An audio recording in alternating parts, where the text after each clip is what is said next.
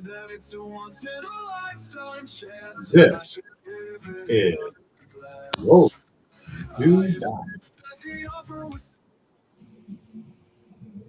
Hit it, DJ.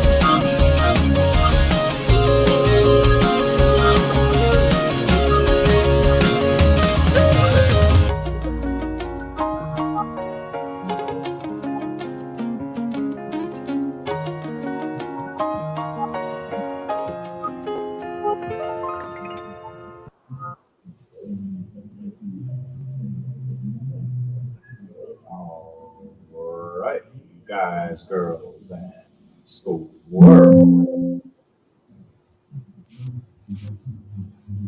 This is your host and your main game master, Henry Martin Alpha Nine, make him have notes.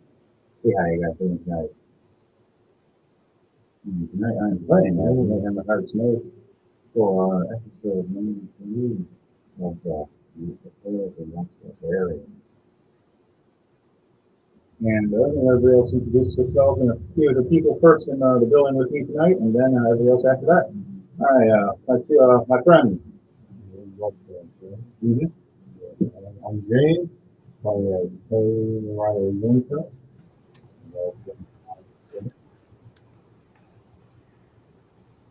I'm internet.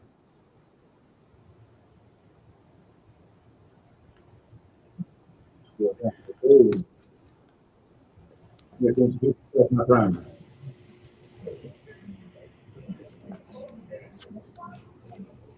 Dom, the sage, can you hear me?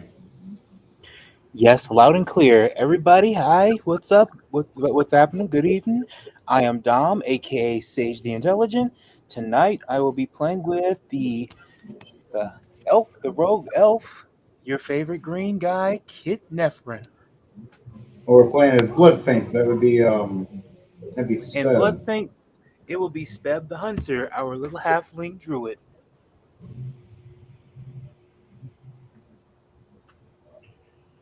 Last but not least, Bringing in your music. I'm playing as Valnir Nighthammer. I am DJ Thunderbass. all right. I'm getting everything shared real quickly as we all chatted.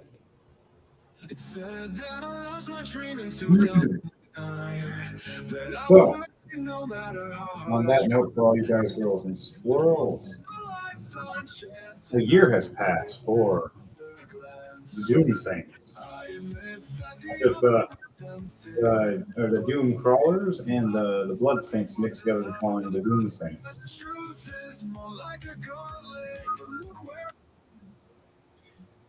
But right now, it's just the Blood Saints as they were given a call for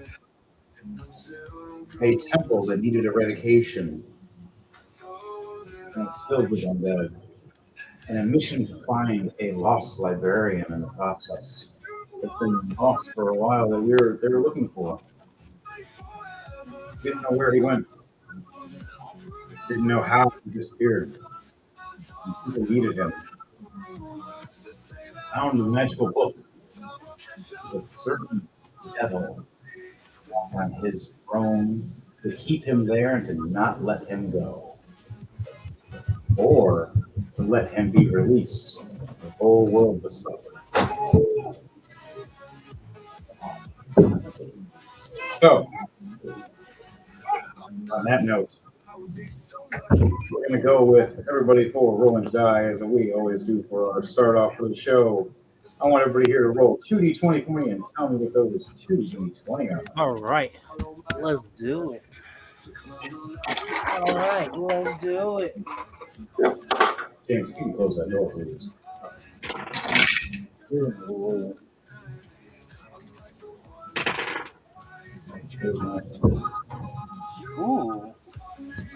I rolled a 14 and a 15. 15. Okay. What did you roll, DJ Thunderbase?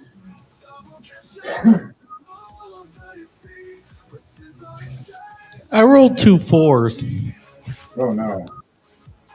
Oh no. And for you, Zenta, my friend, what did you roll? 7 and a 9. 7 and a 9. Mayhem rolled a 1 and an 8. Oh, the best rolls was Spev. Spev had a good, decent sleep. She was pretty happy when she was told to meet back up with her buddies after a whole year. Yeah, but that whole year, what were you doing? What were you doing in that time? And where were you when you seen the messenger appear? That was a messenger owl. Contacted a special mission. All right. While the owl was appearing, was watching the owl landing. She was laying across her back, just looking up at the sky as it lands. She stands to oppose the owl to take the message. You're not gonna try to eat me again, are you? And looks at you with the big eyes. As it still remembers the last time you were running around as a field mouse, just having fun. As one of its favorite. Give me the message and let me see what we got here. And it just, this owl is almost as tall as you. As it walks up to you with a message and puts it through its beak and just hands it to you. Hmm. We're being summoned by something there. Let's see. And then, All right, you want to read the letter? say that again. You want to read the letter? I would think if someone can read the letter for me. Well, right now it's just you by yourself.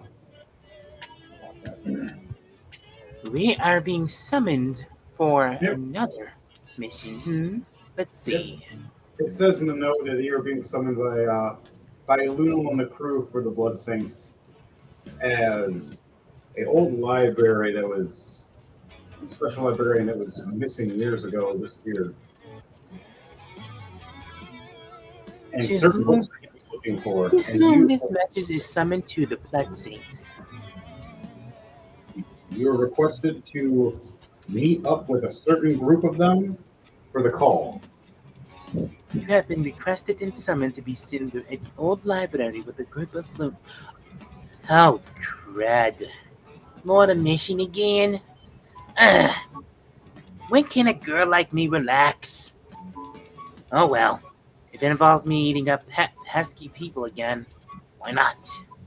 The owl looks at you with big eyes and flies away. Yeah. You get your free pettings and you can fly away now. Go on, Feathers. Go on. It flies away. You start And- heading towards the Doom Saints little castle that's in the Gaia's forest, where Zenta's praying temple is as well.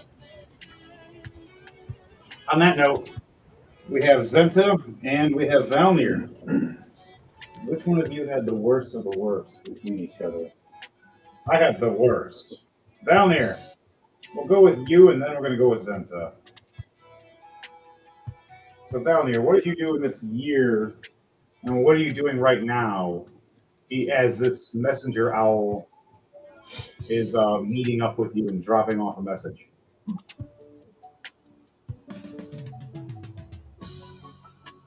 Valnir's just doing what he normally does, train.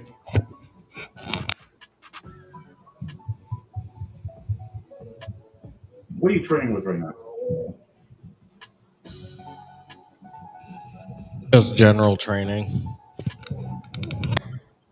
Being proficient in hammers and chain swords and chain whips and all this other kind of weaponry, you start discovering new styles of how to increase your speed and things. Yep, just in case. And even the hands that occasionally follow you, you help gain proficiency with them as well. The whole year of training with them, teaching them how to use knives better and crossbows, and even fencing swords.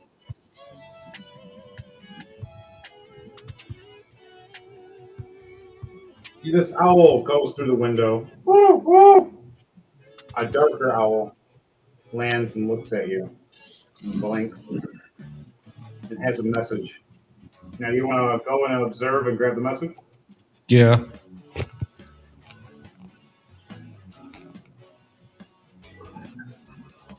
While you're at it,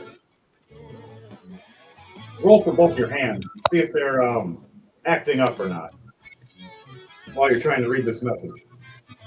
It might be evil. A 9 and 11. 9 and 11. Okay. With an 11's a failure too. They both are. Both the hands decide just to start a fencing fight out right behind you as you're reading this letter. I want you to do 2 acrobatic saves or 2 acrobatic checks for me, please. First one with straight roll. The second one with advantage.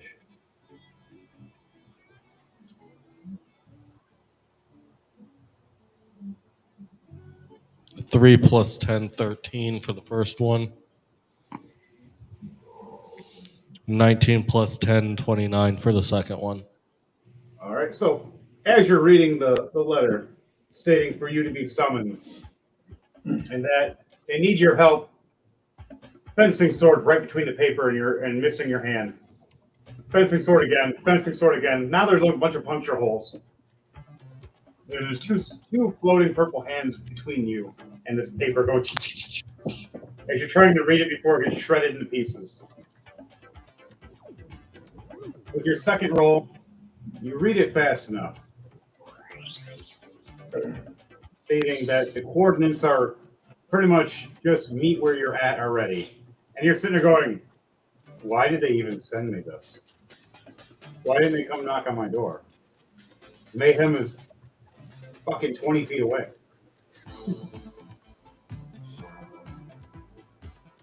So what do you say and think to all that?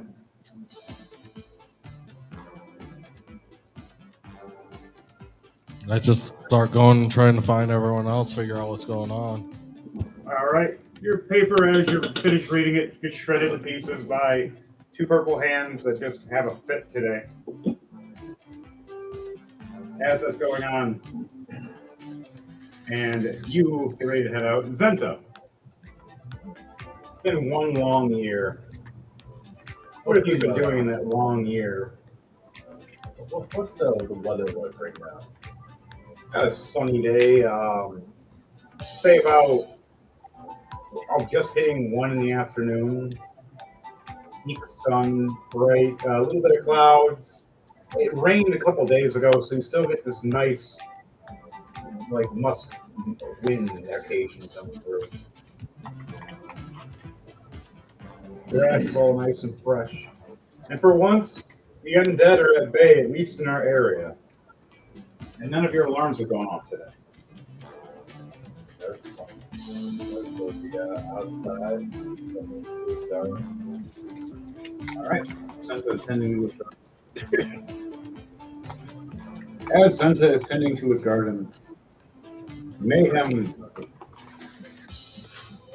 looking over and looking down, bleeding, grabs his teleport sigil and teleports back to the base where everybody else is at. And the people that are not, which is Spev heading towards. Right as Vladimir exits his room and heads towards the teleport sigil, big swirling green and purple energy. And you see Mayhem standing there bleeding with his arm over a shoulder of a green orc in silver and red armor. Oh, gotcha, fuzzy man. Don't worry, got your kicks. What? Where's the place? You said we're safe, right? As Mayhem looks over bleeding. Yeah, so, take me to Lunal. The rest of the guys should have got the note by now. Now, down here, I want you to roll a perception check to see if you see all this. Bev, you're heading and walking up to the door as this is happening. You want to knock on the door or you just want to walk in? 11 plus 1, 12. Knock three times with heavy knocks, and then just one break the door down. Knock, times, boom, boom, boom. This teeny little person with heavy hits. Okay, no answer, And you huh? kick the door right in. Well- It just opens and swings right open. Yeah. I want you to do a strength check for me to see if you're successful or not. The door opens like a possessed person, James. The hell? All right. Let's do it. All right, so you walk in and you see the swirl of energy, and you see Mayhem being held up by an orc as Mayhem's bleeding. The orc's trying to help him. 11, and 19. So yeah, I'm going. At 30. I have to hear you. Yes, it's hot back open. I need to close it properly. Give me 1 second, please. You know, put a hold on it. Right. All right. So, Scott, you walk up from the doorway. Oh no, you don't. Sorry, little one, but Do we always have to break things and do violence? We could have did it a little better. Huh. Who cares? Time to go inside. Mayhem looks up, and as he sees you, Valnir, what is your perception check for you?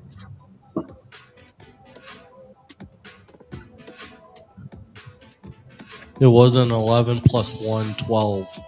So the 12. So you barely, all you've seen was the swirling energy, and you kind of seen Mayhem and the orc guy helping him out a little bit. But that's all you kind of saw. You don't even know that Spev walked in the room. Spev, I want you to roll a perception check for me as you're walking in.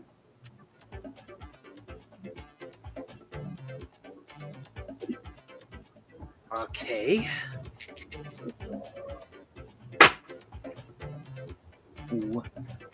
We have a 17 plus. Come on, Papa. Excuse me. Go to okay, there we go. A 17 plus 2, 19. 19. All right, so you see everything I've explained. Ooh. You see Mayhem bleeding. You see Orc helping him out. You see Valnir walking up.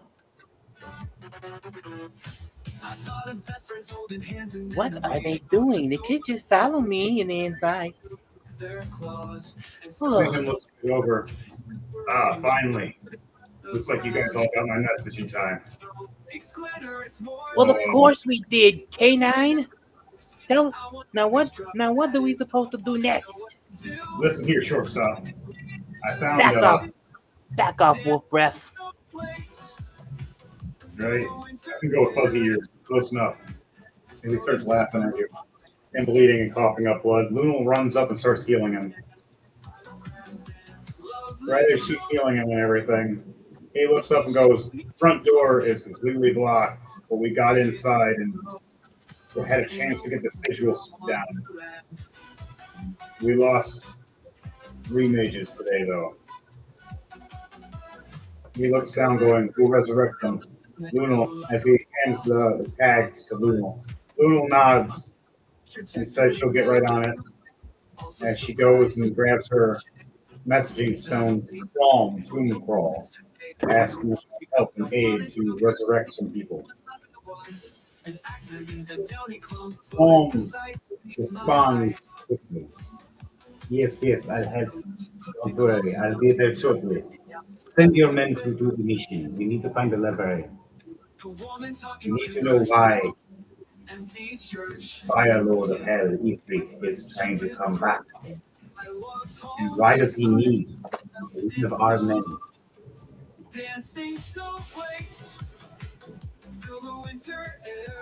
As you hear this in the stone, and the conversation back and forth between Lunal and Mayhem and Crom, as Spev, you heard plenty. Mayhem's finally fully healed as he takes his potions. As Lunal helps out with revivifying him. He looks over and goes, "All right, we need to find Zenta." How do we lose the river of Fibian again?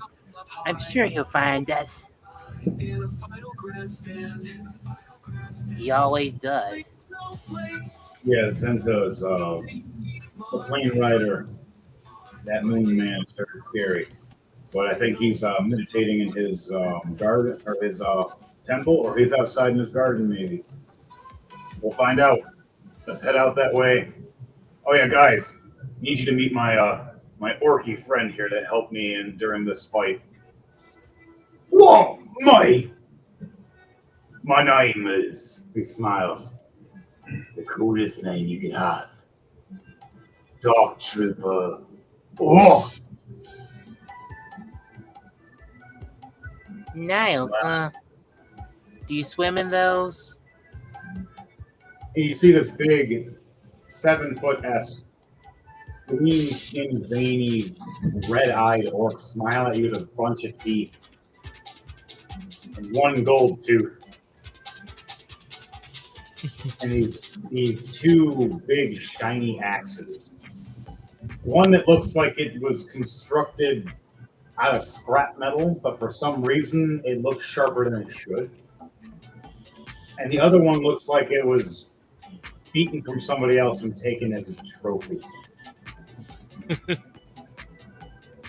E. And he looks over going, "When I'm covered in red, I'm faster." He smiles with his teeth and his eyes get red.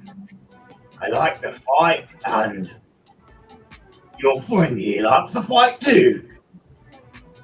We can all be friends. You like fighting, right? You! War! You like war?" As it gets all My hammer excited, boy. what do you say? Valnier just says, "My hammer boy." Take your breath. Maybe I can.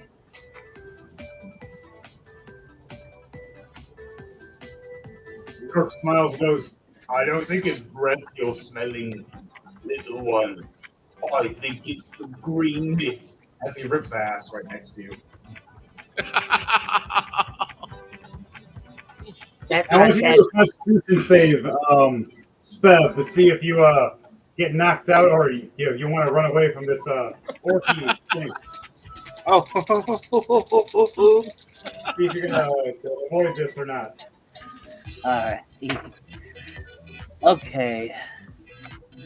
We have a 16 plus 2, 18. 18, you just run out of the way going, woo! As this green mist flies right past you and gets whipped up. Just right when I into the, thought it was your breath. Ew, that was volcanic.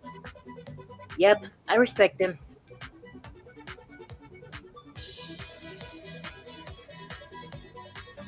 I like the little mouthy one. She reminds me of the little Griff. Wow, whatever that is. Yeah. Whoa! That one sounded like a cry for a second. All right.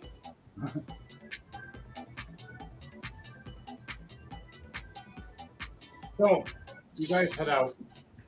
You walk out 20 feet or so out of the little kingdom. All of you do perception checks as you all walk out to see what Zenta's doing at this time. And the gaze and awe of his temple that is A next to 19 ours. plus 1, dirty 20. A 16 plus 2, 18. 18. Okay. All right. And Mayhem got an 11 plus perception is an 8. Wow, 19. So we all come out, and our orky friend, green dice for you. A nat 20.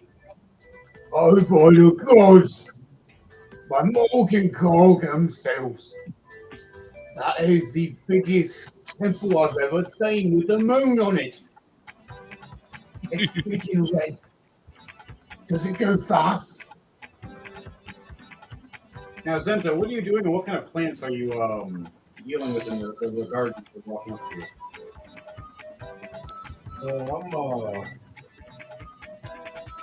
Okay. Oh, there's here. I want the classroom. I want different classroom. I'm growing. Some from the Feywild that you took? Some from the Feywild. Some was red with white spot. Green with white spot. Even a few spider mushrooms that run around. As you see these giant spider-looking mushrooms walking past, like, what the fuck? And you realize the spider with mushrooms growing on its back. As the Fey mushrooms are a little more unique. The orc himself looks right at you, James, as Zenta. I respect you more than you will ever know. You've cultivated spider orcs. It's so beautiful. You see an orky tear come down. I can pet it. As he goes and pets the green one with the green mushrooms on its back. Oh, can I be your friend? Animal handling. Wow, a 17 plus. Where's your animal handling? Oh my god, I'm lost. 8. Wow. He has some good animal handling. We're now 3. As now the orc has just gained a friend of a giant spider with green mushrooms on its back. I do have a red one. I can make it so it changes colors maybe, but I don't know where I put that one exactly. I don't think I want to go and find out. So we're going to go with this one. And the green one, we're going to make it so it makes an AoE of poison around our enemies. And it does a very acidic bite. It'll help out during the orc's turn, which his turn will be after everybody's turn, or depending on if I roll a high. Oh, no. The spider's going to orc. It's my card. Oh, I want your friend. It's actually not in the garden. All right, the spider looks at you because you are the ruler of the garden. Even though his was very high, you are the master. If you got an nat 20, a little different, but he didn't. Can't break the rules unless it's a nat 20. I would have to kill him. Oh, that'd be a great fight. The spider panics a bit. How do you so messed up? He goes right back to the orc world and messes. So the spider looks, nods, and becomes his friend. It goes right back into the bed and digs the ground and makes it fertile for more mushrooms to grow. The orc smiles, goes, "At least I always have a friend when I come here." As the spider hands him a mushroom later. Oh, a mushroom from this thing. For anybody that knows anything about Mario, you know the green mushroom, right? There's 2, technically. This one's the good one. It's the green and white one. It's not the poisonous one. The green and purple one might kill you. Unless you're Mayhem or Lunal. Then a little different. I can't remember. No. Don't the green and white ones make you grow or something? No, green and white ones are a one-up. Mm. The red and white ones make you grow. The giant Ah. red and white ones. And it's the purple and white one. Yeah, the purple ones are poison. And then there's a blue one Where now, could isn't there? see those? And there's a bunch of different ones. There's the Kicky Mario, there's a blue and white one. And Okay, so blue and white one's like a healing one. a bunch of different ones. All right, we'll put a little bit of that lore into the mushrooms. Depending on what Mushroom bed. Now, for your mushroom beds, they have mushroom spiders cultivating everything around you for you, and pretty much doing a lot of the yard work for you, and making it so no other pests or bugs get near them. So they're always growing fresh without being eaten. Because what kind of insect would really want to mess with a spider with mushrooms on its back? The spider's always going to be having food. Speaking of spider, you just fell in the spider webs. But how does it look? Like, how does the bed look in Keller's? Like, is it just all spread out, or is it in sections, or did it spell something, or does it look like a Triforce or something? Oh, sorry, stuff and all that. I go and seasonal stuff. I'm going too in depth and I'll go mushroom. You see Mayhem looking up and sees Luno floating above all of you, going, "It looks like a giant moon." And you're up here. Looks like all the mushrooms all together in a giant moon in colors. So, now we have Zenta. Now we have Spev. Now we have Valnir and Mayhem. And now we have our new Orky buddy. I'm going to call him Dark Rye Orkin. There you go, Dark Rye Orkin. He is the Whoa, buddy! So, on that note, you guys all got your letters. Zenta, for you, for your letter. Oh, yeah, I didn't get a letter yet. No, you. Hey, here's the funny thing. Your owl finally lands next to you. And it was watching you for a while, but it did not want to disturb you during the time you were planting, because it watched you kill a couple things while you were planting earlier. Do not disturb Zenta as it thought. Now, what was the creature you killed that was coming after you while you were planting? What would you think it would be? Oh, rhino creature, lion monster, panther, displacer beast. Two owl bears came out of the forest. Two owl bears. One light brown, one like a darkish gray. Came out of the forest, all thirsting for some of those mushrooms and those spiders. They love to eat those giant spiders. They came out with a thirst in their eyes as Zenta looked right at them. And what did you do, Zenta? You look near the forest and you see two like black circles. And you notice that the grass got charred as I said very kind. Oh, two flame strikes just sparkled. Boom, boom. I think. As the owl watched this happen in shock and horror, realizing maybe I should not go over there at the time seeming like a predator. They're killing I don't know. Right? As he just murder fucked these owl bears before they had a chance to even get close enough. As they ran up, rah, rah, none of us knew it, none of us heard it, except for this owl, because all of us were doing something completely different. The only one that might have heard it was Spev on her way there.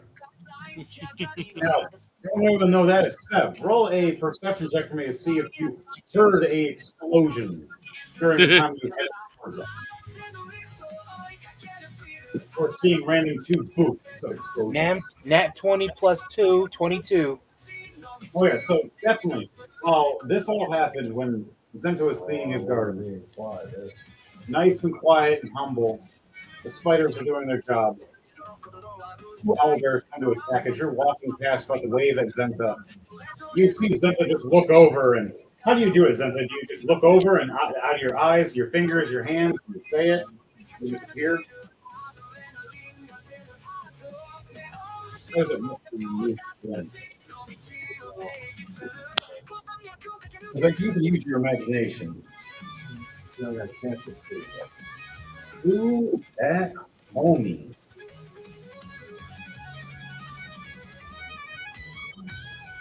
I just look up. I know some, going out of the forest.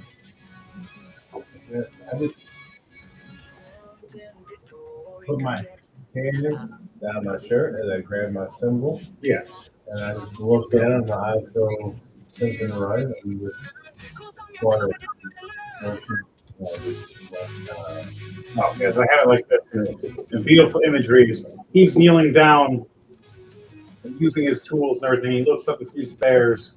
And he reaches right down to his chest and grabs his symbol. Looks up and his eyes glow red. And right when he does, out of the sky, two clouds, two holes. These two red-looking heated balls. And just you see these two owlbears disintegrate as they were trying to rush towards. As Feb is watching this happen, and she's heading towards the Blood Saint's kingdom. And she sees Zenta's temple of the moon goddess. So, what do you say to that, Spev, when you see all this before you head before all this goes to where we're at now? Every time there is something we're getting close to, Santa or whoever else ruins a thing. Why can't it be natural disasters when there's not time like these? Ugh. Must go through everything. You are the only girl right now besides Lunal. Ugh. Girl power, right? As Lunal fist bumps you. Well, you can say that again. Ugh. What's the first thing we should do with this? Because every time we're getting close to something, we strike natural disasters and distractions. What do we do then? We get a astral message in front of all of us. This energy orb, as you see, like a bluish teal, with little white sparkles, lands in the middle of all of us like a water splash. As Lunal's apprentice, another water ganassi, as she was one of the ones working with me as Mayhem and with the orc, Dark Ride, working.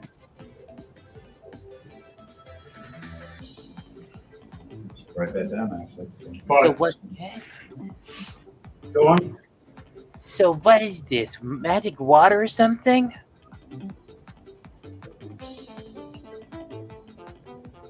Because I didn't ask for a swimming day.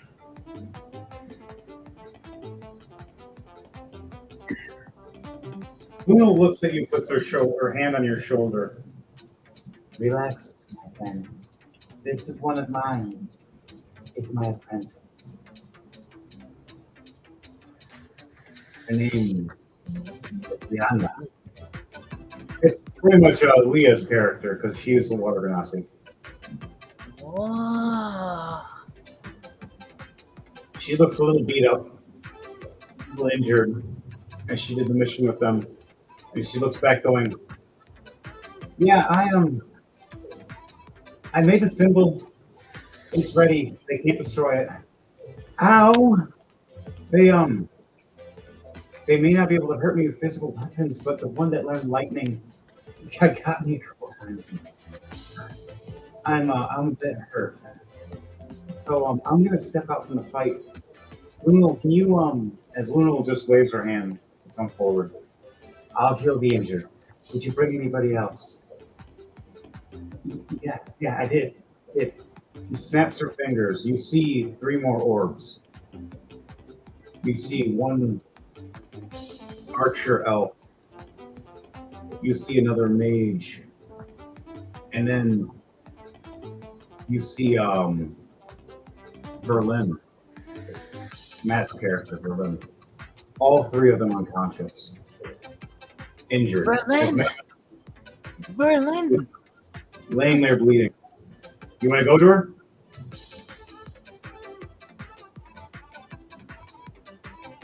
Spev, do you want to go to her?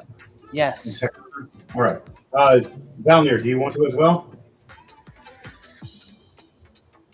Sure. All right, you guys see Berlin injured, bleeding, and she coughs up blood as she's trying to wake back up. Hey guys, how you doing? Fuck. How's my tits? And by the way, for people that don't know, Berlin is a female ancient elf that was cursed with a man's voice. Venture Bros, Dr. Girlfriend, but hotter, which was already hard to do because Dr. Girlfriend was pretty hot. You gave me a scare the last time we went on our last mission, you dork. And I'm just glad you're alive. And as for your boobs, they're bloody but firm. And she grabbed them and jiggled them. And all the guys just look over like, oh. Spev growls at them. All right, we didn't come for a staring contest. Look As away. Luna walks up with the rest of the apothecaries to help pick everybody up and raise them and take them in. Luna looks over at Zenta going, one of these is a Moonweaver. Do you want them to heal in your temple? Or do you want to heal in our apothecary? You can take them with you. You're not going to be with I'm them. going to be in my temple. Do you want to give her any healing before we go? I like healing or no?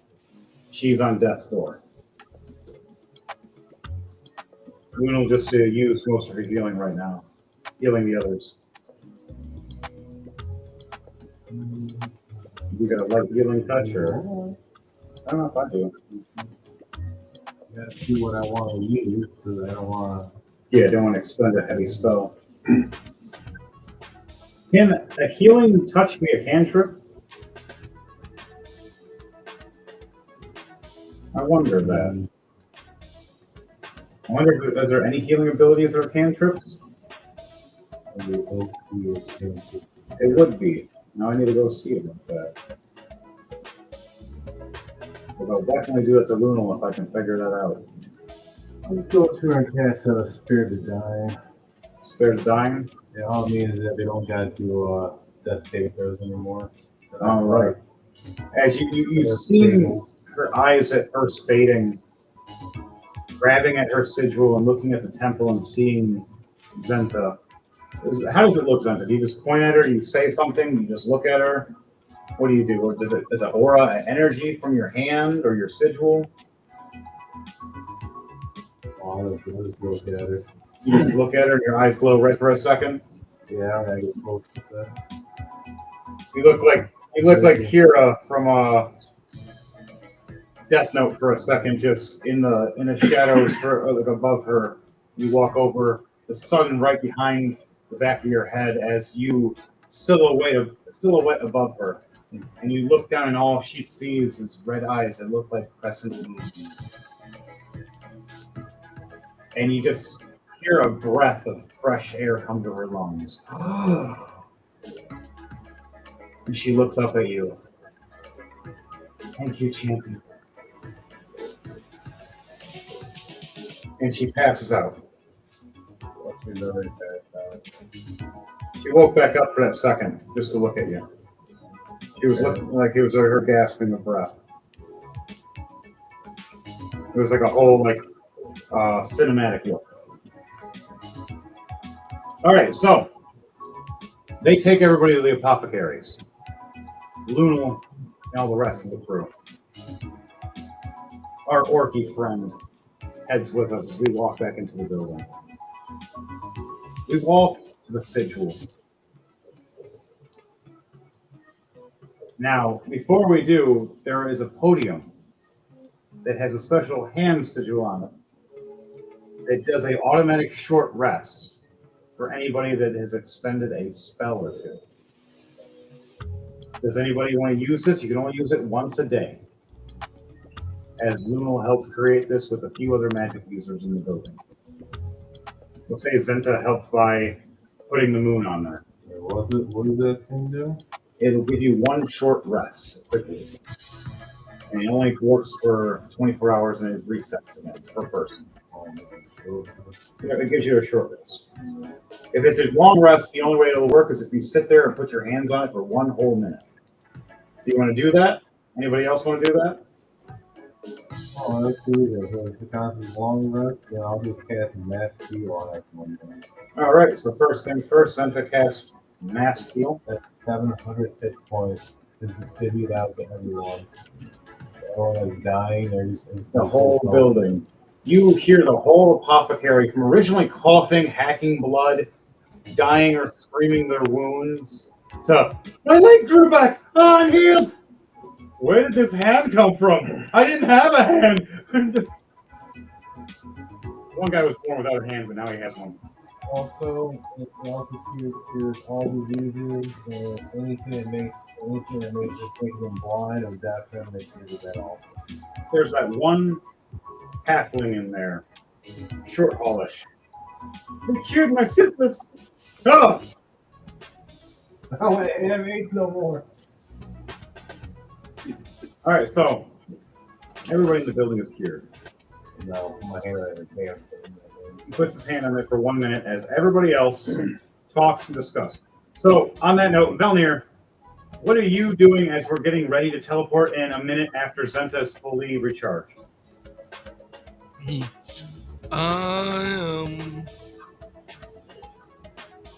to discuss anything with anybody? You want to talk with an orc character? I'm just basically going to be waiting until we go. All right, Svev, anything for you? Nothing. What? Little mouth doesn't want to say anything. So, Mayhem walks up as Zenta is putting the hands in the charge. Kind of looks like the Men in Black finger wipe thing. It does get a little hot, by the way. He looks over at Valmir, and he drops to one knee, so he can be kind of at Spev's level, but still be kind of respectful to the Valmir's height. And he looks over at both of you and goes, guys, I know this past year we haven't really talked much. I've went on my own missions with my own squads. You guys did your own training and adventures and family seeking. But I need you both back. We got our new friend here, Zenta. We need to make sure that alive. We have to find this librarian. If not, all hell will break loose. I'm not even joking. Even the orc smiles, goes, I like chaos, there's destruction in my head and whatnot. But I don't want to bring hell here. I like the food. As we all look over going, he's doing it for the food. Carry on. You want any gold? As he smiles, you got teeth. Mayhem gets confused and then smiles, goes, I'll give you all the teeth you want and all the food. Hell, you like ale? And you see the orc's big giant green grin. Mayhem walks up and grabs one whole barrel and hands it to him, going, first payment. Let's get this going. As he's chugging it within a minute, Mayhem discuss with all of you while we're standing next to Zenta recharging. There are undead there, numerous, some new ones too. There's a few champions they have now, specialized in fighting. Gotta watch out for them. Oh. We're trying to find the secret passage back to the library. Bruno found the guiding there before she had to teleport back. And then her apprentice had to start making the sigil. So we couldn't get her to use her skills. The rest of us, it would have been too dangerous. Not enough muscle. I was the only one really besides the Orc man here. We needed at least 3 muscle. We only had 2, and we had a bunch of close rangers. We only have one more person who's going to join us. One of my little friends here. So, little woman walks up as I drop her. A little woman fall. Right, goggles on her head, crossbow and a sword.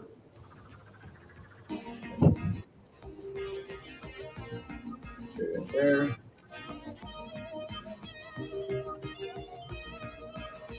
She is a female hunter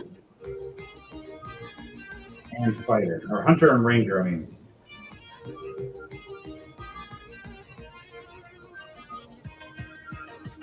And she will be our ranged person, besides anybody that can cast spells.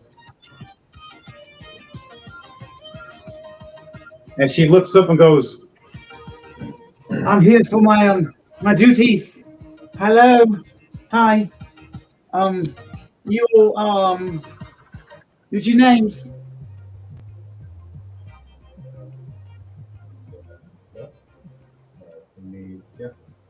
as Zenta, you see this 5'5", maybe 5'3", depending, woman, brunette hair with little blonde streaks at the top. Kind of look like Rogue, but more blonde instead of white. With like a fur skin coat over, and a nice draped like wolf fur over her shoulder, keep her protected. A short sword for close combats and with a dagger, and then a crossbow. As you notice, the crossbow is magically glowing, and you see the sigil. If you roll a perception check when you're free, you can let me know what the sigil is. You get advantage on this as you know what the sigil is.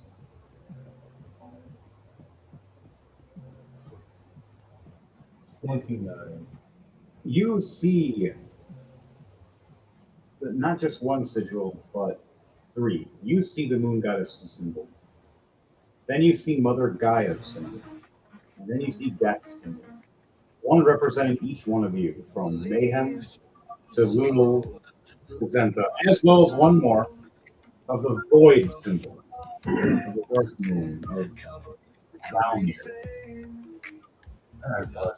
Yes. From the description, I'm being told about this library. Alright. Yes. I'm over 3 years old. Have I heard something that came out with the library before? Roll a My history family? check with advantage for me, please.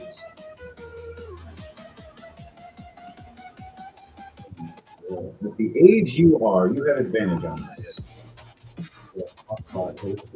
11. 11. Never thought of. All right, you as you get that, you get a guidance on top of that. As Luna will give you guidance. You need to read more.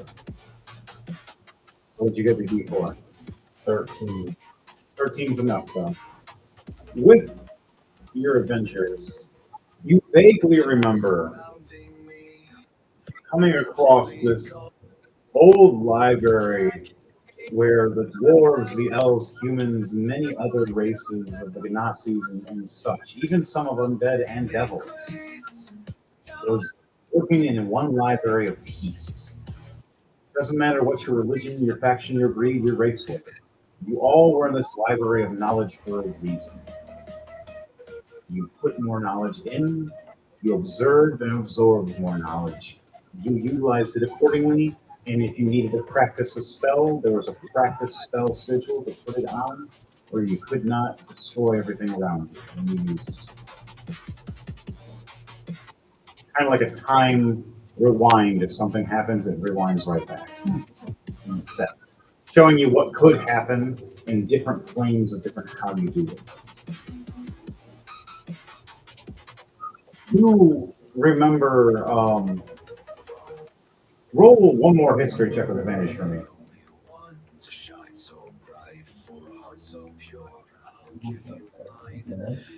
Would you roll with that guidance as well?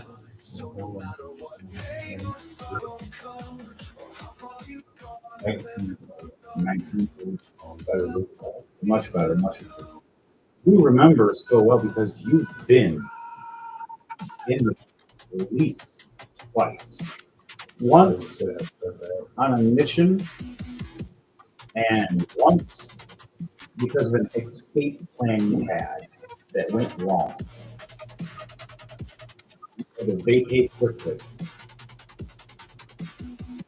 So, you being in here, you remember a dwarven man, a librarian, that stayed here forever, that had a magical book that was unique compared to all books, as it would absorb the knowledge of every book it was around and read it in any language he pleased. This magical book of his was only bounded to people of holy skills such as clerics or paladins, or warlocks, technically. So why did I escape in a hurry? Roll a history check for me to remember. Yep, roll to remember your past of something happening over 300 years ago.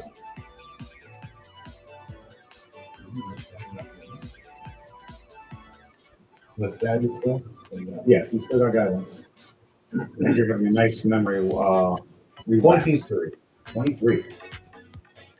23. Higher. Right? You just keep moving up. You remember in your flashback just starting your plane riding skills.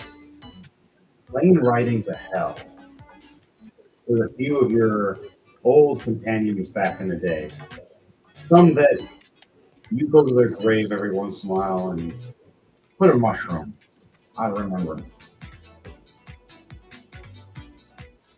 You guys went on this mission and plane rided and met Ifrit, the fiery devil of the D&D world.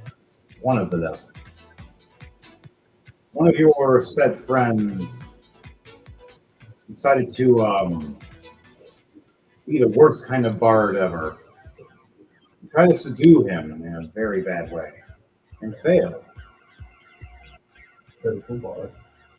You watched him die a horrible death as you and your 3 other friends tried to run back to the portals to plane ride back. One of your other friends died right as you got to the portal, as you and 2 others made it back. But right as you did, some demonics poured through the portal, as the other 2 tried to hold them back. 5, 6, 10, 15. You ran past this wizard and bumped into him. This librarian wizard. Whoa! As he sees the commotion and sees you, flips through his book. You see him touch a crest on his chest. And you roll a perception check for me to see if you remember what this crest symbol looks like.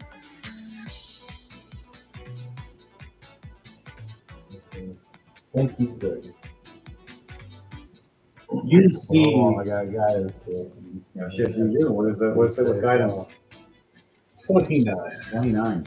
You see the mother of ravens, our matron's symbol, as he grabs it and it glows, and you see him turn invisible.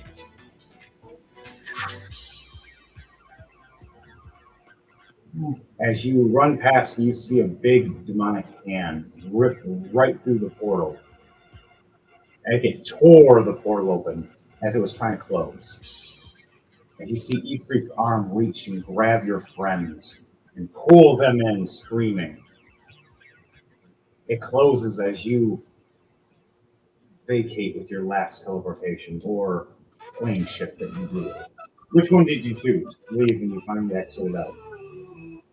When you see an Ifrit's hand coming at you, a giant arm that can grab you up and rip you apart.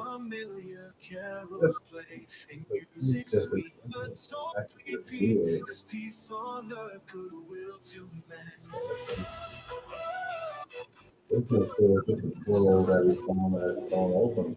And where did you plane ship to? We had exit before your story ended there. You popped right outside the keep, where you've seen a bunch of soldiers all surprised. And you looked up right as you're getting ready to leave. And you see this lizard woman walking past you, bumps into you. And you roll sleight of hand with an advantage.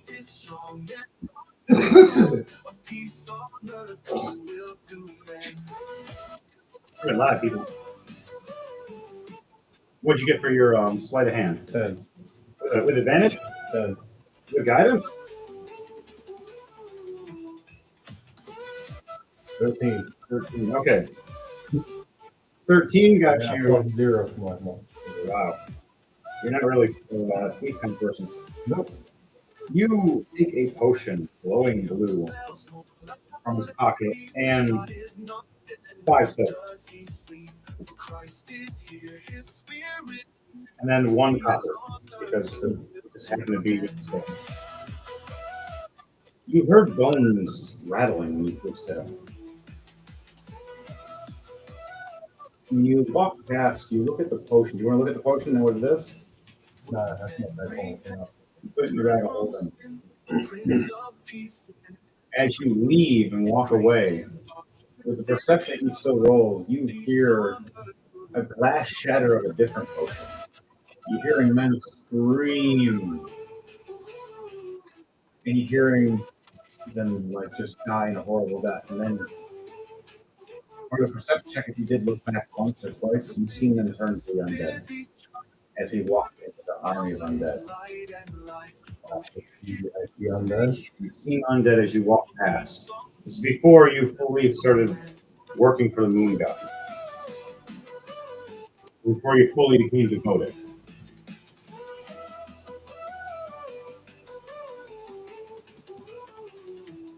Unless you wanted to seal them in there.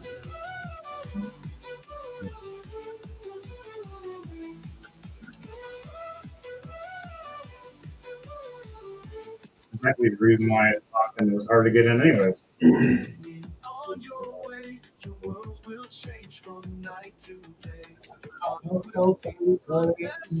You're about a couple hundred feet now. You're about 100 feet when you started hearing the sound. You turn around and you see the dying transplant.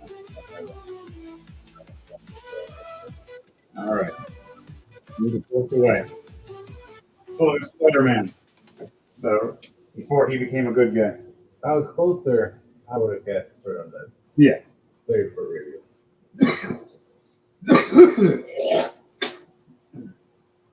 So, on that note, your memories flash back from looking at this crossbow,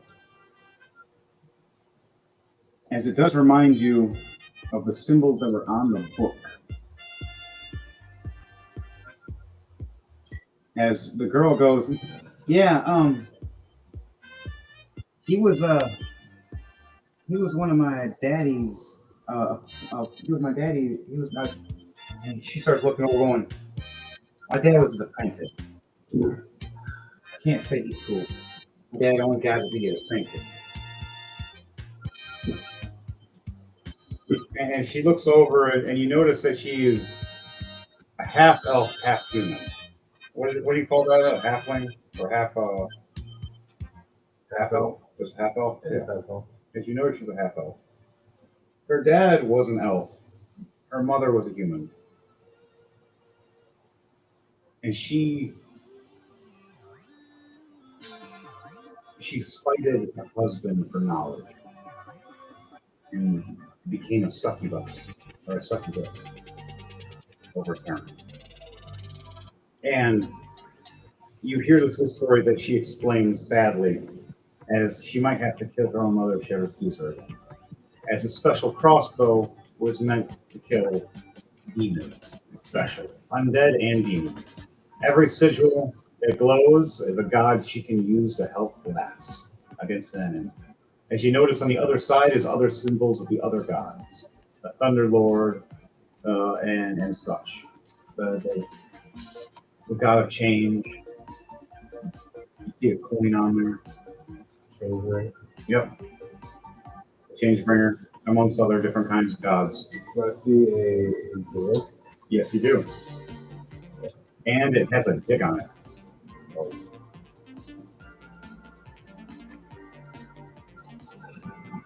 I knew exactly where you're going with that. It's a dick, isn't it? Yes, it is. You high perception that you saw. And you look over, do you see anything here as you see this? As you look over the passport, that's unique. And she's shocked and all looking at you, hearing stories about you and knowing who you are. You're a Zensa. When these guys, as I we gotta go, and they say, I like being there. You've been there before. All right, that's good enough schematics for me. Usually things don't change that much in a couple hundred years, except for the people. They don't like pretty well down there. Yeah. He starts laughing. Who likes me? Everybody stays quiet except for Luna. I do. Damn, Damn, you're in our party, so unfortunately we do it. I love you guys too. As Mayhem just kind of kicks the dirt. All right, guys, we start heading to the sigil. Mayhem walks to the middle of it, knowing the destination. Where is this sigil going to take us? This is going to take us right to the entrance of the building that you escaped from hundreds of years ago. It's where the sigil we were able to make right up near the front door that's blocked and barricaded, that no one can get in or out. Oh. Everyone hold my hand.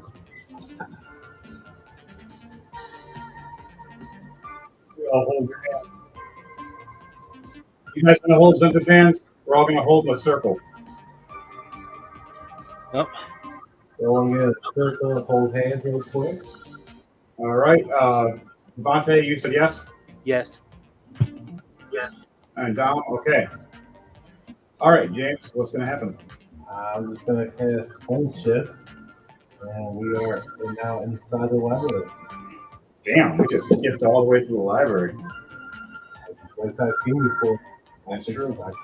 So your plane shift looks like the Zelda shifting from like the video games.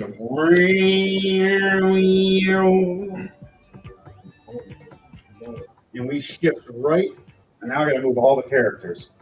I had them set all the way. A lot. But it can go in reverse now. Here's the fun part. Reverse is actually probably more fun and probably harder.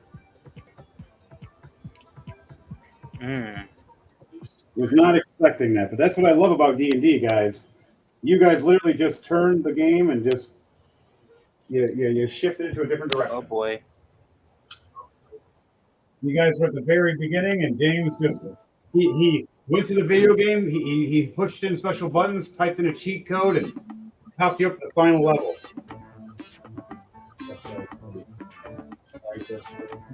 You can always count on Zenta.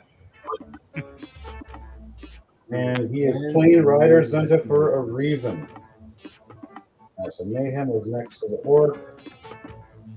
She was next to Zenta. Spev was next to Valnir. The dog was right behind him. Zenta, you teleport next to the bookcase that you remember when you bumped into the old man.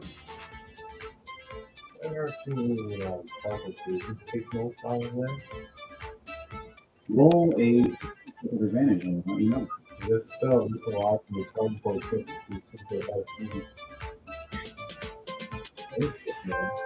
Plane ship is a very expensive ability. How will I know stay on here then?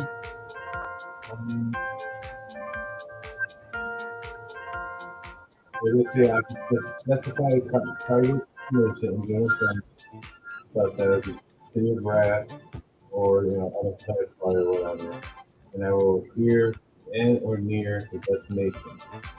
So I guess it might be next client study is if you have teenage distraction out there. Except for the okay.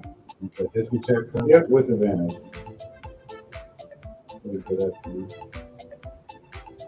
ooh. So I still your guidance. Yes. Oh, that's a Still nat have- 20. Still guidance for 30 more seconds. Nat 20, you said? 20, 20. Holy crap. Nat 20 for 25. Basically. With that, you close your eyes for a second right after you go in here. You start remembering sigils everywhere. You start remembering different parts of the spots throughout the whole building, let alone sigils that are marked throughout the whole world that are in this library that are meant for plane riders in the special plane rider section that you used to dabble in a lot. And now you just teleported right back.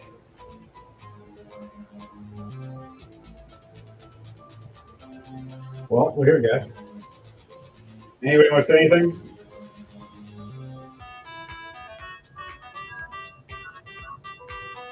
Yeah, okay. Yeah. What do you do? Or down here? I look around. That's what I see. All right. Roll for second. I'll let you know. And while that's going on, DJ Thunderbase and Dom, what are you two doing as we just plane ship? What do you say as James just said this stuff?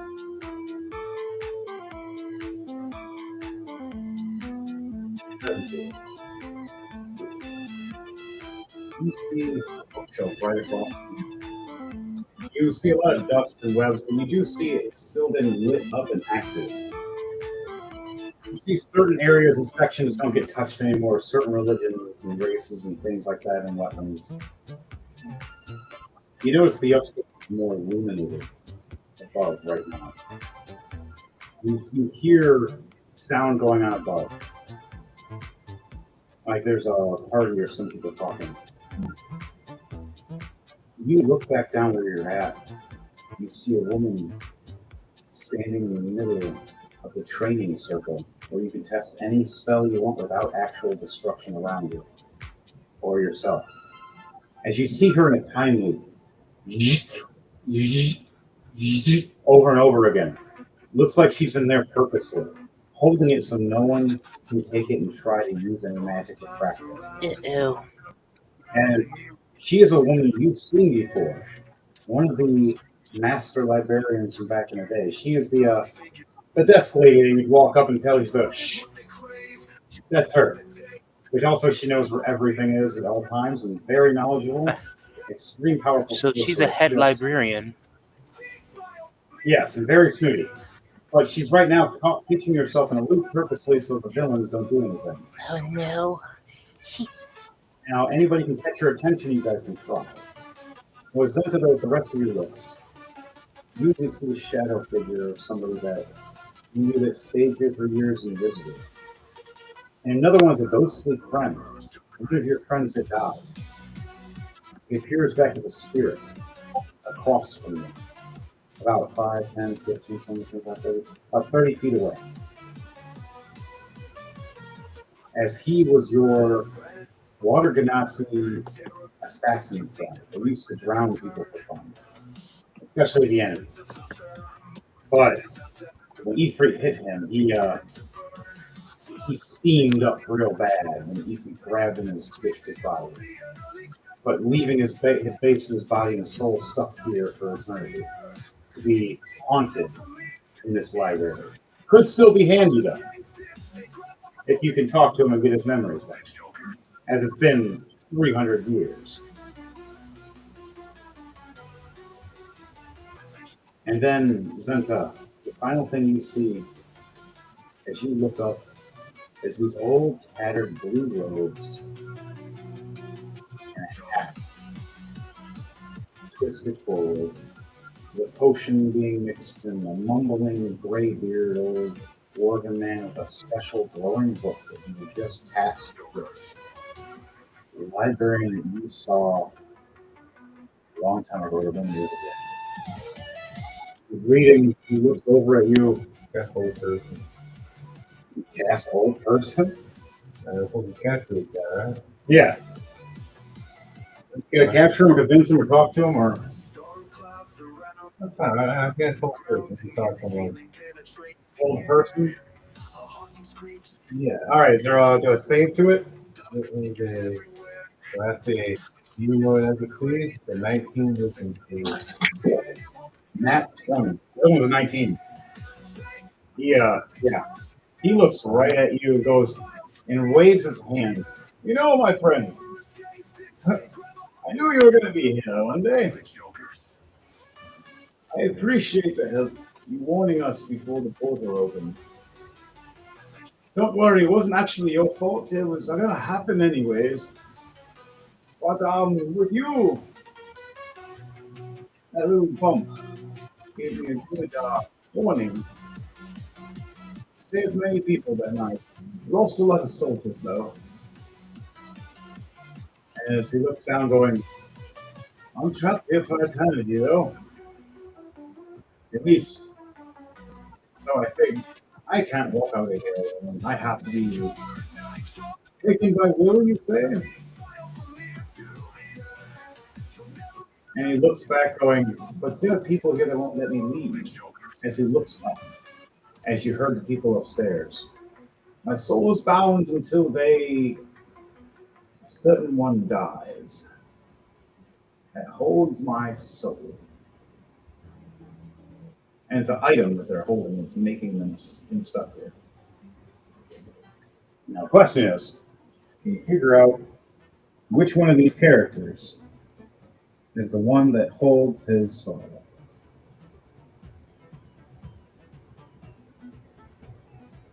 After that, you have a spell that you can show us with the image, with the item and stuff.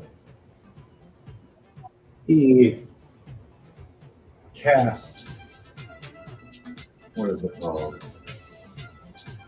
Like magic projection, making astral look. A looking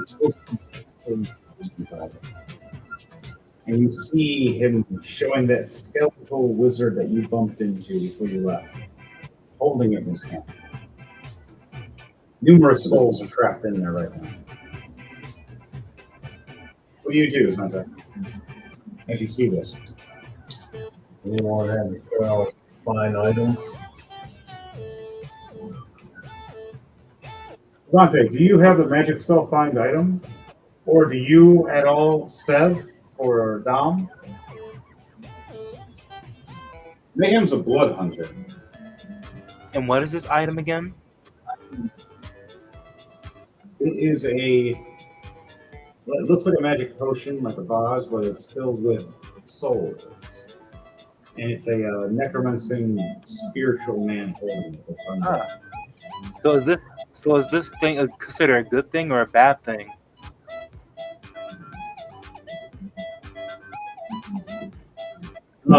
We need it as a thing. Okay. So I'll say for this one, Spev does have it. What is it you're wanting us to look for? Does anyone have the spell called Find Item? Spev doesn't have it.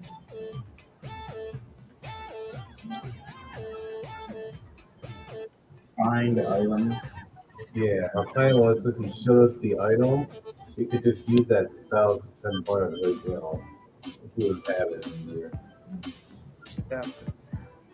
No, I have the only spells I got is animal friendship, speak with animals. Here. I can produce a bunch of fear, I can talk to animals, I can be friends with animals all around me. I didn't realize how animally friendly I am. I'm like the Arnold Schwarzenegger picture meme where it's the barbarian puts one level in druid and has all these animals surrounding him. He's like, hey. Well, mines are all animal based, all kind of like animal or earthly like base. So All right, for you, Dom. Um, it depends on the creature if you transform into certain things or not. That would allow you. Technically, if you turn into like a small meat or a medium, yeah, like a young green dragon, you could use their abilities to find magic. Because I don't have it, but we still have two other NPC characters to let you guys know. The orc looks over at you guys and shrugs his shoulders, doesn't even know what you're talking about. I The girl, on the other hand, looks over. My name is Astra. Question: By the way. would detect magic help us find it? Yes. I have that. Depends if that's the only magical item on him. There will be numerous items that will light up, though, to let you know, Devontae. So there's going to be a fun, like, Where's Waldo or Easter egg hunt. That's the You want only to thing answer? I would I have that would do that could be of any use. I don't have find item or anything. That's the closest I've got. So that's why I was just asking. All good.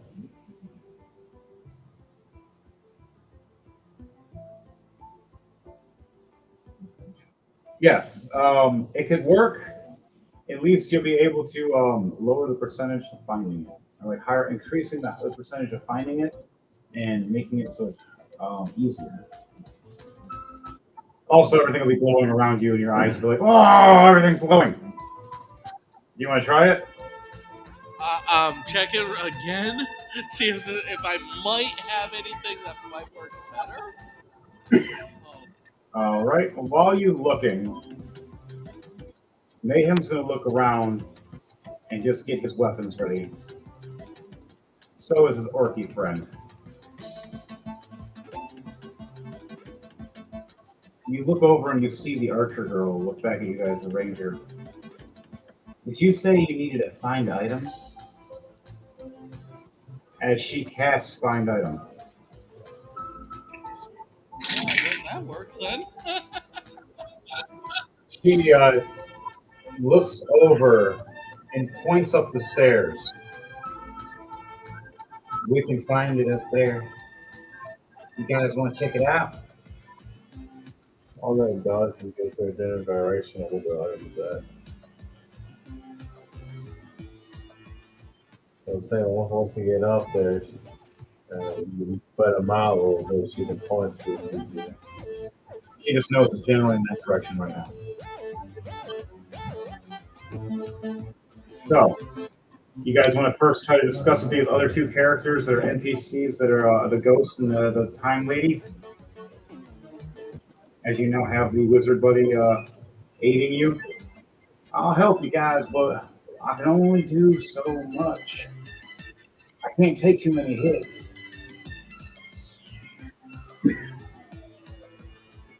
As the orc walks past, Mayhem walks up in front of him going, "We'll be your shield, buddy." The girl walks up with a crossbow and goes, "Hey, big fan. My dad, hey, yeah, he worked under you. You had the same eyes as her. Hey, it's the mom and the dad. Holy crap, you got the cat eyes." Those unique cross-eyed, or whatever the hell eyes they are. One eye is blue, one eye is green. Forgot the name of that. But she smiles over and goes, you remember my dad? Yeah. Weird apprentice. One to learn some strange magic. What? I taught him. You could say he was a master, but he didn't want to be. He never got to take the test. He didn't know he could have passed. It was weird. I think he didn't want to be on the list. In all actuality, that's what it really was. So, looks over with her. You have to get that over there. Please. Or I can never leave. No, where are you guys? You're on that side. Okay. Now, Dom, Devontae, everybody else, I'm going to do a turn of initiative now so everybody can have their turns now as the story has now set up 2 turns. So everybody roll initiative, please. And let me know what that is. I have it right. 19 plus 24. 19 plus 3, 22.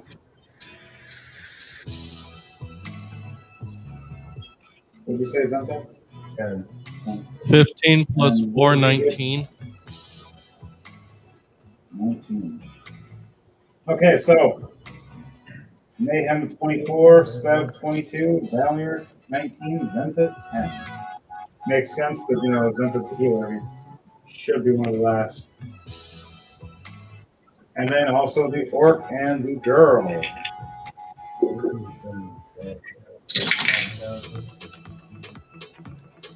16 and 10.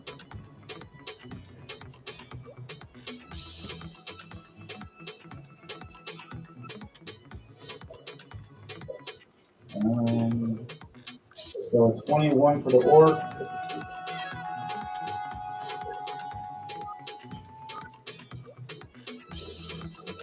And a 14 for the orchard girl.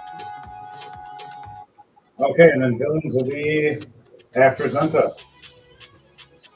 If they do get activated time. Mayhem goes first as I look around and go, there's nothing to smash yet.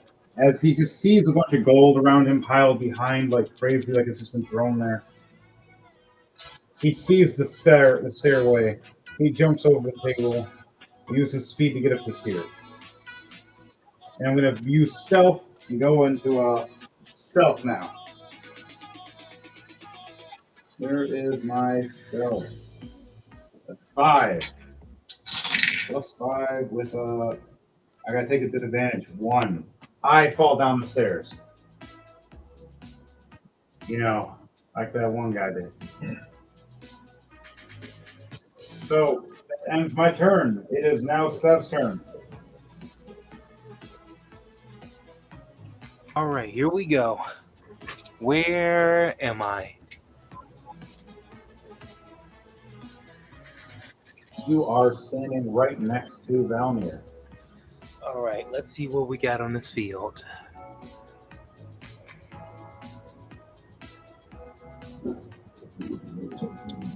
Any close by enemies? Or any doorways? You can look right now by rolling a perception check for me. All right. You are right here if you can see the red laser on the camera. All right. Right, like literally in the middle of the room. All right.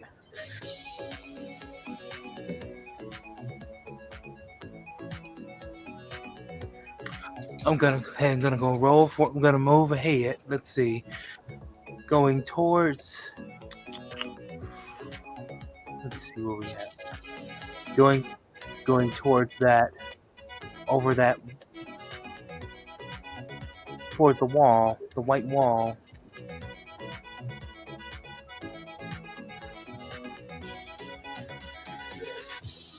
You go towards the white wall.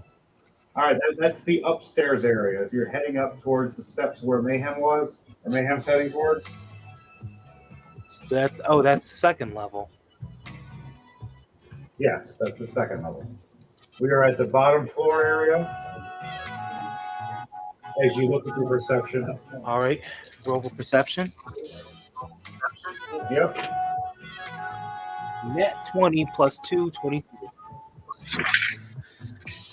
Nice. So you look and see a full library. You look behind you and see stacks of gold, but you don't have time for that part. You look over and see where there's a section that should be a secret hiding door that has been opened up. But it looks like there's a gated front ahead of it. You look and see the stairwells leading all the way up. As you see the giant white rimmed area that leads to the stairs, where Mayhem just walked up and went right back down the stairs. Jeez. Got scared by Wolfbane? Did someone put butter on these stairs? Ow. Oh, so it's not wolfsbane. It's butter. Cool. Right. Well, thanks for the warning.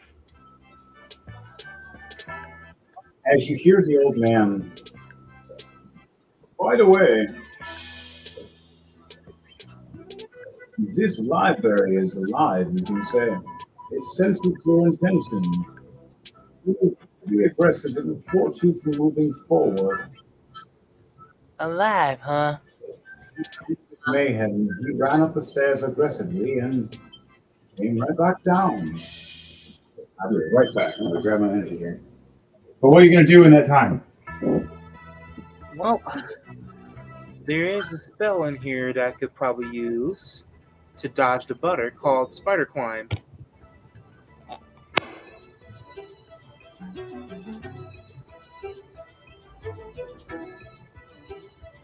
Dodge the butter trail, and maybe the walls are safe to walk over the stairs.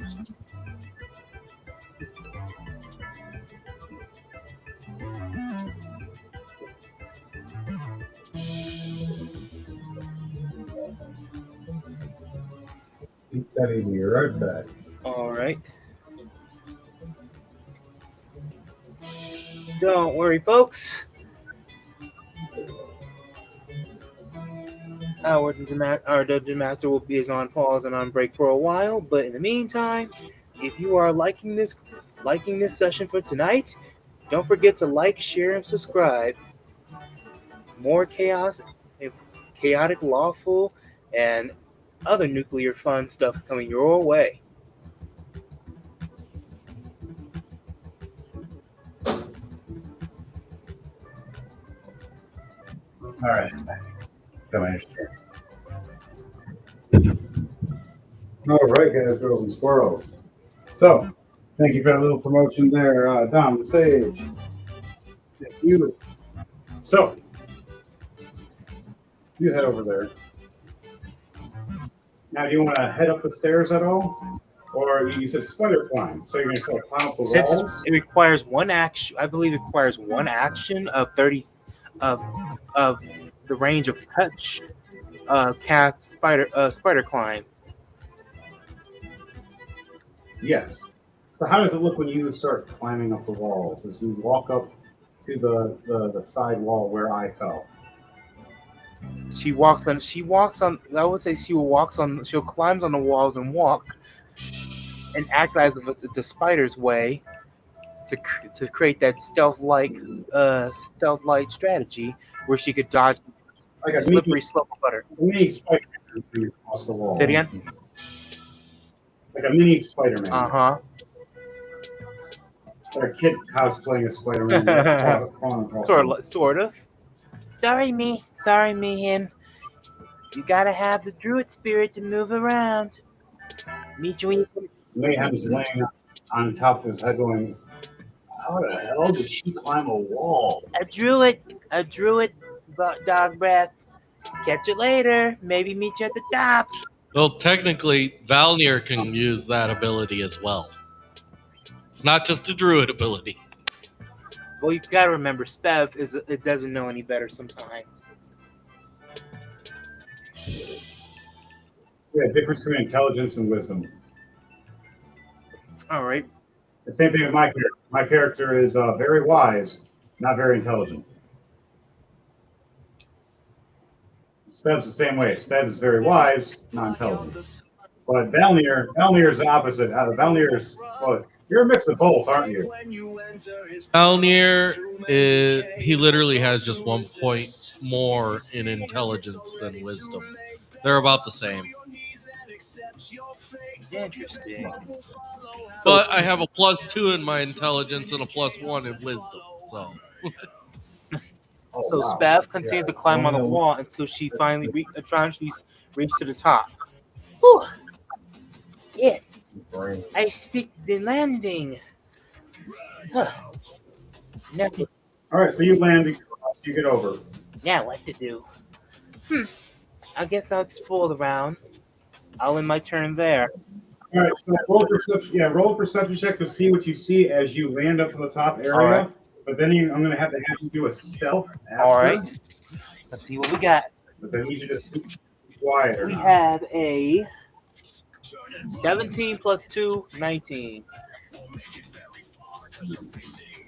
So you get up there quietly, and you kind of stealth mode, hide behind a bookshelf. As you hear them laughing and chuckling when they heard Mayhem fall down the stairs, they didn't know it was Mayhem. They're like, it was probably that old fool trying to go up the stairs fast again. Ah ha ha! Did you know that I put some wolfsbane butter down the stairs? Oh, you're mean! Yeah. Especially if they're a were creature. Ha ha ha ha! Mayhem's very pissed off right now. He does not like the smell of this stuff. And Spev is sitting behind hiding, just listening, insulting Mayhem. Yep. And then you hear them going, once we're able to, we'll break out of this sacred area that's locked and let our master go free. As the library has locked all of these demons in the library, and they cannot exit. It also means the most powerful devils that walk in this library that can fit and stuff here until they're released accordingly by certain spells, which you need a librarian for. And so far, none of these librarians are listening to help. And they can't just threaten to kill them because then they're going to be literally stuck here forever. So they have to play it smart. And you hear them talking about this. Now, is there anything you say, Spez? Do you know how to cast message, or do you have a sending spell? I know that you had one at one point in time or something. Let's see.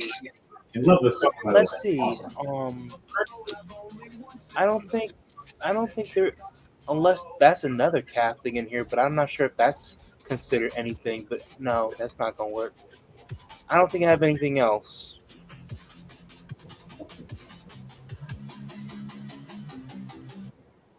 Okay, so Spev, you ran, you climbed up this wall, you got up to here and hid.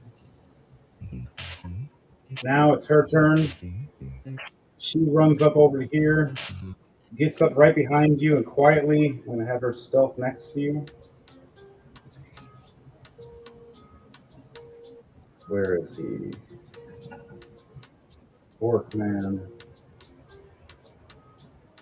I'm going to have him go over to Lady and try to talk to her. It's probably not going to end well. I should try to get up and... Well, I'm muscle. There's no point for me to try to talk to these guys. I'm here. Since it's probably the only one who can actually do any of that stuff besides Valnir. You guys are magic users. You guys can talk. Me, they'll just laugh at me if I try to talk to them. Okay. So, Spev, is there anything you do before you end your turn? She whispered to herself after listening to those who were insulting Mayhem. So those three are some creeps. Well, locking away demons. We can't let them be free. By the way, nobody insults Mayhem but me. As the girl next to you goes, I like you. You're funny. What? As she rolled a 21 for stealth. She had a 15 plus. Where'd you come from? You're supposed to be quiet. This is the library. I'm being quiet. Do you want those to hear us? They were insulting Mayhem, and they were going to talk about unleashing some demon of a secret room of some sort. You see her cock her crossbow back with a holy bolt, and you see it glow, a holy light. And you see her touch a symbol on the crossbow and do a prayer, and she closes her eyes for a second. As you see a shoulder Small armor shoulder pad from her left shoulder glow and looks kind of like that astral projection shield, the anime shield. As it looks like she can project it from her shoulder as she's firing a crossbow to protect herself. Okay, so DJ Thunderbase, Valnir Nighthammer. What are you doing, my friend? So I guess I'm just gonna follow along and I'm gonna just float up the steps.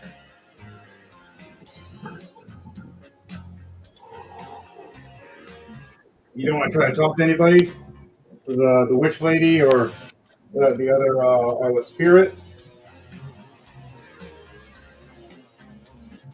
Um, well, what's around me? Well, roll a perception check and I'll let you know.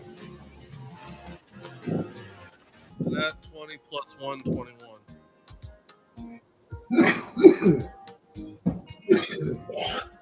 There are a lot of people. You see everything. I mean, you see everything.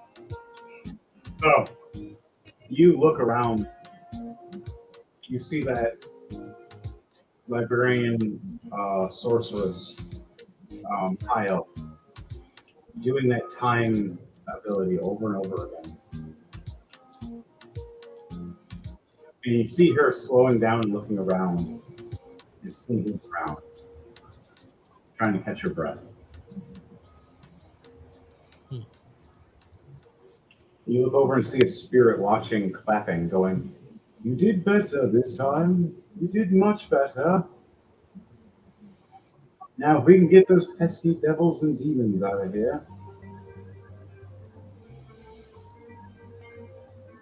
And another spirit walks behind. "Yes, can we kill those bastards for what they did to us?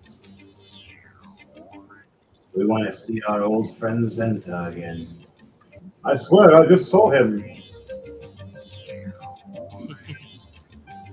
You want to say anything as these three are having a conversation now?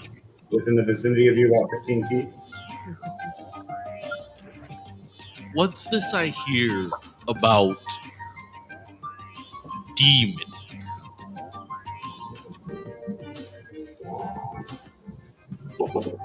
They stop and look right at you. "You can see us. You can hear us." "Wait, I'm dead, right?" Well, you guys aren't necessarily hiding, let alone being quiet.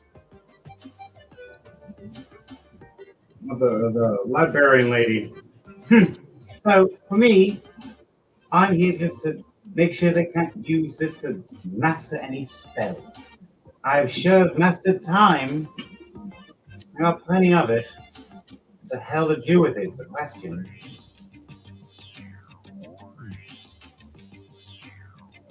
And you showed up out of nowhere. Who are you and your band of misfits?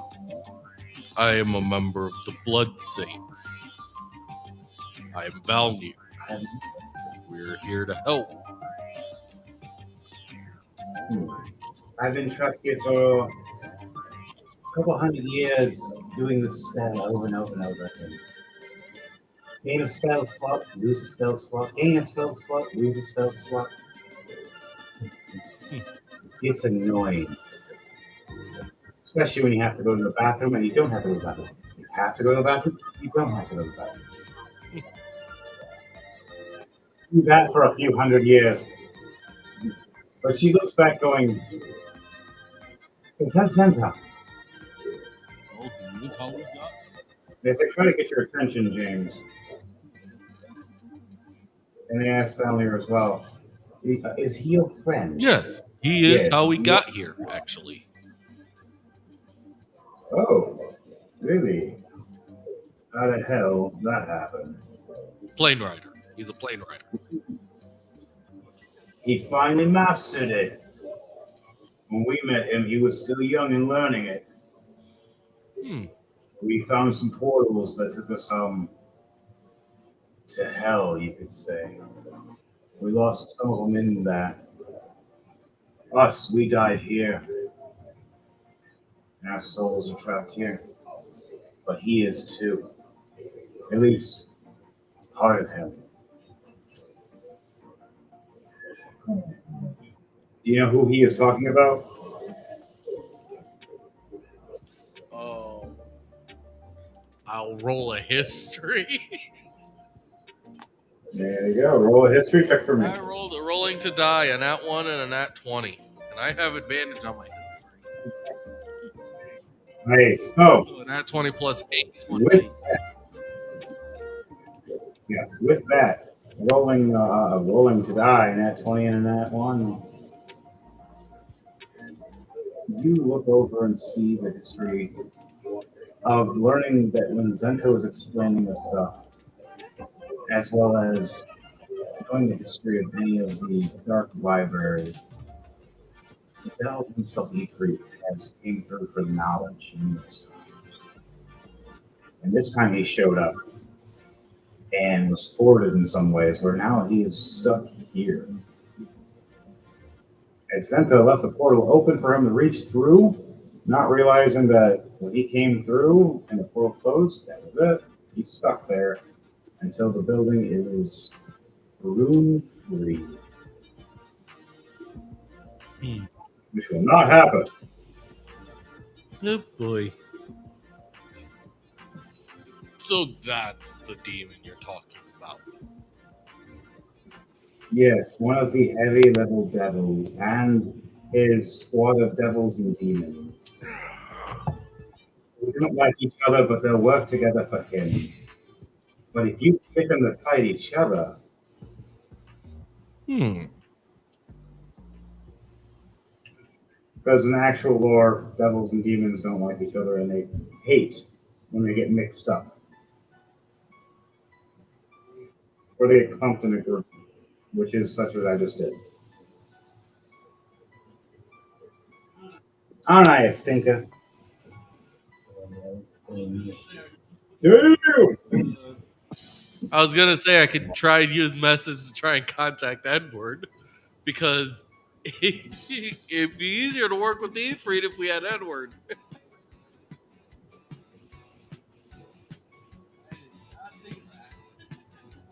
Well, you can cast message if you like. It's only capable up to 120 feet. Oh, then definitely Yeah. not. The building itself consumes more. You're not even reaching outside the Yeah. building. So that's a fail. You can cast a message, and they're going to hell. But there's certain ones you can cast that actually can from anywhere. Yeah, and that I don't a higher have level. those. That's fine. Next time. I was gonna try and Oh. get Edward there to help.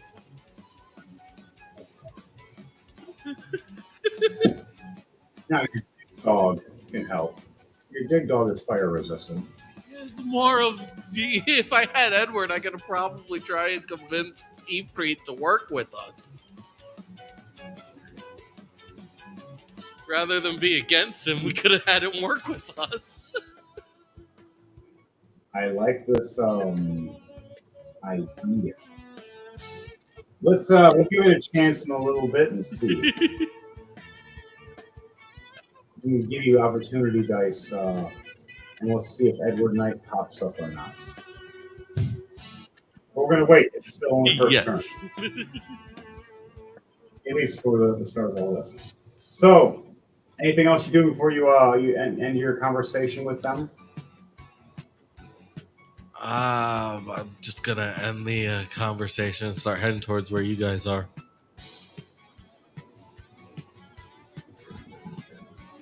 All right. I'll move your character.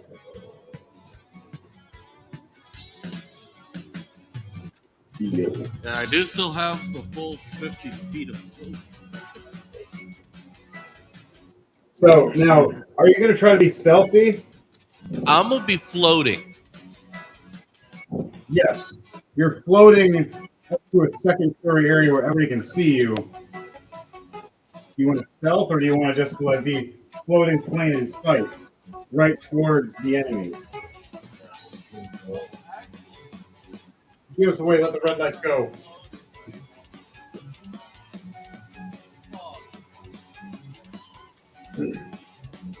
What did you say, DJ Innovation? You got quiet. I said, as I start floating, I'm also going to cast Fog Cloud.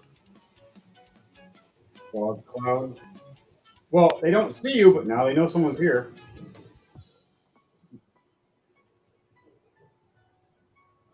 All right.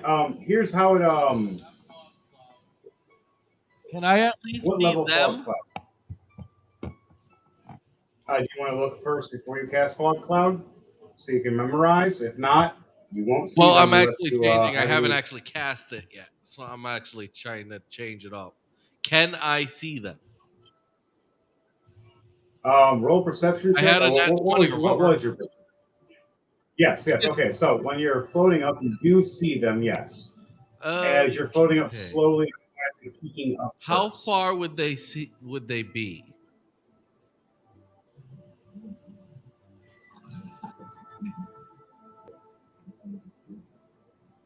Let's see. You were right there. So 5, 10, 15, 35 to 45 feet, maybe 50 at most. For some are 50 to 60, depending on the circle area. As you look at your perception, you see them around a giant cauldron that's glowing, boiling, bubbling green.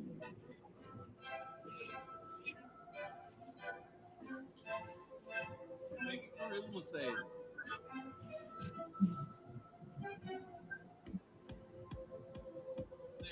They are within 60 feet, right? That is what you're saying? Yes, they are. Yeah. They're all within Yes. 60 feet. All of them make a charisma save.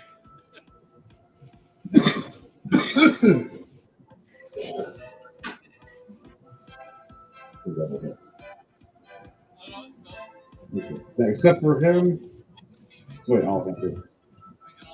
I can only do it twice. Closest one make a charisma. The closest one. Yeah. All right, there are two that are even right here. So either you choose between the Red Knight and on the horse, or you choose the demon, the big spiky devil guy. The demon. All right, big spiky devil guy. Okay.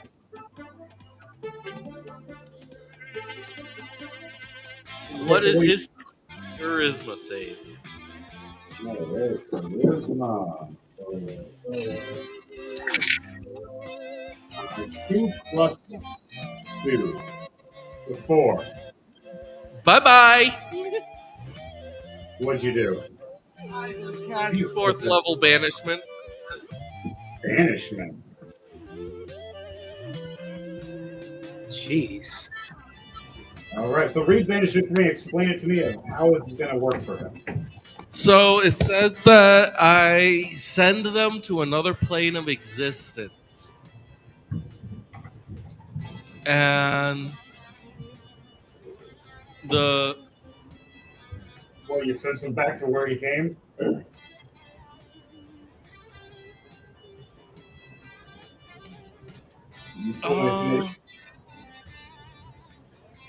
it doesn't. It just sends them to a different plane of existence.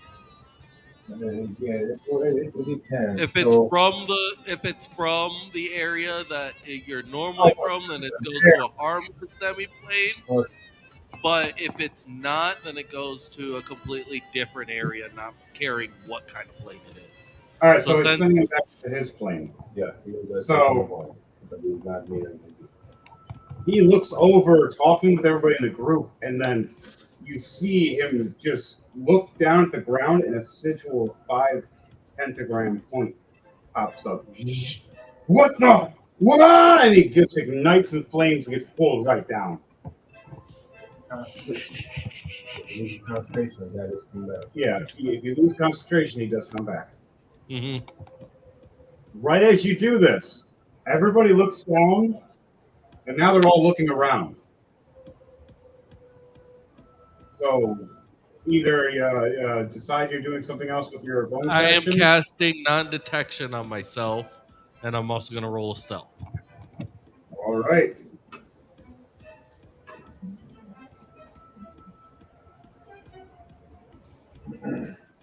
So roll The stealth and stealth's tell in me. that 20. All right. So you fly up just in time, right above the chandelier, hiding, and the purple hands fly right behind as well, quietly, but ever so violent. What does this big one plug into? If it's very awkward, not too much. That was funny that you said that. I don't know. I'll mention that. Okay, so that's the Nintendo one. So you hide just in time as they look around. They don't see Dom. They don't see the Astro Girl, and they don't see any of you. They just look around. How did he? What the hell? Was he summoned back? They don't know right now. They're a little confused. They don't see anybody. They're looking. One of them, are they starting to cast spells now, though?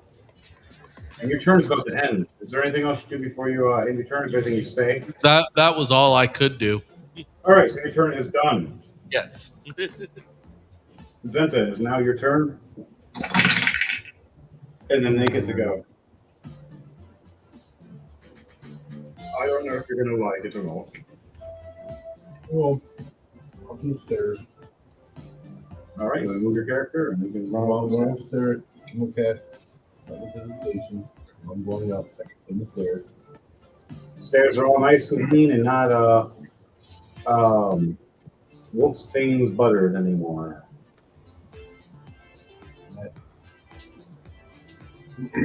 Then I'll bring out my social weapon, I guess. Third level. All right. After you pull out your weapon, your spiritual weapon and everything. Fourth, spiritual weapon.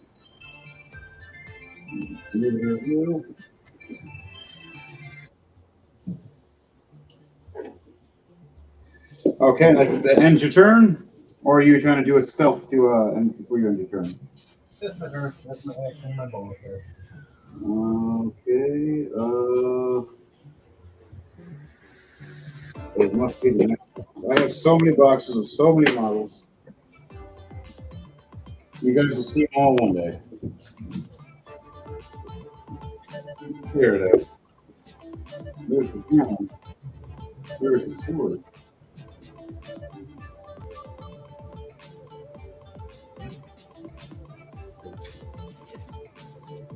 We're doing good on that one. So, guys, girls, and squirrels, you ended your turn on that one? Yeah. All right, you ended your turn. The first demon casts Detect Magic and just looks everywhere and goes, "There's something flying in the air with a bunch of magical items. Not sure what it is. Also, a few other things in the corners, and I think we have some company." As they all start pulling out their weapons.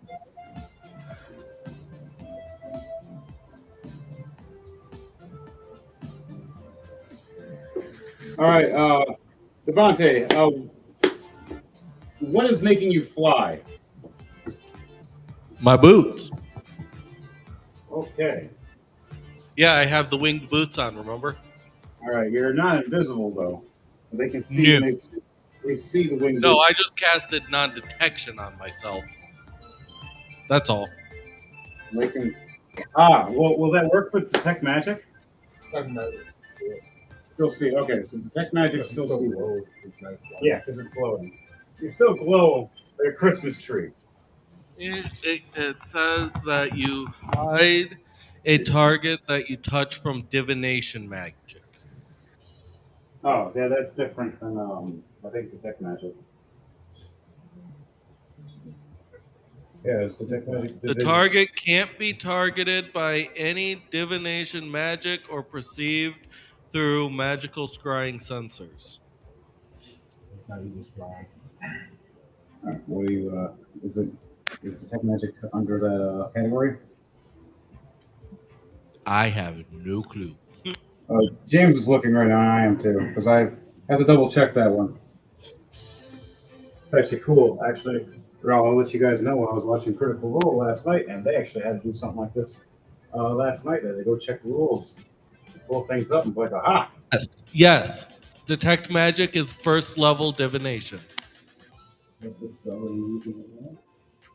used what was the spell you used? Non-detection. Non-detection.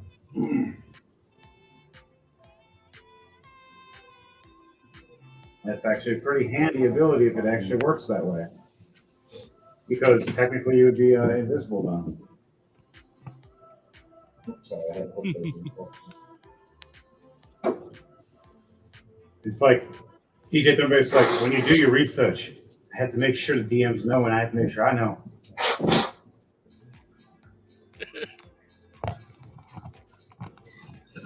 For me, that is mad respect. Always check each other. Also, because we want to have a fun game, but we want to have the rules done right. So, answer the target cannot be targeted by elimination magic or received through magic. You're not being targeted, though. That's the thing. So it's basically all detect magic allows you to see an aura if it takes magic. Okay, so technically it won't see you, but it'll see like an aura. So you can't be targeted by like a scry spell or something like that. So, Yeah.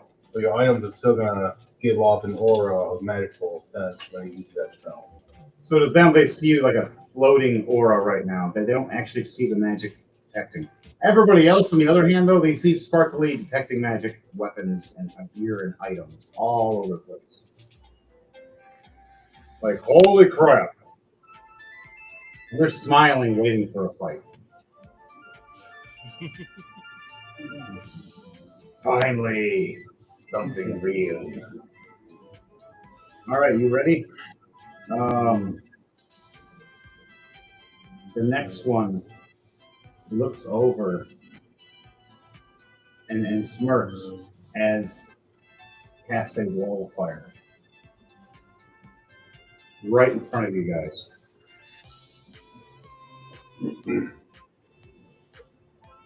So I'm going to say a wall of fire appears just right here in front of all of you guys. Do I have anything to put there as a placement?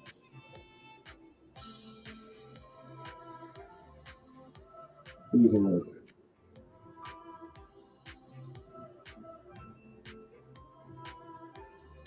So here, wall of fire across. You guys you have to fly over it, and it's 20 feet high, 60 feet high, and it's almost hitting the ceiling. Would I technically be above it already then? Not yet. You can get there. This is right on the second floor. Ah, okay, and I'm still on the first floor. Yeah, you're floating above, looking up to the second floor as you did all this stuff. Yeah, I'm basically looking up at the second floor from the bottom floor. All right, so yeah, how it looks to you is you flew up, you did your thing, and you see a wall of fire appear, and you're like, oh, shit. So, the rest of them are going to move around and do their thing. And they're going to go into defensive positions looking for someone to kill. This one's gone now until you break your I just have to keep the concentration for a minute. Yep. So that's 10 turns. To let you know. So that's you have 9 more to go.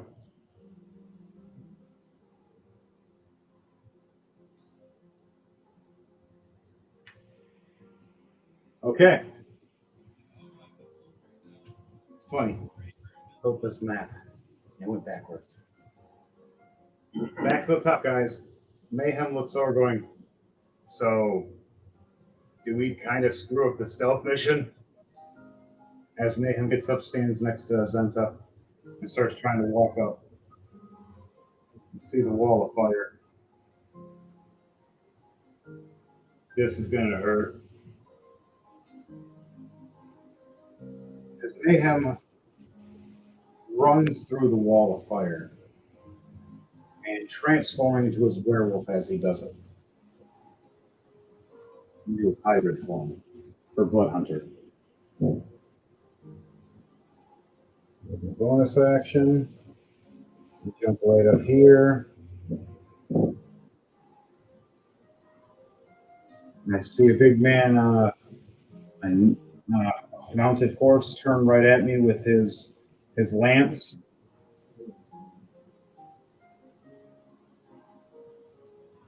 Black and red knight with a demonic flaming lance. Mayhem takes 12 points of fire damage. He takes half of it. All right. His turn is, no, I got one more thing to do. Still got that action. I'm going to attack. 2 swings. So 12 plus 24, I hit. And then 7 plus 12. 19. 19's a miss. So the first hit, 18 damage. Second hit completely misses right after. My turn is done. It is now Spev's turn. Dom, it is now your turn. Dom the Sage.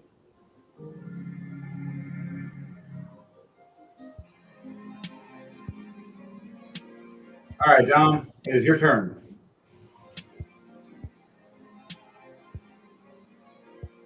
Dom, can you hear me? There you are. Let's do it. Hey, your turn. What are you going to do? Spev the Hunter. The little 2'5", little angry redhead girl that transforms into crazy wild people. Right now, you're crawling on the wall, and you see a giant flame appear next to you on the wall. Huh. So by far she still want to make sure the coast is clear. So I'm gonna roll for perception, see if there's anything in the coast is clear yet. And I have a 13 plus 2, 15. 15. Okay. That was for a stealth, you said, or a perception? Perception. Perception. 15 perception. You see a giant flame right next to you. And you look a little bit around it, and you can see Mayhem jump through the flame. Now he is fighting the red and black knight. The hellish black knight. I see you then came up to this dead Wolfie. Need some help? He smirks and goes, I'm always welcome to help, little one. Show your worth. Oh, this is the best part of the fight. All right. It's time for a transformation. All right, and what are you going to do for your transformation? We're gonna go with the green dragon. All right, the young green dragon. Yep. All right, I'll get it out in 1 second.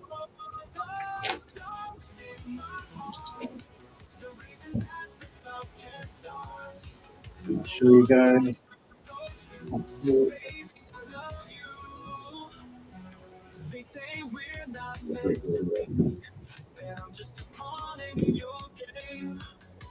There you go. Yeah. All right. Yeah, it's more like, but it's Dom. Dom's allowed to be unique. Jumps over here and transforms into this green and white and yellow dragon with flaming green looking wings. Oh, cool. Set your character right on top and it sits perfectly.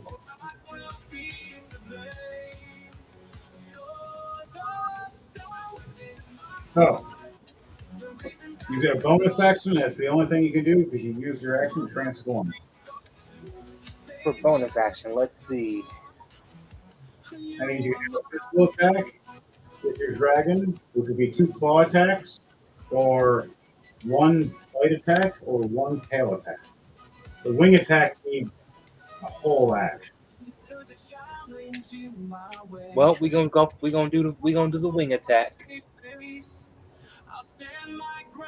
wing attack you can't do right now because you use your action to transform. So you can use your claw attacks, or a tail attack, or a bite attack right now. Let's give. All right, we're gonna give it a claw. We gonna use the claws then. All right, double claws. So knight, you're clawing the knight or the horse. You're doing both at the same time. One for each. One claw for each one. Okay, so 1 for the knight, 1 for the horse. All right. All right, roll for 2 attacks for me. You have the green dragon card sent to your images, so you'll have that. I rolled a 15 and a 17. All right, 15 and 17, those are both plus a 15 apiece. So a 30 and a 32. You definitely hit. All right, the claw damage is going to be 57 damage plus a d20 or 2d20 roll apiece. All right. So 57 plus 2d20. Here we go. We're about to see what we got. One's a 15. The other one is an 11. All right, so 11. So that is 68 for one. And you said the other one was a what else? A 15. 15. All right. So 72. Okay. You severely damage him if you don't kill him. These are tough, tanky, just like you guys are. As we hear the horse go, whee! As you see the slice from the dragon claw start healing up from flames. It doesn't fully heal, just more of makes it stop bleeding. On the night, you see the armor was ripped, and you start seeing it bend back to its hellish form. And his eyes glow right at you. Whoa. What are you gonna do, dragon? I've slayed many of you. As you see his lance glowing, it's a dragon slaying lance. A dragon slaying lance.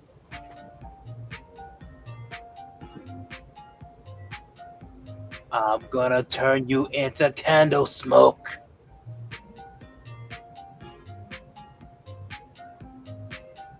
Pretty much it comes up to the end. And that's the end. That will be the end of the turn since I used the bonus action. Yep. All right, your turn is done, Dom. Anything you want to say before you end your turn, as you're in a dragon form, as you drop high? When I'm done with this battle, I'm gonna turn you into candle. I'm gonna turn you into candle wax. This is not from a dragon to me. Don't worry. I got plenty more pikes to put into you. And plenty more of these lances as well. You're just numbers on my back. As you look at the horse's area where there's the saddle, you see little tally marks of where a dragon is, and he's slaying the saddle. If I get you, that's my 10th.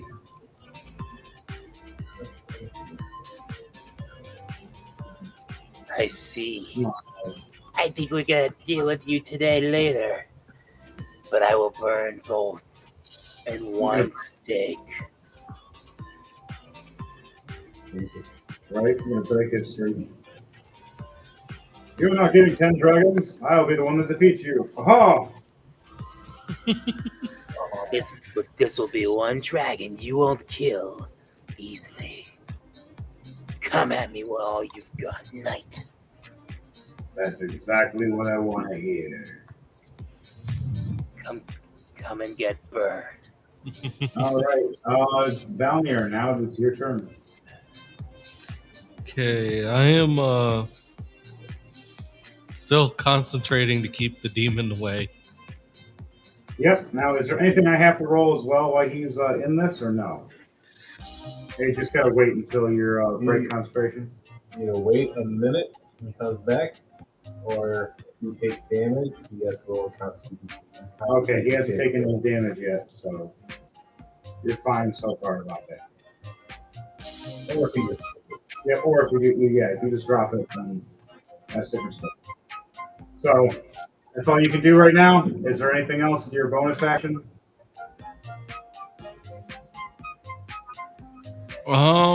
My bonus action will just Or be to move closer, I guess.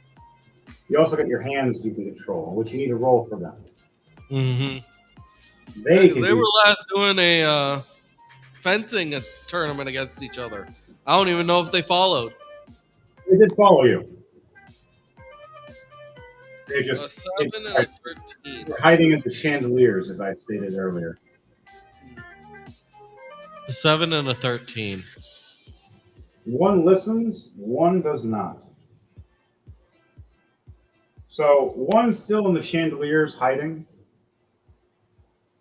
as the other is now right next to you and has a crossbow ready and cocked. Okay. Unfortunately, thanks to the wall of fire, I don't really have a shot. So. The hand taps your shoulder. He goes, he reaches into your bag of holding for a second. He pulls out a glove. Now you want to see what this glove is, as it has a little note on it. Oh, perception check.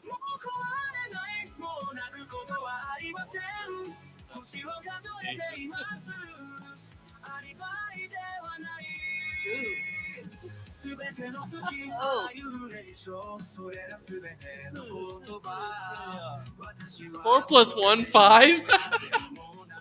Wow. You just Should I noticed. roll investigation? I've got a better plus on that. Yeah, I would like you to roll investigation as you look at it. Oh! With advantage, 2 nat ones. Plus 8. Oh. You try to investigate touching the note. It falls right into the fire and burns. Your character doesn't know it, and your hand does, though. Sadly, doesn't want to talk to you in sign language, though. As it was just a note from Lunal going, here's a magical glove of fireball or ice ball. You can only choose 3 charges per day for long run. So, and you only can choose 1 per day of which element you're using. And you can upgrade it later to more elements. So now you get 2. Fireball level 3 and ice ball level 3, which are same concept, different element.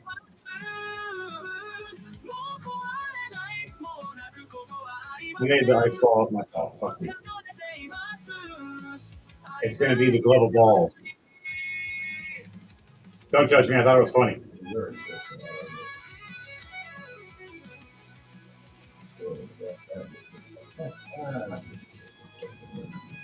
Now your hand can do this. It perfectly fits your hand. Your not your hand.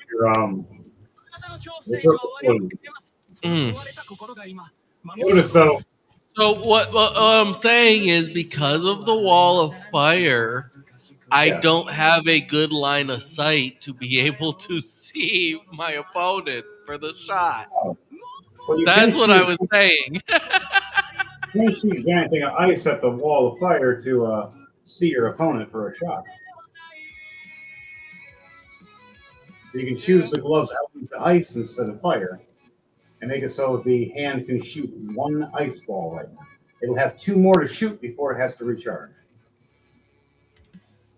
Well, right now we'll say every element that is added is an extra charge. So you get 2 shots per day until it gets upgraded. You technically got it at level 2 right off rip. So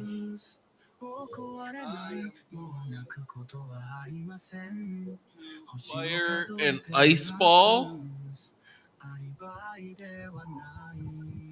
at the base of the fire to see if I could get it put out. The middle side, the left, or the right? Middle. Right in the middle. Okay. You fire this giant ice ball. Now I want you to roll like you're rolling an attack because it's going to be a different kind of, instead of dexterity, it's going to be a directionary blast. Okay. I rolled a 13. And what would the plus be? Did I Plus 10. Plus how much? 10. Ah, okay. So a 23. The glove is called Lunal's Elemental Glove.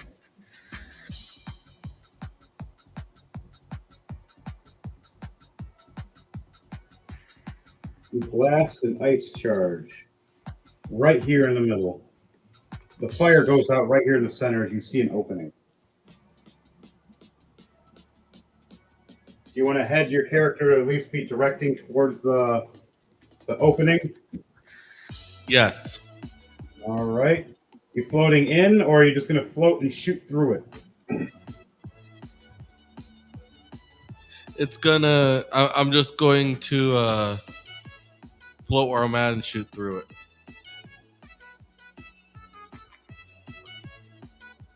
You're just going to float and shoot. All right, you got your dig dog you can send at them as well. Yes, I know. That's gonna be the next thing. All right. Dig dog has already been summoned for you. You can just send him, point him his way, and he will dig and dig away. Where do you want him to land in this general area? By the I want him over by the one with the horse. All right, right here helping Dom. Right behind the horse. 1,000 years of pain. Oh, geez, with a drill. Oh, God.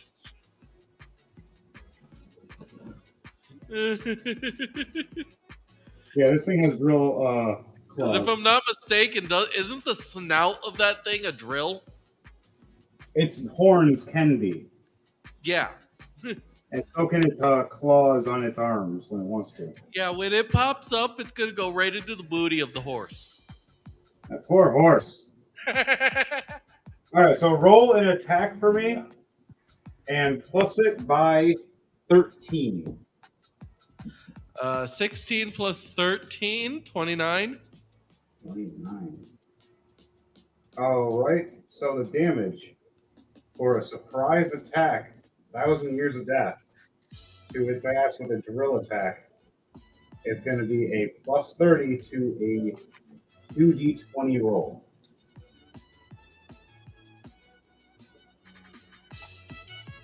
And if you get a critical, let me know.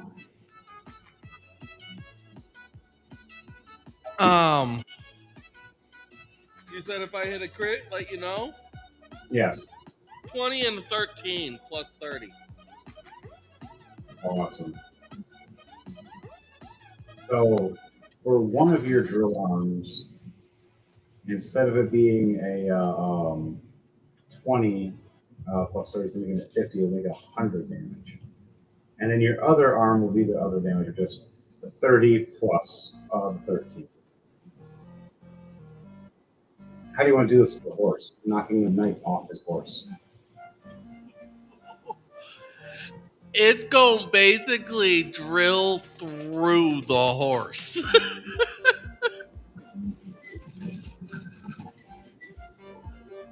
Maybe you guys seen Tremors. So it's like, no, no, no, ah! And you see this horse go, "Woo!" Or like the one movie, the Night's the Never Ending Story Part One or whatever. I go with the horse. Uh-huh.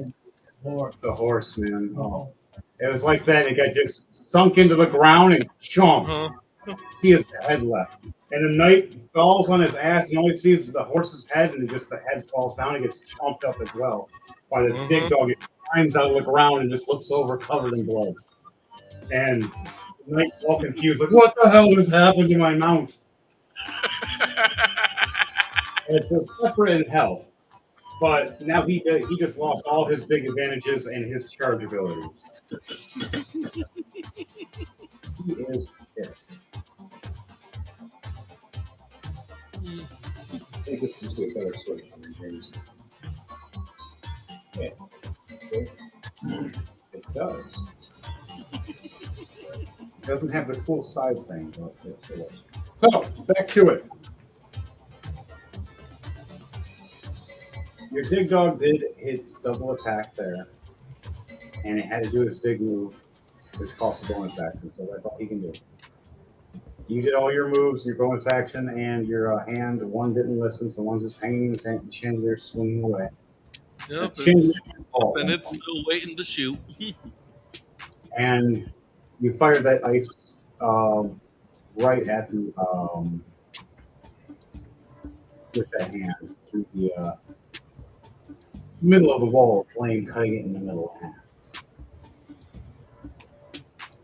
By doing so, that'll also make it easier for the others to get through now too.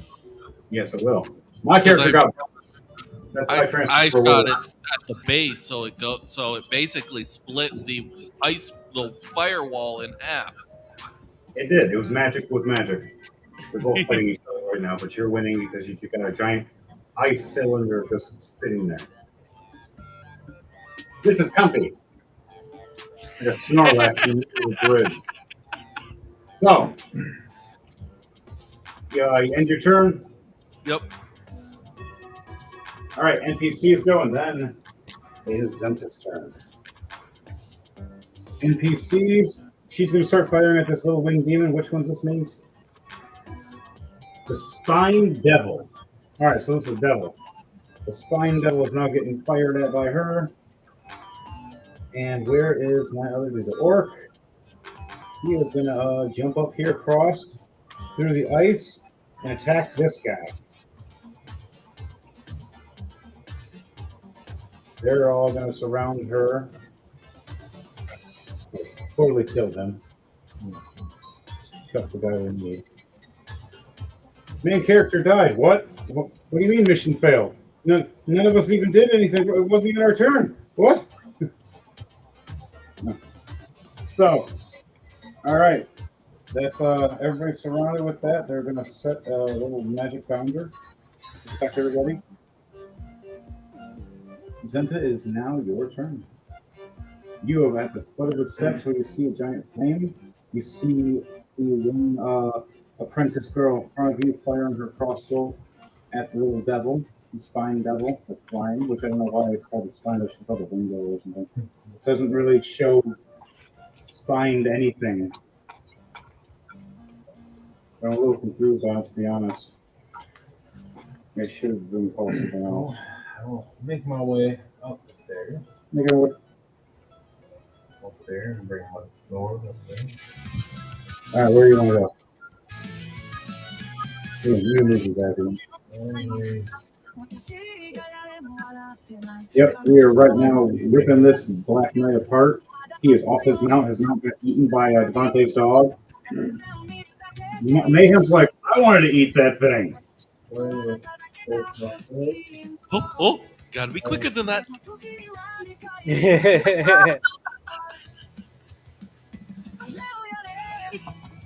Mayhem gives you a 13 to hit. 13 was not. So with your sword, you get advantage. as he is not using it. So you attack. Anything holy or So 45 to hit him. yes, with anything holy, it does double damage.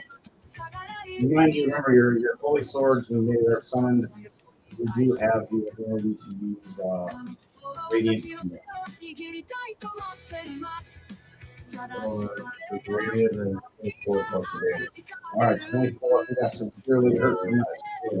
Where does it hit him? With the sword. Arm right here. Slash his arm with a spiritual sword. Yeah. And what are you doing with yourself?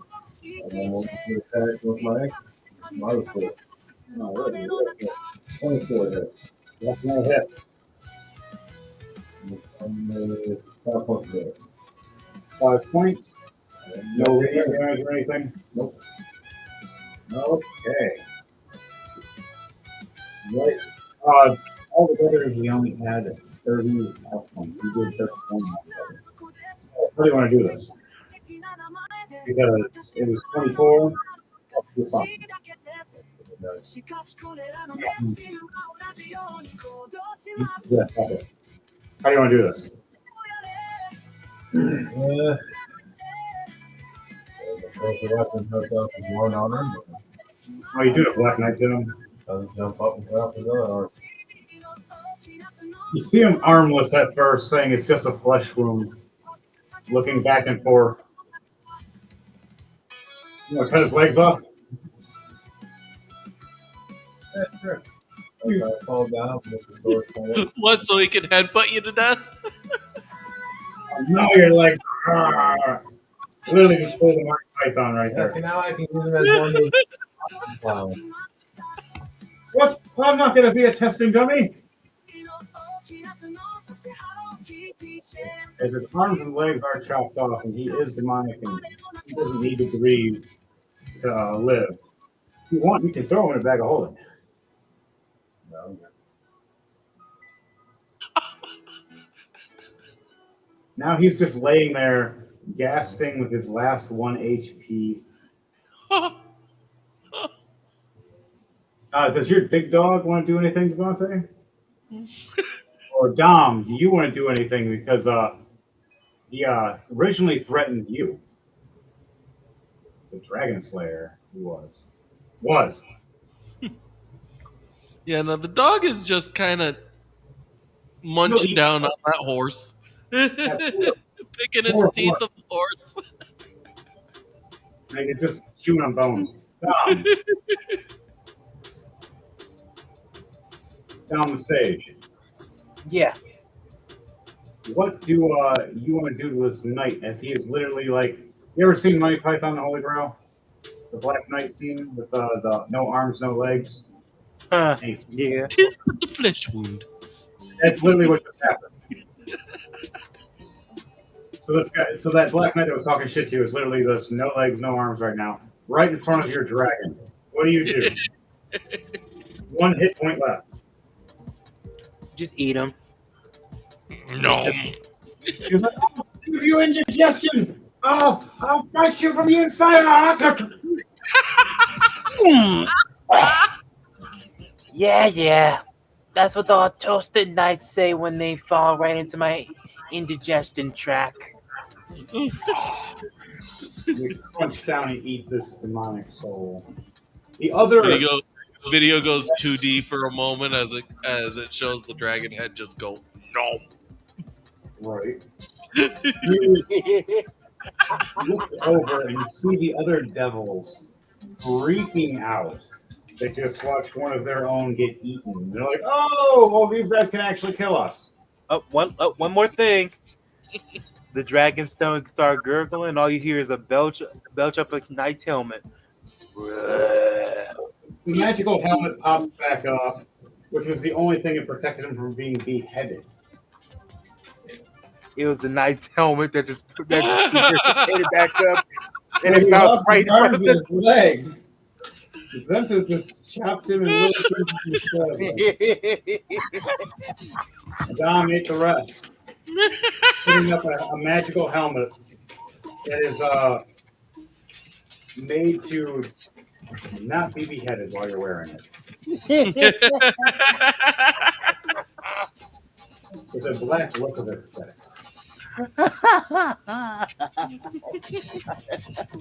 The irony. Literally the irony. I was hoping someone would use their Volpro sword and I'm like, aha! Nope. I tried right here. James is like, fuck it, I'm just gonna try everything else off instead of this head. Ugh.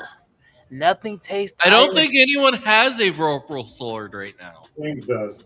He's Ah. the only one. I didn't roll a 20, so. You He got lucky. know, some say they have a stomach of steel, but the cold irony of regurgitating that helmet. Blah. Alright, you're Zenza, is there anything you say or do before you end your turn? No, that was it. Just look all badass after slicing. So this guy's gone. 50 kill guy. Put him on the sideline. So now it's their turn. As they fought off, they're gonna keep fighting. They're still fighting. Chain guy's gonna get close to Zent over here. Knight going close to the dog. That knight might not want to get too close to that dog. Vampire does the shadow teleport right in front of Mayhem and surprise motherfuckered him. What the? And this Fire Hellion is going to use a unique spell onto Dom called Fire Lassos. Ooh. So Dom, I would like you to make. I would like you to make a wisdom saving throw for me, please. Oh, wisdom saving. Okay, okay. And hear whispers in your head.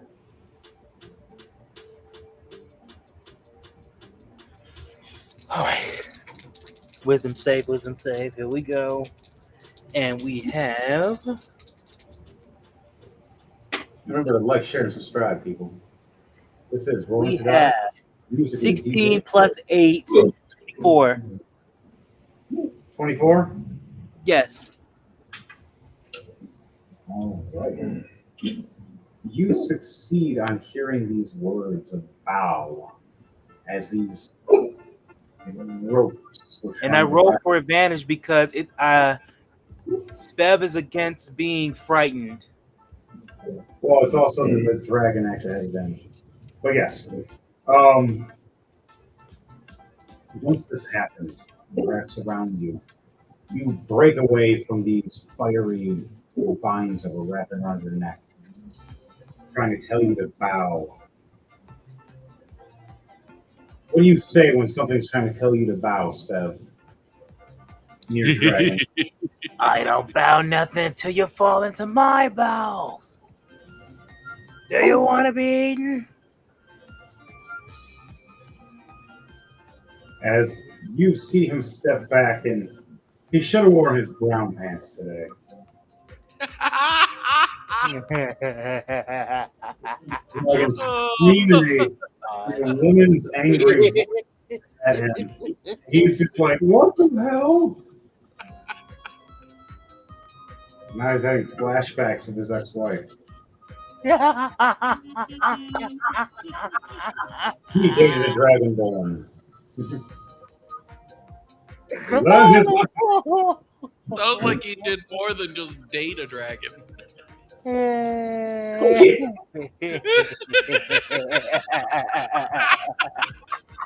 And I guess he couldn't handle it. No, he could not. That's why he's not.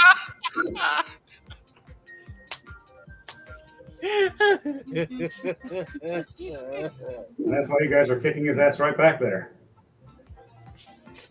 But you didn't know when he went was actually repeating it over and over again. There's a thing we like to call, it's a thing we like to call traumatizing. Elijah said she wanted to do 69, but she doesn't do anything that sits on you. Too far? Okay, back to it. Oh, the DM is pretty dark. So, you guys, you see this. He steps back scared. The old arcane skeleton opens one of the potion bottles. Not the one that you guys need, a different one. He drops it into a boiling pit, into this cauldron. And you see spirits raise out screaming, "Whoa! Ah!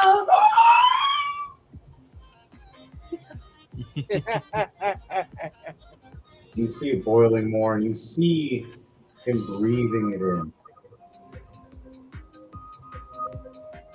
He smiles and goes, "The reason why we bring out my friend. And their magic is you. Reggae." The devils nod, and they say, "Bring him out." But his turn's done for now. He needs to lose one more turn. Let's keep him brief concentration. All right, back to the top.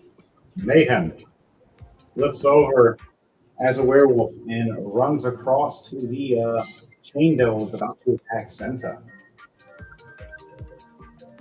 That reminds me, chain devil was in the process of attacking you, Zenta, but he missed with a 3 and a 3, which is hilarious. So he got a 17 and a 17.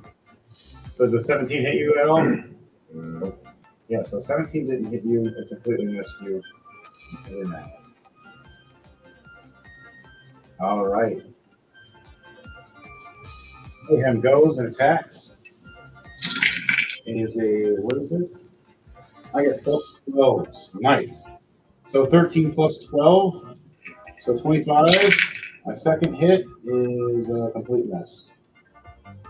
So I do how much damage? Mace of Smithing. 11 damage plus the special on that. Plus 1 plus my rage on top of that.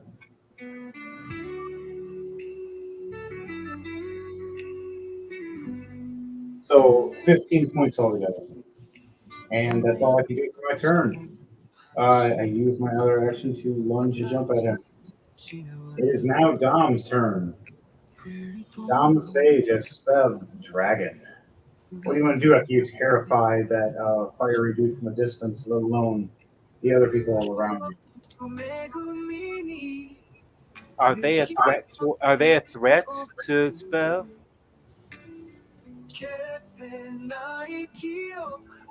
What? Depends on who you're talking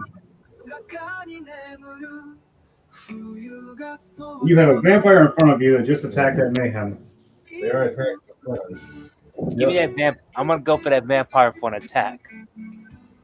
All right, so you just turn right into the vampire. It's trying to attack Mayhem and claw at him, and Mayhem's trying to attack back with his claws and his axe. I did a little bit of damage, but you get to attack with a surprise attack in the back. Your first attack is with advantage. Sweet. Big ass green angry dragon with white stripes, a little bit of yellow. Looks over with its red glowing eyes in the dark. Kind of like the Spawn movie where Spawn just realized that the Violator was looking at him in the rain with his red eyes, and he turns around and goes, "Oh shit." All right. So there's gonna be a reaction combat. I think this is what it. No. You can go and either do a bite right now, and if you do a blast, I'm right behind him, so I'm going to get hit too. So a bite or claw marks or a tail whip would be good for you. I'm going for the. I'm good. I'm going to use the tail. Let's see what we gonna roll for it. Let's see if we roll successfully to get that tail attack. All right. I rolled a. Can you see that? Okay, here we go. It is a double 14. Wow. Double 14 A double 14. with a critical. All right, that still counts as double damage for rolling to die. A So double. So what does a double 14 do? it's going to be plus a 15, so it goes to a 29, and it's going to go for your tail attack as a tail attack, like you slap around and you wave it back up and slap him one more time. It's going to do double damage. So it's going to be 55 times 2, so it's 110 plus. You got to roll 4d. There's 2 per tail. Ooh. 2 per tail. 4d20s? Is that what you said? 4d20, you're telling me what the number is, those 4d20. Add that plus the 100. And all right, let's see what my 4d20s are. You hit a certain number, you might just this guy. For a total we have. For all of them we have a 15, a 16, an 8, and a 14. Okay, all right, that exceeds the number. So how do you want to do this? Or when you're smacking with your tail twice? So after smacking with the tail up twice, I use the tail again to pick him up. Start coiling around by constricting his body, and then just drop his body right into Speb's mouth. Start chomping. So you wrap your tail after you smack him down, raise the tail back up, smack him down again. As you're trying to crawl away comedically right in front of May, and Mayhem's like, "What? You look like you were tough a minute ago." Wraps right around. It's like, "Ah, please do anything but this." Well, see, you're a vampire and you like blood. But However, Speb did not ingest him. He literally she just spit whatever was left was out and started spraying out. All right, so it looks like this. You squeeze the vampire at first. You see all the blood draining and dripping all out of his body. You And she put it and in then your mouth, chomp, and right when you chopped him chomp, like it he was turns bubble to gum, ash. like he was chewing gum, and then spits him out because she didn't like the undesirable taste. Oh yeah. So what happens is, right as you chomp and chew, he turns to ash, and you spit out this giant ash ball right onto the books and just splatter it. It's no wonder why chewing gum tastes so gamey. Vampires suck. Mayhem starts laughing. The difference between dead and undead. That's why I love being a lycanthrope werewolf. You're just lucky you're not a dead one. I am dead. What are you talking about? And he smiles at you. You want to die again? Because killing something twice is really possible right now. Well, not exactly like that. I just died so many times. My character grabs his axe and looks at you, Spev, and goes, "Do you remember what I can do against giants compared to me?" As his axe starts glowing, and you start realizing he has the giant slayer axe. And I have all the anti-dragon shit on me. But you You're a forget, dragon. I'm a druid. I can change to whatever I please. And I can transform more far greater and dangerous than just a Remember, dragon. my wife is the healer.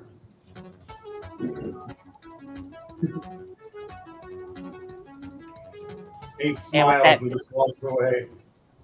She's the head apothecary. Don't you forget?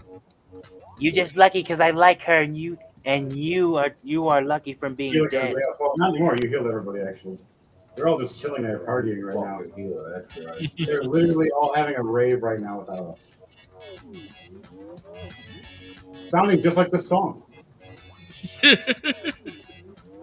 He just cuts back. You see Luna and everybody else just chilling, glow sticks out of nowhere, and magic fairies floating around everywhere. And someone grabs a fairy instead of a glow stick and starts shaking the fairy.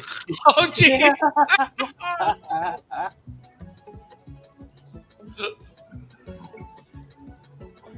They probably got lifted and dropped for a moment. Oh my You even god. see the guest appearance of Gronk sitting there chilling with the shades on with a keg, just drinking it, getting blasted. It's the special alcohol too. So he was only supposed to have a couple drinks. He chugged that shit. He's gonna have a whole night of Ralphing next to the horses. I rolled for him. A 3, a nat 1, an 8, and a 7. So my turn has ended since I did that. Okay. Spev has ended his turn. Now it is Valnir's turn. Okay. So I got one question. Would a cantrip cause me to lose concentration? If it's also a concentration, then yes. If it's not a concentration, then no. So as long as it's not a concentration spell. It's shape water. Does it say concentration? No, it says Or is it just- instantaneous.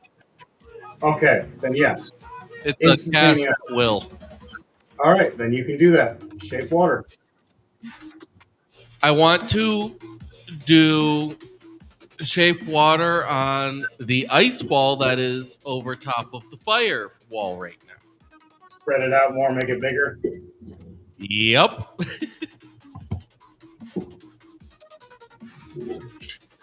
As you do this, you see the purple hand wave at you and cock back the ice hand again and point it again. You want it to fire again to make another open section? Yes, with an 18 plus 1, 19 for my perception. In succession, you blew off this whole part, freezing it. The fire is gone now on that side.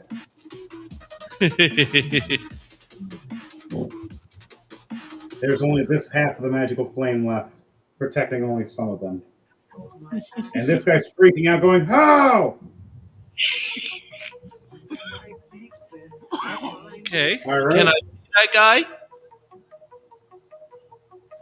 With your perception that you rolled, yes, you can see him and hit him with a distance. Not with close range, though. He is over, Is he within range of the crossbow? yes. Then I'm firing. My hand is firing at him. You got to roll it for your other hand, too, and see if your other hand's going to listen on.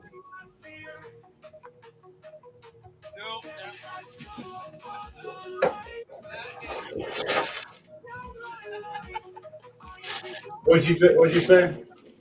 That hand just, the second hand just rolled a nat 1. Yeah, it ain't listening.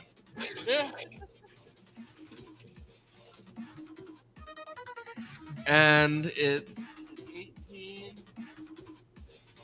plus 10, so 28 to hit. Okay, you hit. The one that the hand of holding that one. A poor chandelier. Swinging and swaying, finally snaps. Comes hurtling towards that sorcerer that you fired across the table.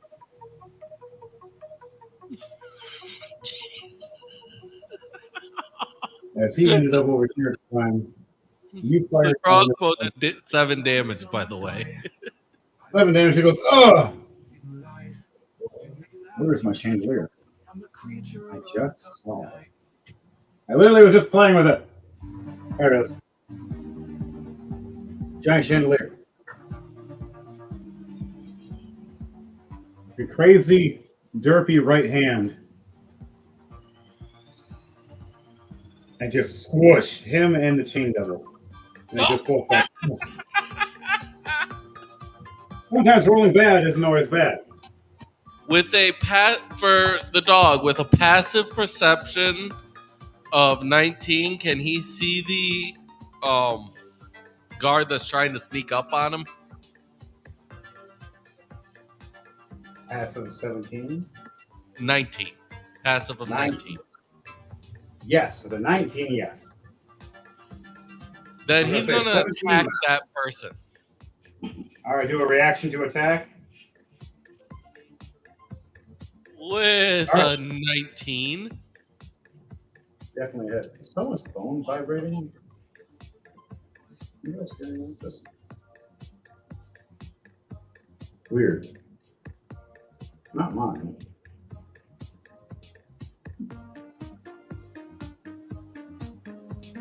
So, at a 19, see you. Now, what'd you roll for an attack?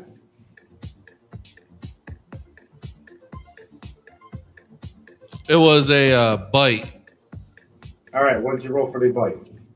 It was 23. 23. Okay, yes. 23 does hit, and damage will be on the bite. How much damage to that bite?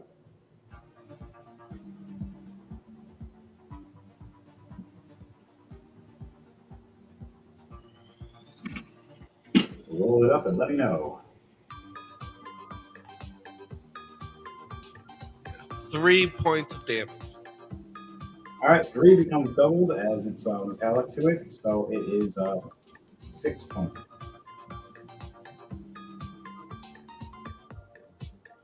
All right, anything else you're doing? And it's gonna go for another bite. Okay. Going for another bite. 18 plus 4. 3 plus 4. Remember, people like, share, and subscribe. So Roll 22 to hit this time. 22 it does hit. Doing 5 points of damage. All right, 5 points, and it doubles to 10. So, anything else your character's doing? Fired crossbow, you had your ice ball fired, you had the other one fire, or your other one swung a chandelier, oops. And then also he got booed. The only other thing that my character is doing is concentrating on the. That's why I can't really do much. Yep. All right, so that ends your turn. Now it is Zenka's turn. The NPCs are going to do that right after. So I'm gonna kill the red dude that swung in the last turn then. All right, a chain demon, a chain devil. Take the weapons, we'll swing at it first. Okay, 25 to hit. you definitely hit. And Radiant will do double damage. 20 points of damage. Nice. On 4. And 6 to hit.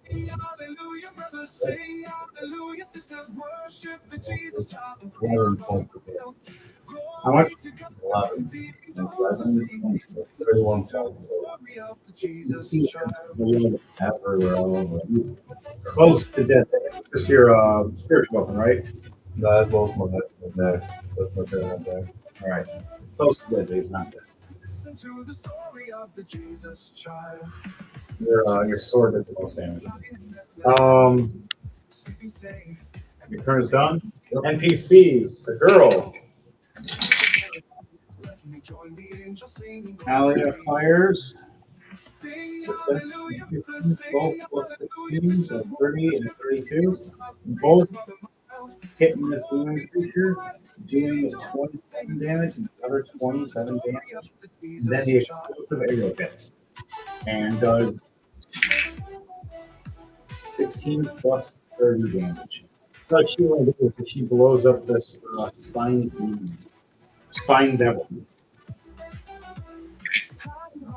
She fires it right into its chest as it laughs every time it gets hit by a holy arrow, laughing, thinking it's gonna survive. And this last one hits and goes and just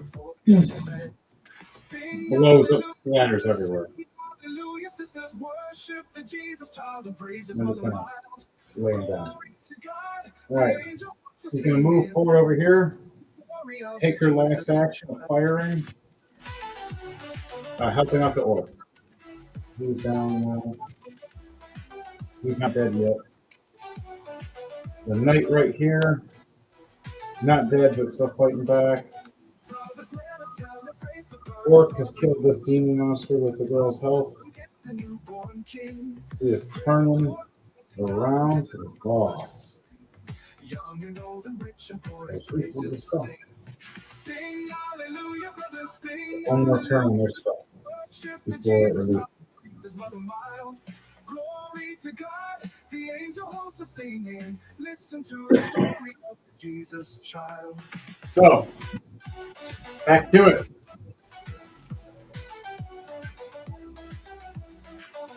The demon monster attacks that use Zenta with his chains. 16 plus 10 to 26 to hit. And then a 17 plus 10, 27 to hit. Yep. Both chains hit, you take 9 damage. Yeah. And then 18 plus 12 for the next character. It's a 30-30 on Dom for the knight casting a spell on you. Or not a spell, but throwing his shield of energy at you as it comes back. Kind of like Captain America. He does 20 damage. Only to your dragon form, not to you. And then now, Devante, to your digger dog from hell. Nat 20 he's hitting with. And he is doing, it would have been 10, but it's a 20 damage with his sword. So the last guy opens the potion and raises it up. He smiles and smirks at everybody. Anybody want to take a reaction? Everybody still has all the reactions right now. Zenta, you're good? And I'm on checking this. Spells? All right. Anything, Devante or Dom? Anything you guys want to do for a reaction as the spellcasting undead man is laughing, raising his arms, named cattle trope?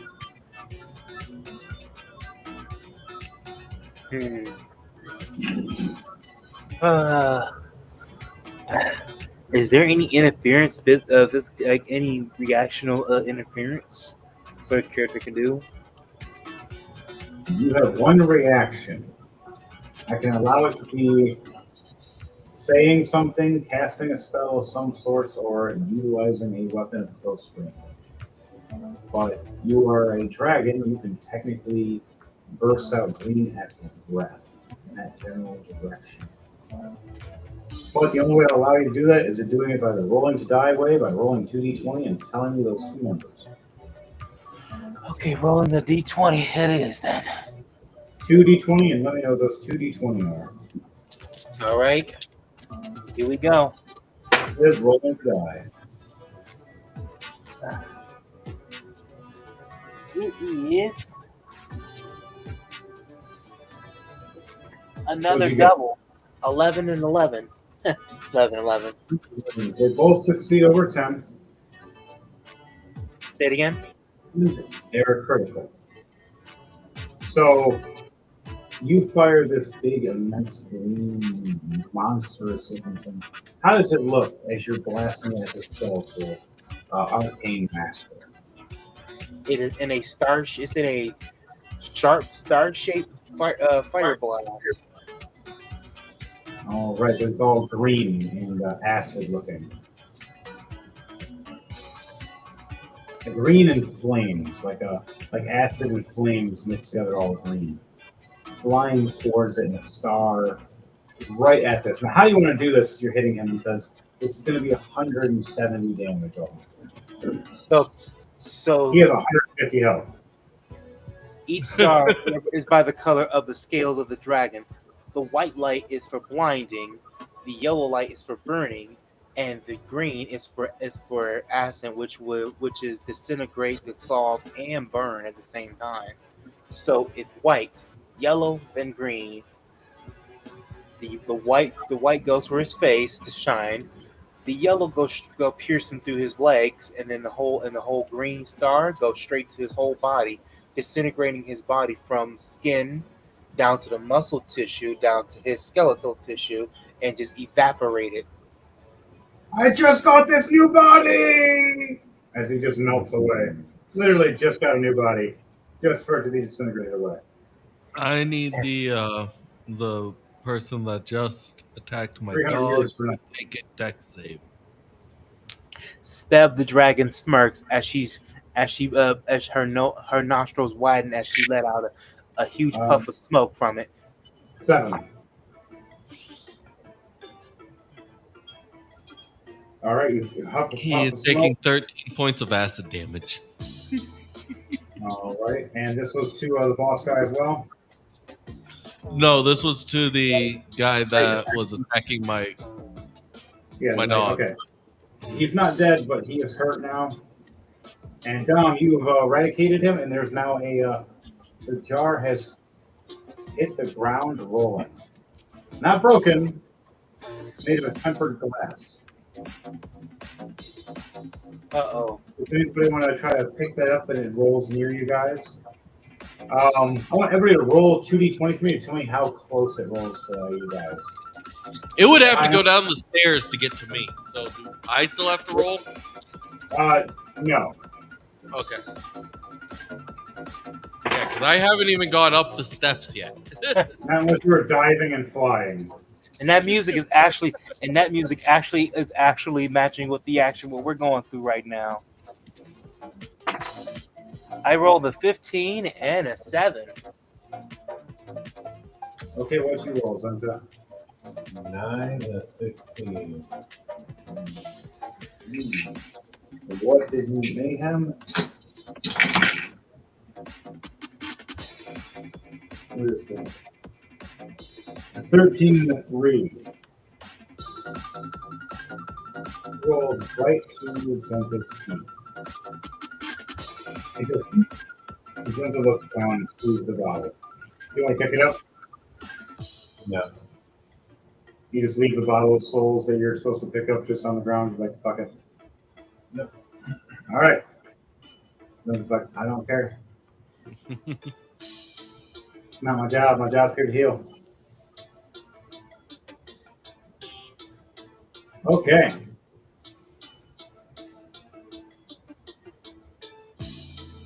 I guess their turn's done for now. The rest of the monster's still alive, though. But there is one little guy left standing on a table.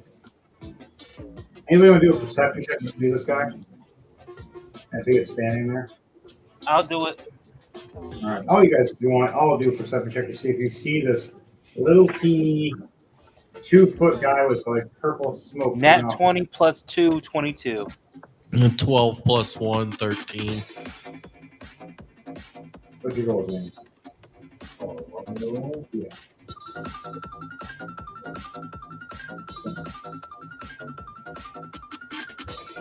Oh, yeah. 24. Yeah. You guys all see this little guy standing there on top of the table trying to look all tall. You realize the eyes glow. Everything rumbles and shakes. You hear "Hee" all in your head. You know, I have a secret. You guys think you're tough and you're strong. The ground starts rumbling and shaking. Master's already here. Can I do it, Master? Can I? As you see this little 2-foot tall black figure with purple smoke popping out of his head, his yellow eyes. You see behind the shadow of the tower where we walked past in the darkness, Ifrit stood there like a statue, quiet, the whole time watching everyone. Walks out smiling. Oh, you pulled him out. He was literally there the whole time. You don't believe me?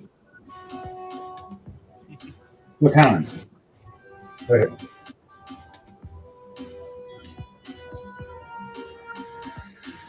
Yeah. I still have one hand that's not listed.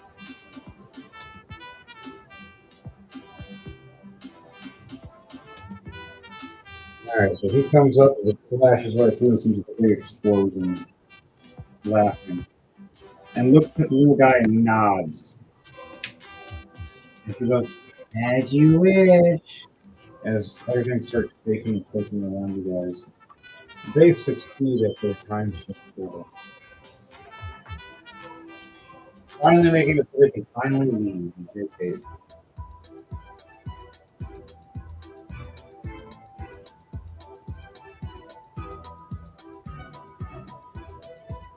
And it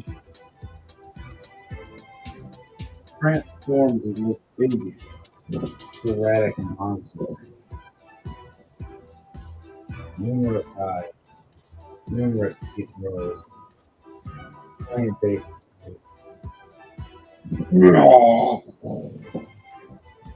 As the potion pours over.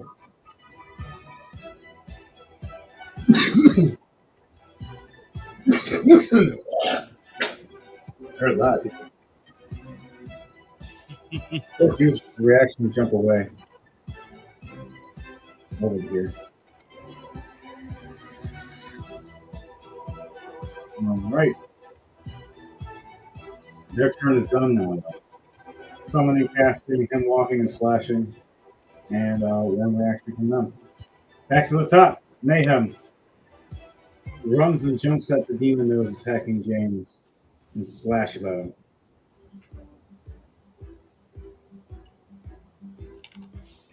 I get a plus 12 to my maces. So 27 for one and the other. I hit with both weapons. Mace is smithing and mace two. 8 damage one. Open together and both deal plus 5 small. And I also got a roll for elemental damage. One. He's not dead, but he is severely hurt damage. I turn around and use my bonus action to do a lunge attack at the big creature. That's the last thing I can do. My turn is done as I roll just to see if I attack or not. All right, Dom, it is your turn. Yes, I hit the Giant Slayer act with a 12 plus 17. All right. Here we go. All right, Dom, show me the way.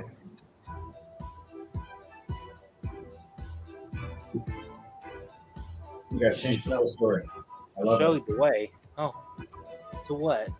Killing the next? Boss, there it is right here. There's a big, giant, fiery Ifrit showed up and appeared. Oh So boy. big, giant, demonic monster that was waiting. That works for Ifrit. All right. Time to take out this behemoth. Take out this behemoth.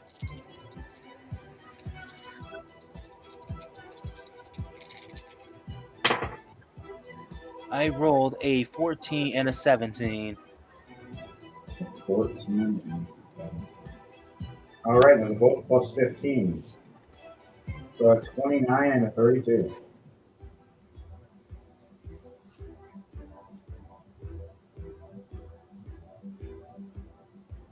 I'm gonna use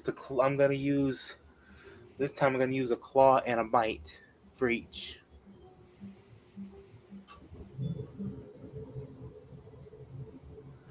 Claw and a bite. Okay, Yeah. so one claw attack, one bite attack.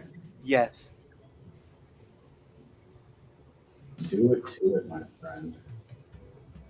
Do it to it.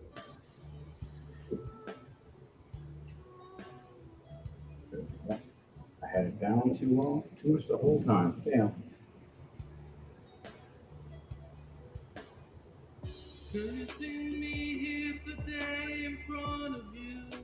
I searched the other Devontae thing for real.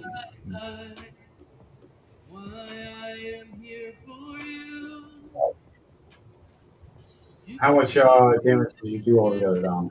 One claw attack is going to do 50 damage plus your 2d20, and then your bite attack does 75 damage plus 2d20. All right, let's see what we got. And this is to who again? The big Toward monster? yes, and Nice, I rolled a nat 20 and a 19.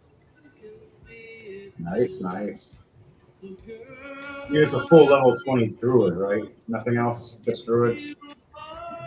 Uh huh. Okay, just making sure. Alright, so yeah, you hit, definitely. You, how much damage?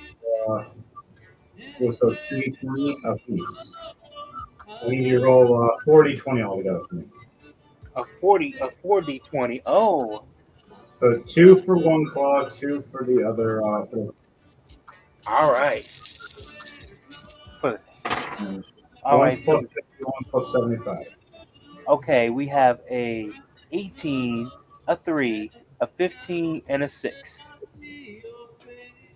Okay. You do a large amount of damage, but you don't. And you know what's funny? They both equal to 21. That's hilarious. So you hit and slash and bite right at this giant arm that's huge and green and demonic looking.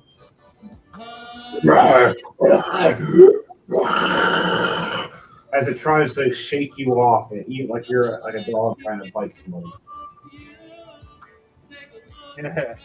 bigger than you. All right, so the last thing you can do, Dom, is a bonus action. And what would All that be? right. Now for the bonus section. Well, let's see what I could do. I think the only attack that's open left is a tail whip, correct? Yes. We're You going in do for the attack. tail whip being. Right? Let's do it. Let's do it. Let's see what we're gonna come out with this. Gonna come out of this one. We got ourselves. We got ourselves an 18 and a 16. 18 and 16, son. An 18 and a 16. Okay, awesome. So they're both plus 15. Ooh, Yep.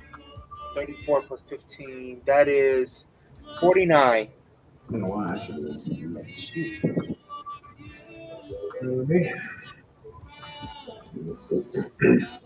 We did this, or well, she down them.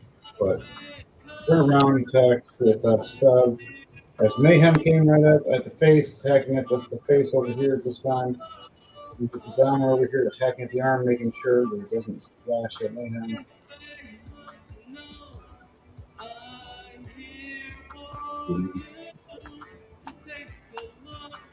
Okay, Dom. Is that your turn? That's it. Okay. DJ Thunderbase, it's now your turn, my friend. Where you are flying in the air. You got two hands, one disobedient one that died and had to come back. And then another one that's working good for you with a special ice gauntlet that's out of charges. Yeah, And but now I'm just still at the bottom of the steps. yep, and you I still got still your have turn yet to back. actually go up the steps. Yep, you've just been floating here. That's all Yep. you've been doing. And I'm just gonna stay right here. I am the box ghost. Feel me? Now,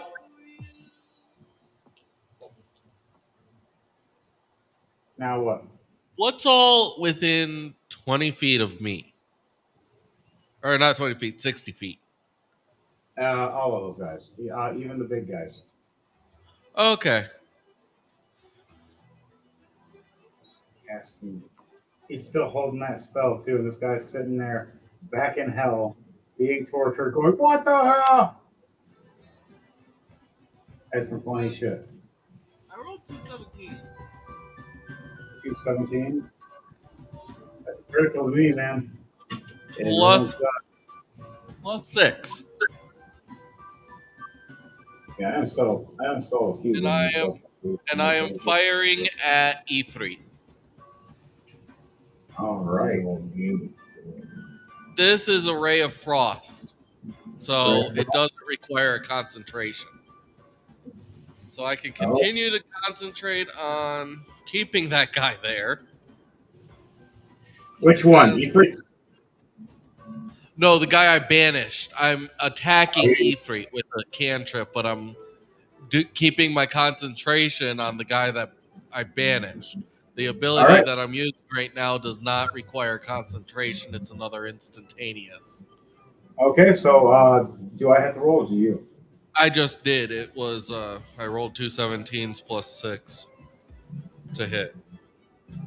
So 23s, they're criticals though, even though 23 is still not high enough for his AC. Uh, Ifrit has a really high AC compared to the big boss guy that he just fighting. The other guy has a 22, but Ifrit 25 and up, depending on his rage meter. dang. He's a big boss guy. He's even with us being level 20, we are not prepared. The only one technically is prepared is James. So a 13 plus 10 on the guy that is attacking the dog. You hit. Okay. How much The, damage? it's the hand firing a crossbow at him. All right, and you still at your dog after that. 6 points of damage from that. Where is it hitting? Just aiming for the head. All right, you hit it right in the neck of the collarbone as he bleeds a little bit and screams.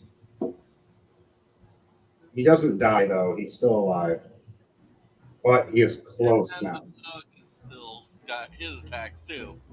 Even though he's at 2 HP, he can still attack. Hey, 2 HP is 2 HP. It's like a barbarian. I have 200 HP. I'm going to use my 200 HP. Nat 20 on the bite. All right, and how much damage is that? It's going to be double.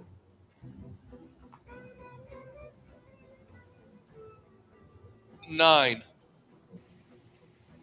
How do you want to do this? As it's doubled to 18, and he had 10 health left. How does it look for your digger dog as he's been attacked by this red knight? And final bite is straight at the jugular. And biting at him left and right, finally chomps right up at the neck as the arrow that was shot by your hand kinks his helmet right up and locks it in place as it broke and hit. He goes, "Ugh, ugh," leaving his neck right exposed as your digger dog that digs right under the ground breaks right through and just rips. As you watch this knight drop to his knees and blood pours and curdles on the ground, doesn't even make a noise. He just drops. You just hear the water dripping, the blood dripping. And then that's all I can do right now. Okay, your turn is done. You totally that guy. A horrible death for that dude. All right, James, it is now your turn as you see How is that red guy still alive? the Hell Lord. The big Hell Lord, or no, the chain whip guy. Yeah, next to me. Yeah, he's almost dead. He's. I left him with a sliver of health. My spiritual weapons can't attack him. All right, you get advantage as he is distracted by me when when I was there.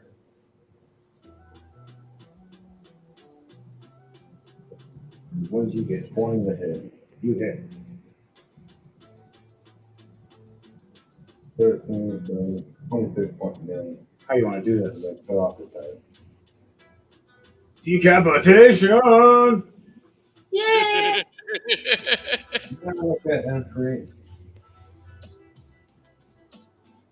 And I cast 4th level dice. He casts counter spell. 5th level. That's probably cast next turn. Then. He laughs at you. You're powerful. I have to be smart with you. The rest I will swat like flies. And you, Ice Boy, stop shooting ice at me!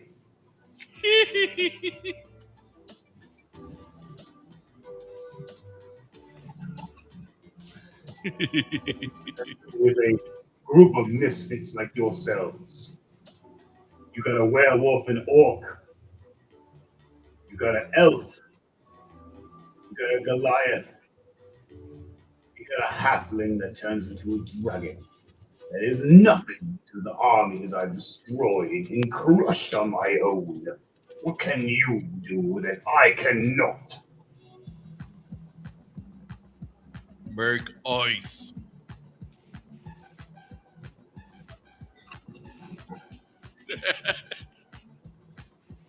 He sits and ponders. You literally paused him for a minute. He raises his hand, does different magics. Nothing can be ice.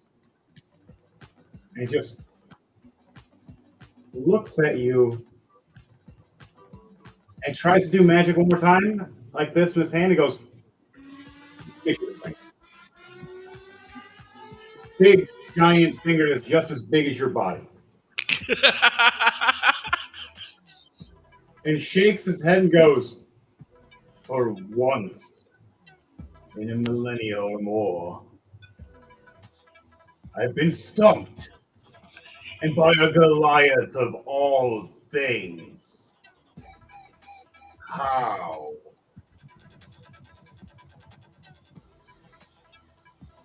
I've never met a Goliath with intelligence.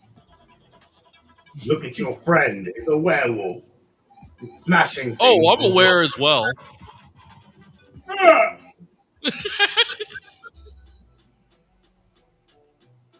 Now he's just like even more fuck.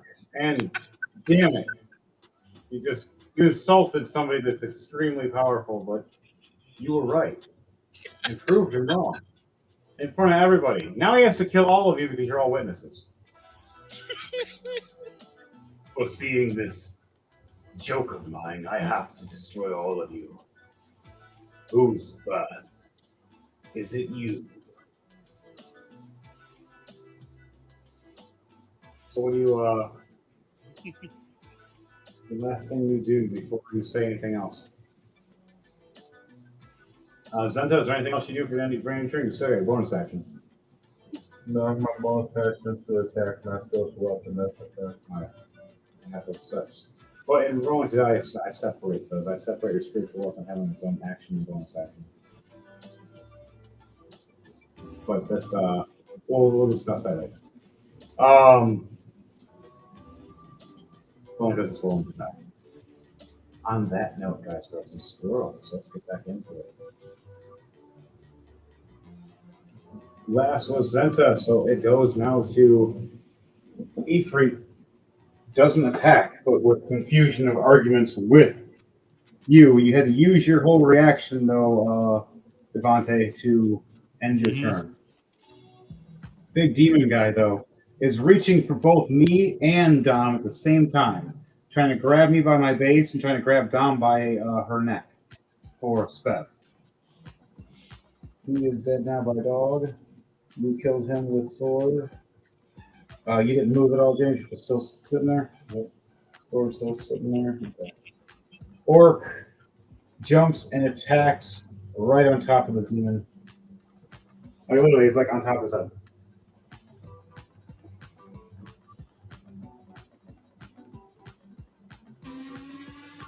The free orc is gonna be smashing on you. What? as he smashes his axes right on top of this big dimensional monster's head, doing 40 damage altogether, and ending his turn. All right, back to the top. Mayhem goes for attack because the big dimensional monster got attacked by an orc and got distracted. Mayhem misses both attacks, but his bonus action, he gets a nat 20 and a 19. So both those Nice. count. Well, there's my crit miss.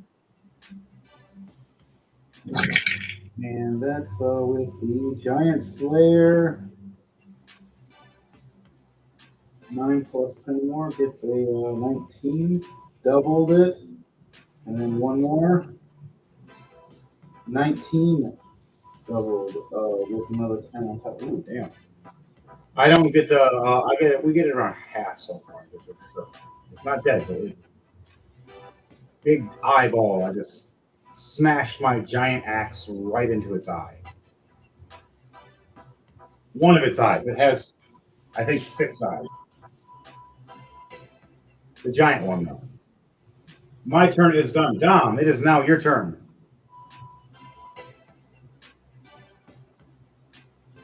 Let's do it. All right. How is our behemoth enemy looking? He is close to half health right now because of mayhem, and he tried to grab you by your neck but missed. So how much HP he has left? A bit. He's bigger than you, so he still has a lot. Where your dragon's around 200 something health, he is around 5 health? 500. He's around 500 health. All right. And but he's been cut down to about 300 right now. All right. Going back for another attack, and we're gonna do claw first. We're gonna do claw by itself. Let's start with claw. See what we got. Right. I got. He's the next turn. You also have your wing attack. Oh, wing attack. Okay. So I'll You do get your wing. Take all action, and it's going to take your bonus action. Oh You no. also do have tail attacks too. What? Wait, we can do this. It's like a monster hunt where a dragon does a wing tail attack. Ah. Oh, wingtail attack. Like, you know how that goes, James. Where Rathos flies up in the air, does a swing attack, and fucking stings you with a poisonous fucking. All right. stinger. Here we go, y'all. We gonna do that. We gonna do that. Let's start with the. Only instead of poison, it'll be an acid. Yes. But, I want you to do a acrobatics or athletics with this on top of it because it's doing a front flip into a slap with the tail. Or you're doing a front flip or you're doing a back flip with the tail. Which one is it? You're slamming the tail downward or you're doing an uppercut with the tail? The tail's gonna go flip downward. All right, so you're going to do a downward somersault, slamming your tail right at the top of this thing's head, slamming its mouth down on its tongue that's trying to stick out at you. All right. So roll for acrobatics or athletics. You have advantage right now. All right. Here we go. I have an accent on. Okay. 18 plus 3, 21.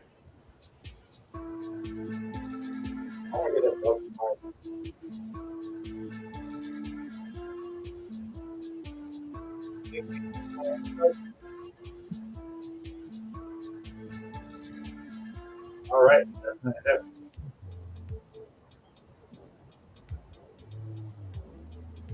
So you flip around with the wings, slapping them. The tail comes metering down. Now, the damage is going to be times 2. So roll me 4 d20, please. Ooh, And it's 2 of 50 damage, plus what you roll. ooh, this is gonna be huge. Well, technically, it's a flip, so let's just say All right. 60 Let's see what we damage. got. We have a 9, a 13, and two 18s.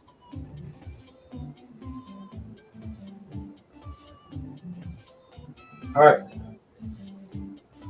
You drop it down to double health. It's slightly under 200 health now, a little above the 180s, 187. Mm. He did a slam attack, slamming its mouth down, biting its own tongue off. Blood swirling everywhere. Taking 100 damage. Screeching in pain. Now it's under 100 health. Not dead yet.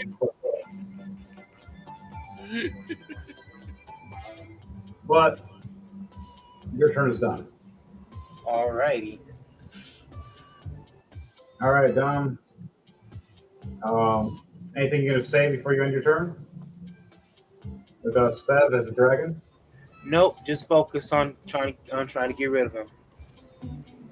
All right. Devontae TJ Thunderbase for Valmir Nighthammer. Alrighty, I'm still concentrating on keeping that one guy there gone. You're so lucky. He was actually one of the tough ones I was gonna mess you guys up with. I was surprised it was him. I was like, crap. So. Oh, nat 20 plus 6 on a Ray of Frost against E3. All right. You make a giant ice shield right in front of him where that giant chandelier slammed, making like a giant ice sheet in front of him. And you hit him. It's like ice Well, smash. it's a ray. It's a Ray of Frost. When you hit him, it just makes a hit. It does like a layer of ice on him, but it turns like a sheet in front of him a little bit. Makes it so he can't get out as fast. It's harder for him to move forward.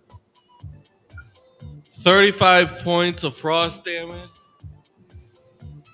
All right, it's doubled because he does not like cold. 4 points of lightning damage. So it'll be 70 points plus 4 points, so 74 points of damage altogether. As he's like, did you just freeze me and then shock me? You have this ring to thank for that.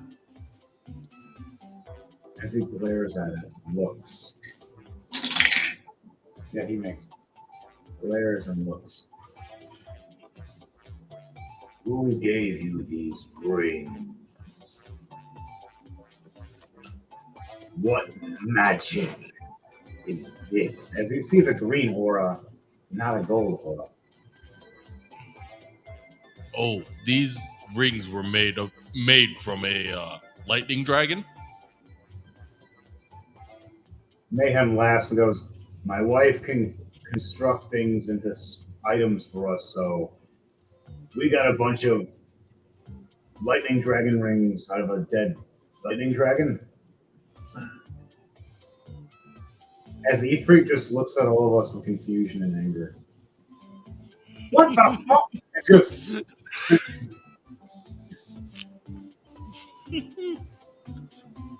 You mortals make no sense!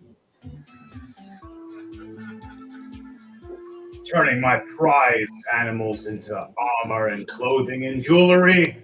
25 to hit. What monster thing is this? You get the reference, fuck you.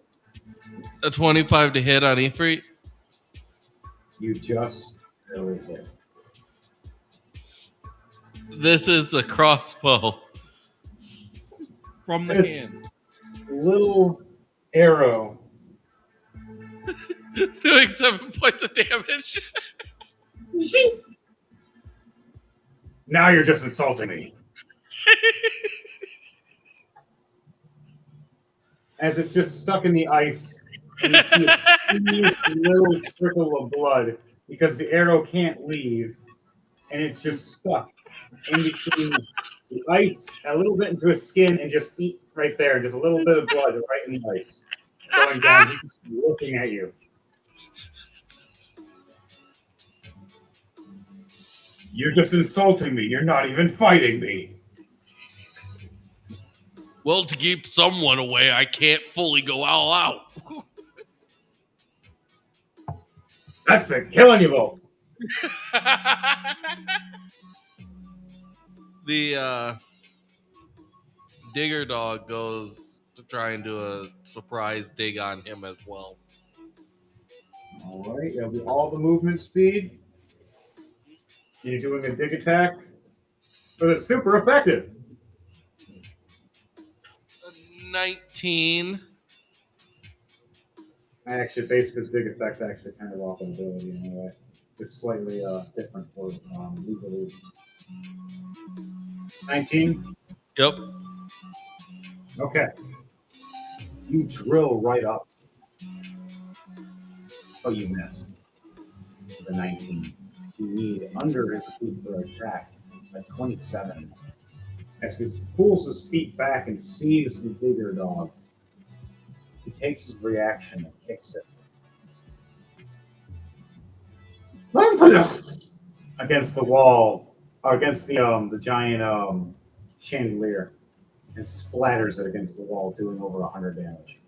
Yeah, it just hits and goes poof.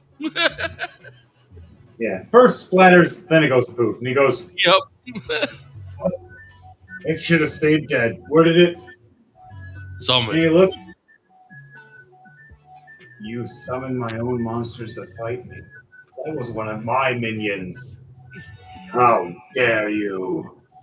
They dig for me, not you. You really pissed off. Is there anybody even more worse than you? Mayhem's like, Edward Knight. Fuck was that?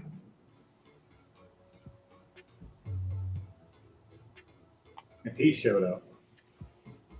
Roll a 2d20 for me, Devontae, Two and then 15s. roll. I literally just did 2 15s. Wow, damn, you're getting criticals like crazy. Roll a d100 as well for chance percentage. Now that's a negative or a positive depending on which rolls. I honestly think it's because I'm trying new dice this time. New dice got new luck. I don't ever use. Oh! Oh! And here's the nat one! Oh! This D100 does not like me. It's just going to how I had it set up actually the opposite, so it worked for you out in your favor. You roll the two 15s, which goes above the score, and then being critical on top of it, then rolling in that one or D100. But I needed it as a percentage score of would it actually make your character likely to come out, yes or no.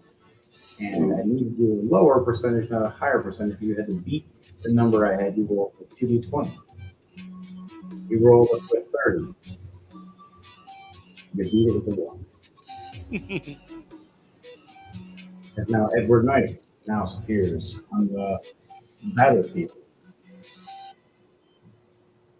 Now, is this going to be Edward Knight, the original, or Edward Knight, the old man from the future with the Phoenix Sword? I'm gonna have this. I'm gonna have this be level 20 Edward Knight. Because because this is 1 year later. He kind of get into it himself. But I will use a replacement character for now. I'm not digging through characters. I have a sweet looking guy. I will show you. He's all red. Ooh, nice. Now, where would you like him placed on the field? I'll have him pop up just at the top of the steps.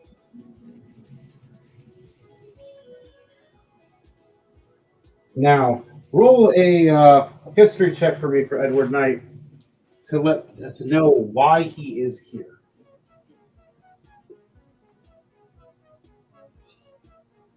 9 plus 2, 11. All right, so for your character, Valmir has no idea. But in all reality, for your character, Oh, he was on. you said for Edward. That was Edward's role. Oh no, it was for Valmir. Oh, for Val here. Okay. He was looking and seeing Edward Knight appearing.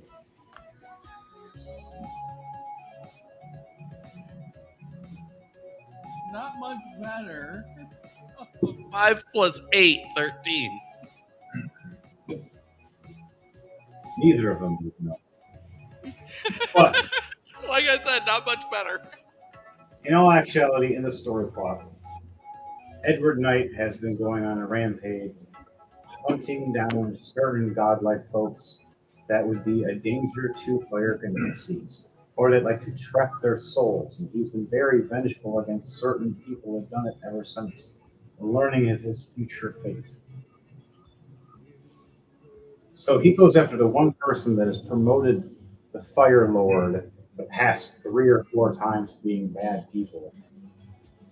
And the person that promotes him is Ifrit himself.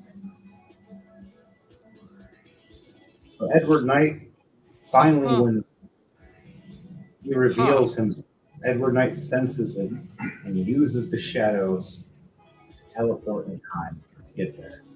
Your nat 1 technically being reversed to a nat 100 in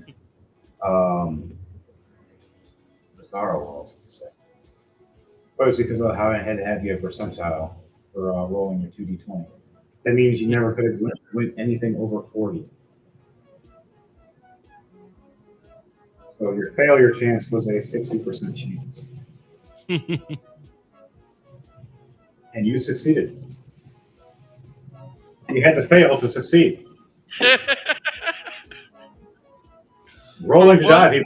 For once, the D100 Nat 1 finally came in use.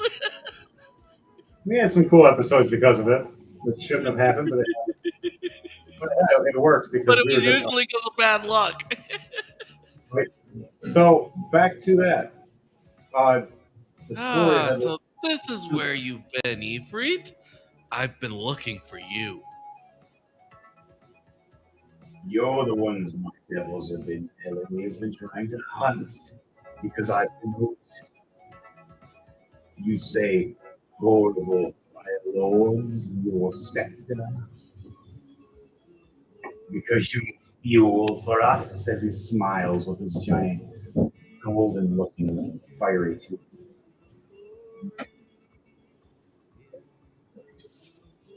Oh, I forgot all about this, change.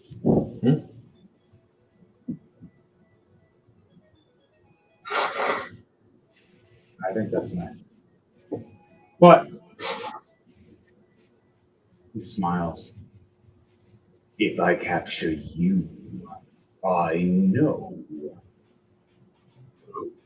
it'll fuel me for years. And you'll be a tasty treat. Or I can make you a great minion. He smiles. I can split you in many and make you many little minions. I'll call you Hachax. Hey, flexing, bro. Yeah.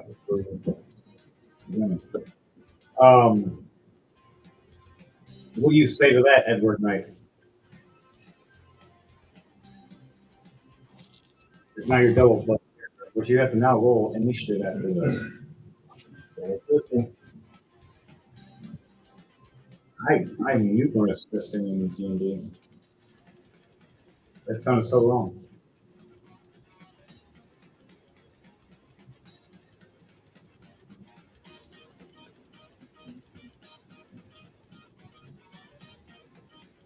All right, DJ Thunderbase, what does Edward Knight say after this Ifrit threatens him and saying what he's going to do to him and his people?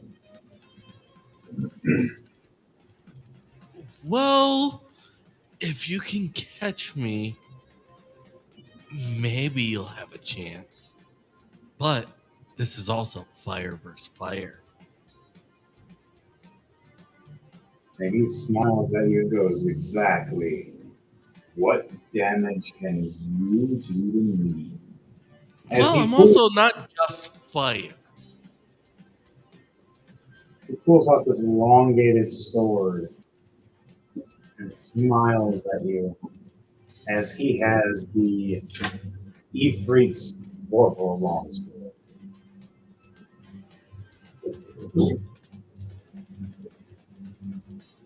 And if he hits a 19 down, or 19 and up, he can hit you with it and go and choppy choppy.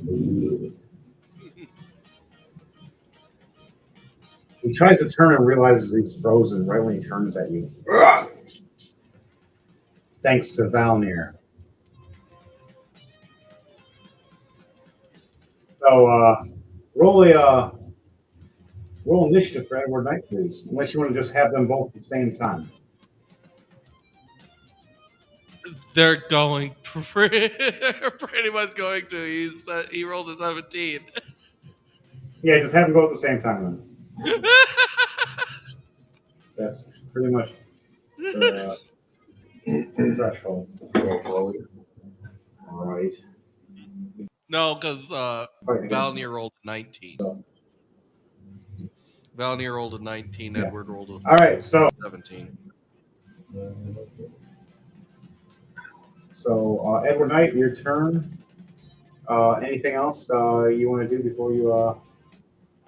This is going to take most of your turn as we're having Edward Knight. Have him make a con save real quick. Which person? Ifrit? He has disadvantage right now. 6 plus 6, so 12.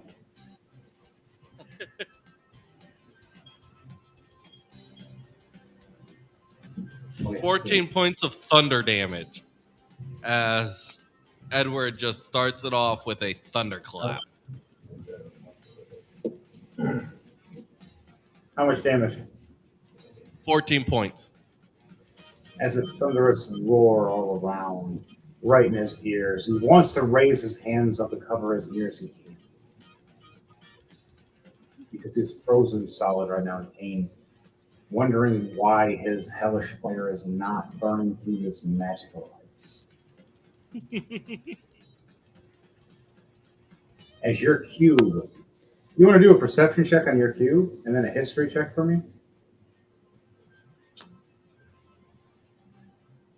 16 plus 1, 17 for the perception. Ooh, ooh. Double nat 1 for the history, so a 9. Still counts as critical. It's the only thing I'll save you. So this is what happens. You look down at your crystal, and you see these runes you never noticed before glowing.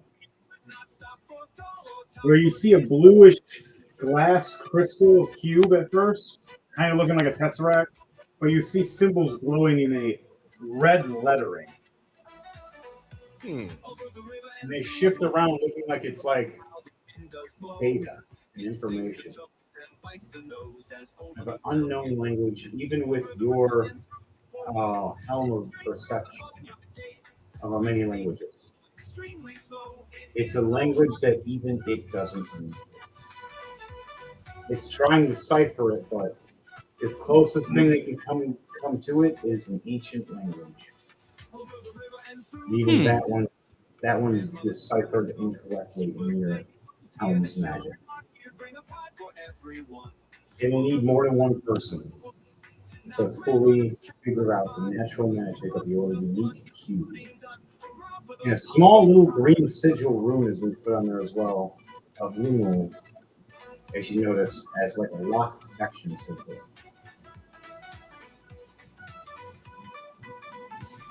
You did a little work on your stuff when you were down one day when you were half dead. Kind of souped everybody up secretly. She likes to do. Looks like Luno really hooked me up this time.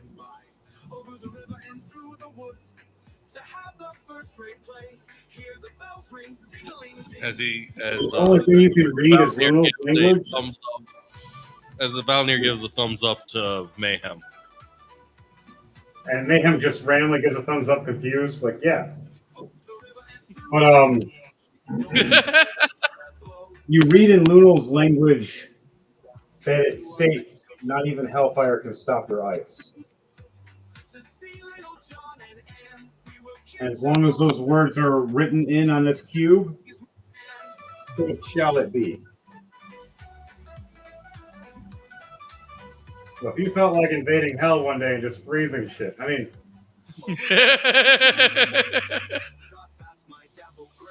And the ability with shaped water means I can make it as big as I want. if the only fall you have is the 9th level because it's already frozen there, and it's actually a disadvantage for you and everything. Then you do not want to put extra ice on everything. Yeah, most I would do is more like expansion wise spreading it out. Yeah, just making it a big shield, or like Hmm. it just solidified as a solid. So back to it though. Your turn is done with your characters for now, because you're gonna get a Hmm. double turn next. Zenta, it is now your turn. The medical weapon is just gonna swing at the closest person next to him. Possibly, if there's anything alive. It's the big giant monster. Big ass arms. Yeah, but he's easier to hit. 25 to hit. You hit. You need a 22 to hit him. For Ifrit, you need a 25 and up. 12 points of damage. I want you to other radiant. Yes, Radiant Healing. Week 2, it is 4 double. points. He And screeches. then so just gonna rub a ring on his hand real quick. And he's gonna turn invisible. Zenta turns invisible. No one knows where he is now. And that's my turn. Speaking of going invisible. Can't control, you can't see, motherfucker. Right? That is true. And he's distracted right now in a conversation between Valnir and Edward Knight, talking shit to both of them. From one's fire and one's ice.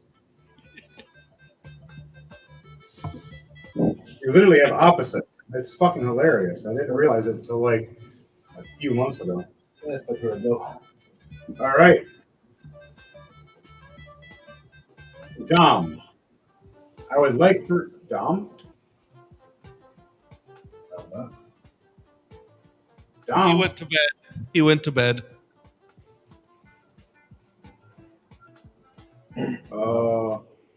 Dark Trooper says hooray at one point.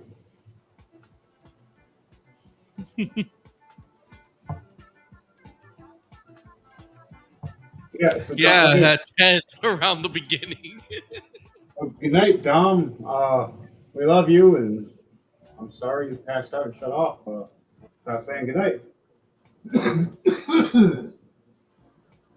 Thank you for the epicness of Dragon. I had the stats anyways.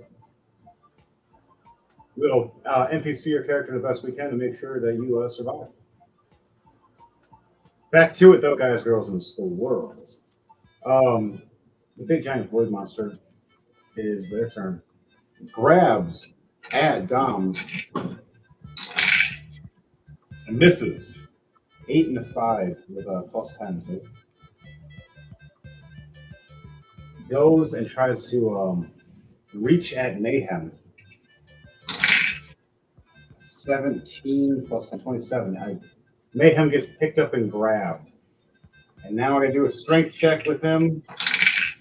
Who got a 18? I got a nat 20 and an 18. He got a 16 and a 4. Okay, I beat him. I just barely get out of being my chest crushed in. Okay, his turn is done. Now it's E3. E3 is going to try to break out of the ice. 2 nat 1s. Devontae, you're not the only one rolling double nat 1s right now tonight. I literally just rolled double nat 1s. E3 is solid and pissed. He can't even do a Hades and exploding fire right now. He's just stuck. Even his fiery dew is crisp and frozen right now. You see a piece break off. He's pissed. Not the same. His turn is done. He's back to the top. Mayhem is going to go and attack.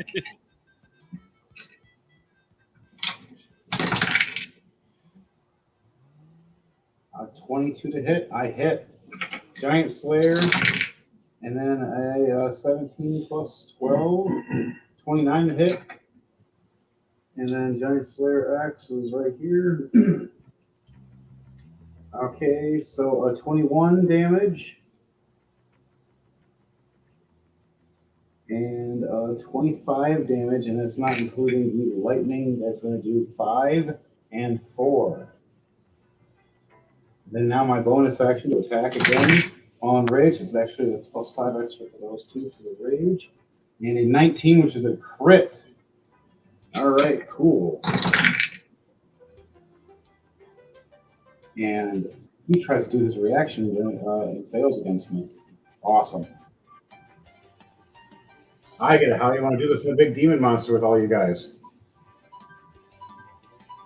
I jump right up in midair. Do you guys want to do a team effort to take out this big monster?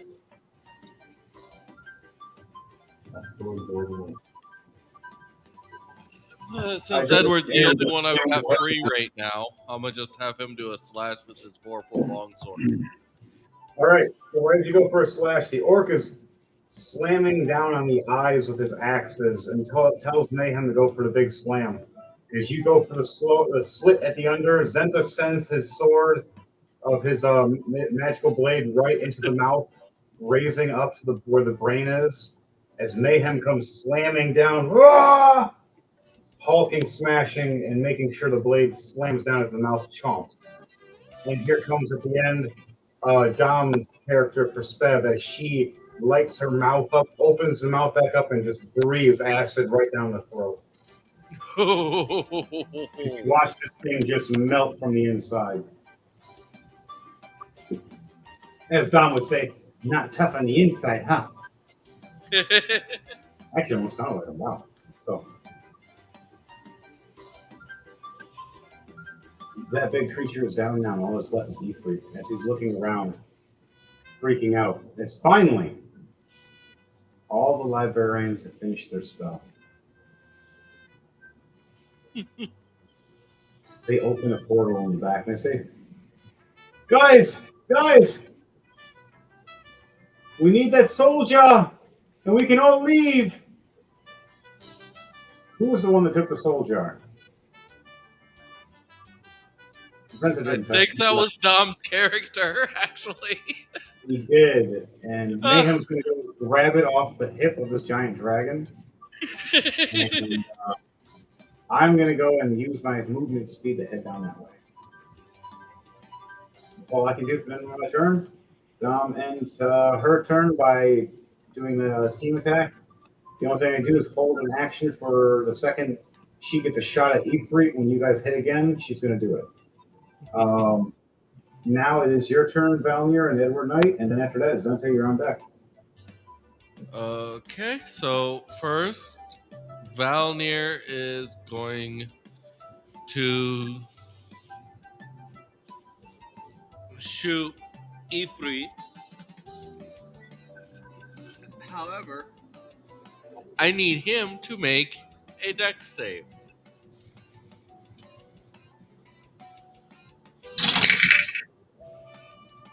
A 15 plus 2 is 17. He got lucky. Because it was an acid splash. He got lucky. All right. What's the next thing you're going to do? So next is the hand. Well, first I'm going to see if if the second hand will come back. All right. A 17, finally. So now you have both hands at the ready to fight.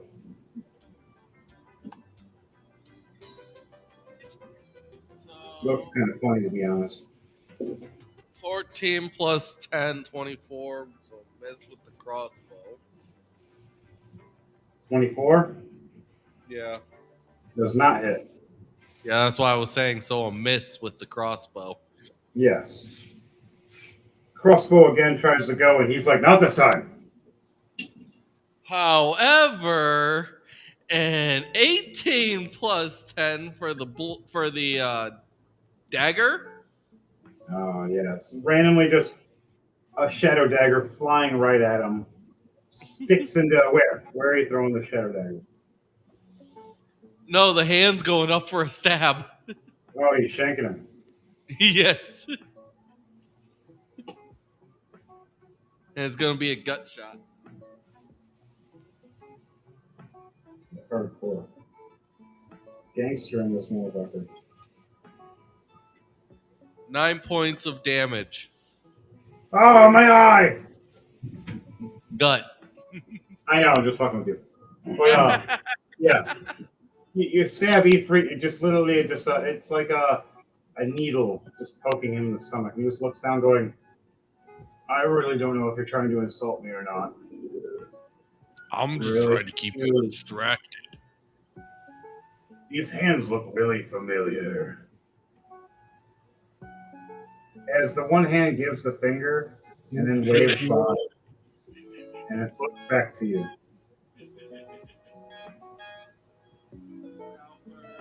As I don't get my chance of opportunity to attack, as I am frozen for this turn until next turn.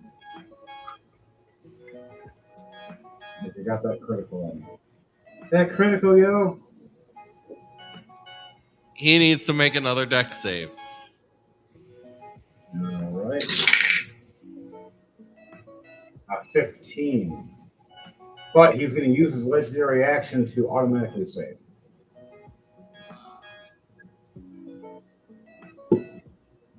Legendary actions, dick moves. You're fighting a big boss. A little different. He's so lucky because I was about to hit him with Dragon's Breath. Fire would have helped him though. Oh no, the Dragon's Breath that I chose for Edward was acid. Oh, that was not.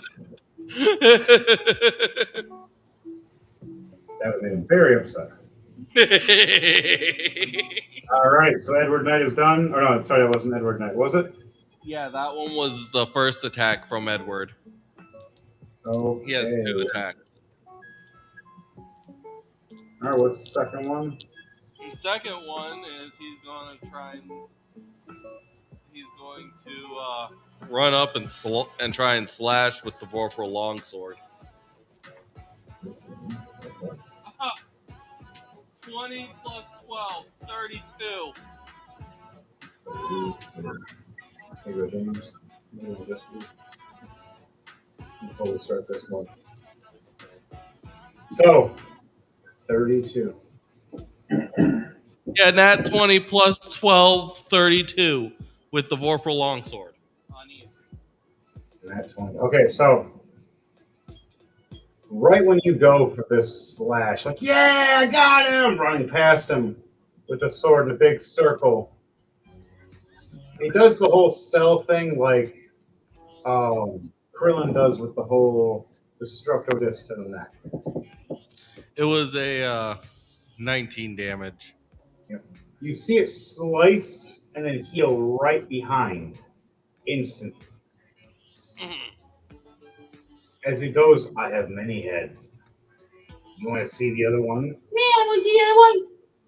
The hell was that? I mean, yeah.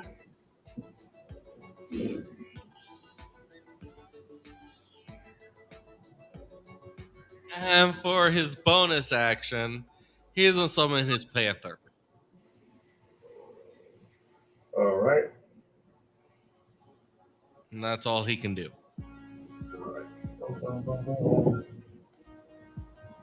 Okay, so you still got Valnir? No, Valnir was first, then I did Edward. Oh, wow, that was awkward. Zenta, it's now your turn, my friend. As Ifrit is freaking out and doesn't know where the hell everybody is, he is distracted by Edward Knight and by Valnir, and he's being attacked from all fronts. I just look at him. I raise my hand. And I just cast harm on him. He has to make a Constitution saving throw. A 9. That'd be 19. Okay. I had to take disadvantage because of everything that's happening. He takes 51 points of damage, and his max health is also reduced by 51 points.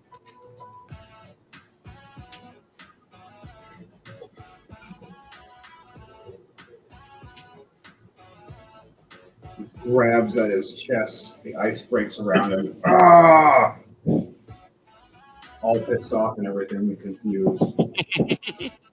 I'm a miserable son bitch. How does it look for the harm? Like, is it veins all around his body for them, or how do you explain You it? see his like veins just start like bulging off and everything, but it's like all black and icky and stuff and all that. And Like it looks like poison. necrotic fucking energies pulsing through his body. This necrotic looking purplish reddish aura starts seeping through the veins of him as you see him scream and bleed.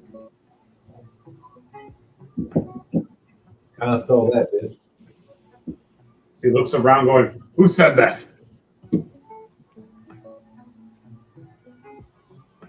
All right, you still got your sword?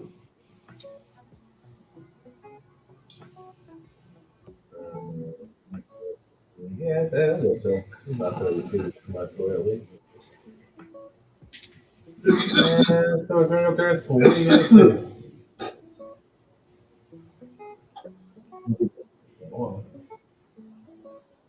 Rolling. Meh, 14. No, complete ones. He just swung and chunk off some ice.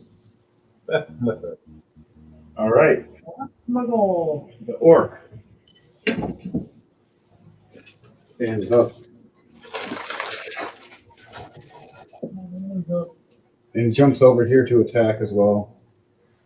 To help out. The girl with the crossbow attacks and fires from over here. Fire's gone now.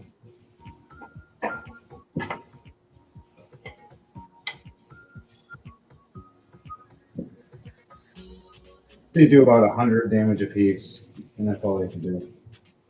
Their turn's done though. Ifrit finally breaks from his ice. His legendary action. Shatters and turns and moves and swings his sword right at Edward Knight.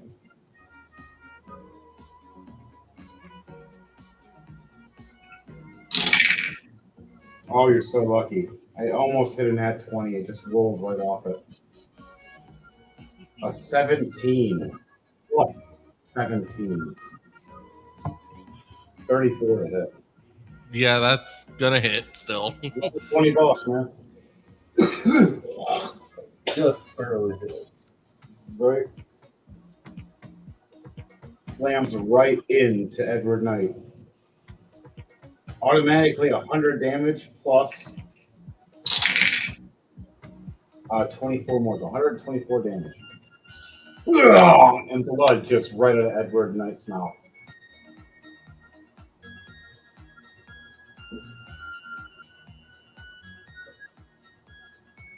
I told you I'll swat you all like flies as he swings his sword at you, Valmir.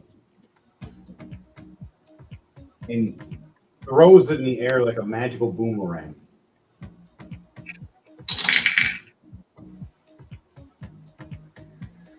The first misses you, but the second comes back when the comeback hits you.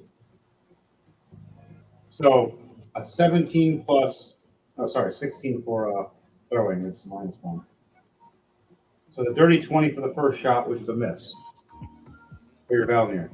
But for the second shot, it is a 16 plus 16 at 34. He hits you with the second with the comeback with the blade. But it's only 50 damage plus D20 for him.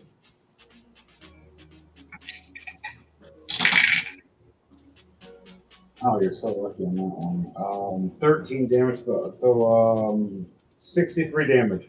to Valmir. But are you raging right now? No, he's been focusing. Remember? Oh, you're And right. he's not even up in the area right now. He's still at the bottom of the stairs. So how is he hitting with the sword?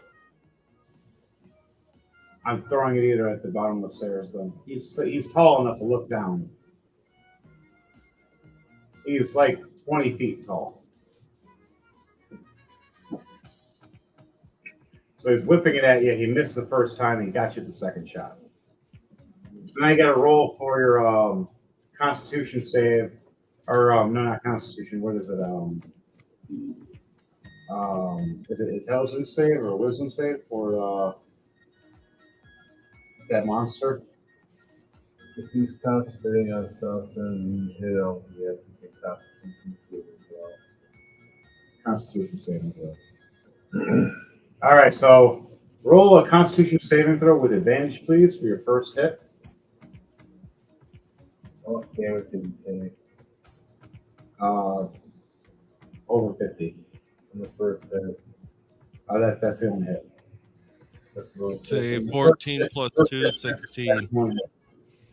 Alright, so All right, you succeed. no, he did not. No, he didn't. So what it is Constitution saving throw. Yeah. Is it that you have to beat? So if it's square, it's half the damage, or 10, whatever.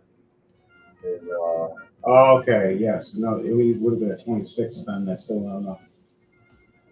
So it's a fail, only because it's so high of damage because you're facing a level 20 legendary boss.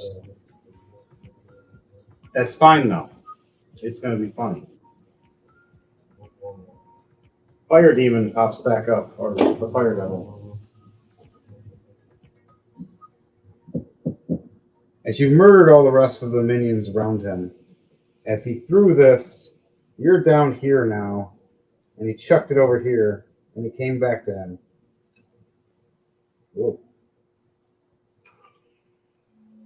The fire demon comes back. Yes, I'm free! I'm back! Ifrit looks over. Oh, lunch. What the hell you mean lunch? Oh, God! And Ifrit grabs him, picks him up, and just bites his head right off. He just starts chewing on him in front of everybody. Gaining his health back. 300 health. Not as much as he took already, but it's still a lot of health. He is going to be a doozy to kill. If you're trying to kill him. How many more turns did I have left? 5. You went halfway. Oh, I was halfway. But at least you don't have to worry about this demon because it comes back like, yes, yes, my lord, what do you need? I need subsistence. Like what? You'll do just fine. Yeah, I'll do. What do you mean? I'll just do. Oh my God! Well, you got a promotion. You are now nutrition. I don't want to be part of nutrition. There's a horrible. Was this guy a vegan?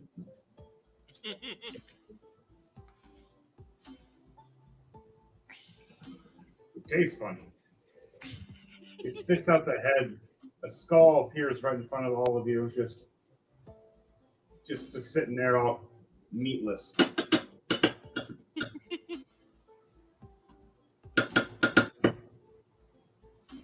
Okay. Ifrit used his turn to heal himself and eat. His turn is over. Back to the top, Mayhem. He was just over here, now he's over here. Damn it! Why is everybody can fly but me? As I start running.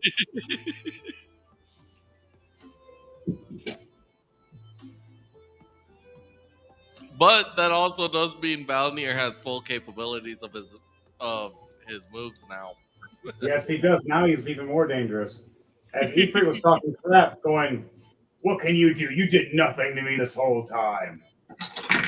You do realize I was spending majority of my time concentrating on keeping that guy away. Wait, What? Now I have full abilities. And you were talking trash? Even Mayhem laughs, going, "You know you're fucked, right? I'm the goddamn devil. What can you do to me?" As Valnir uses his action or reaction. Yeah, reaction. Yes, you can do your reaction. What is it? I am going to have everyone make a deck save. Everyone needs to make a deck save? You're making everyone, aren't you? Within 10 feet wide, 10 feet tall. By the camera, by the microphone, I can't hear you. If you are within 10 feet wide, 10 feet tall, and 30 feet long, you need to make a deck save.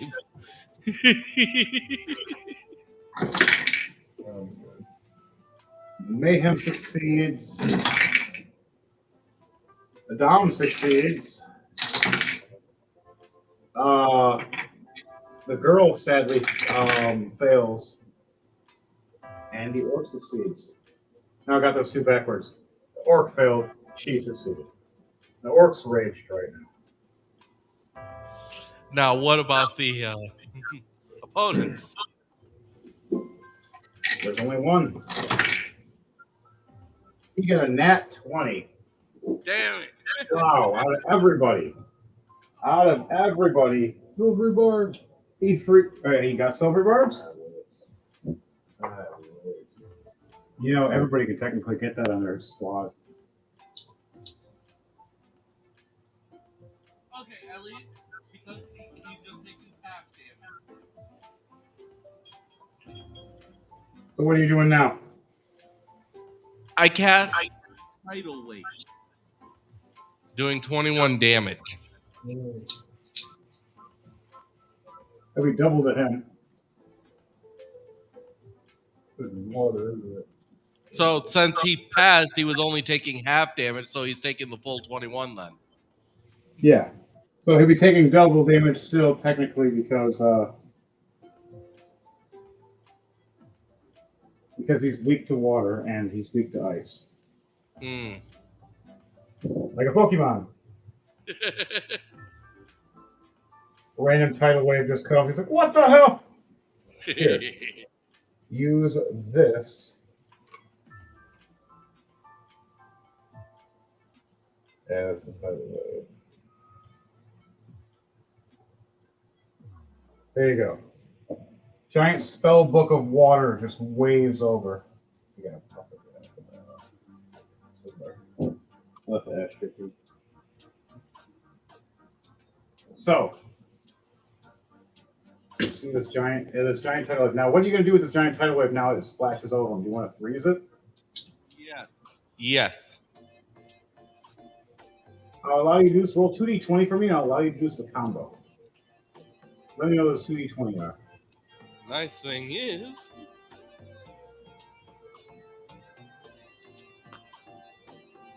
a 16 and a 13.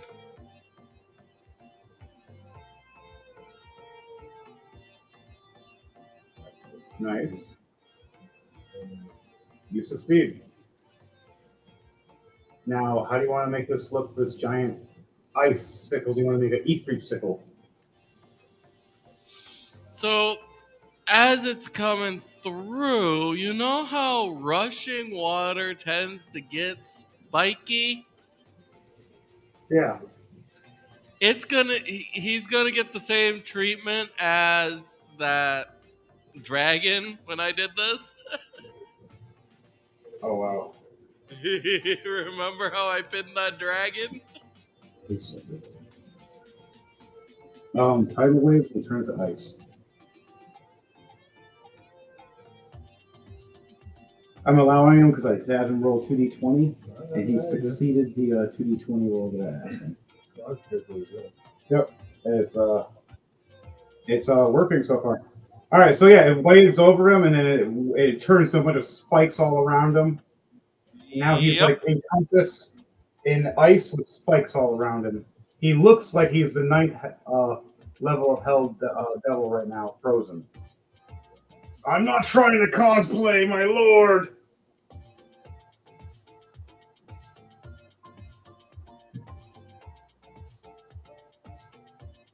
As Mayhem starts laughing and buckling out, hey, you look at this guy I met one time when I was in hell. As you hear Ifrit go, you're the one he talks about he had a conversation with for years. Yeah, we played chess. And then we started playing D&D because we got bored of chess. We use the chess pieces as D&D characters after a while and we started sketching them. And they all just look over going like, you played D&D with the devil. Long story. Why? Well, Soul, I won. How'd that work out? Well, I'm the DM. And they go, oh.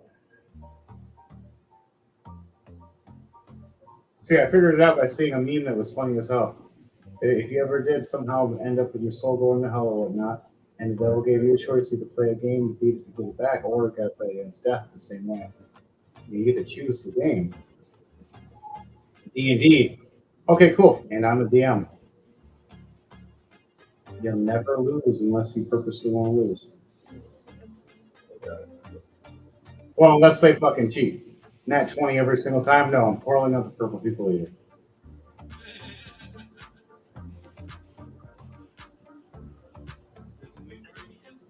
That is meant for if you cheat, it eats. No cheating. But back to it, guys, girls, and squirrels. So, he's now covered in ice. He has spikes all over him. He took significant damage. We'll say altogether 200 ice spike damage.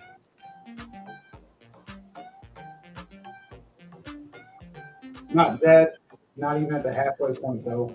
Hurt and pissed off, but he's mad as hell more because the health he just gained back, he just lost again. All that work for nothing! I just punched one of my minions for nothing!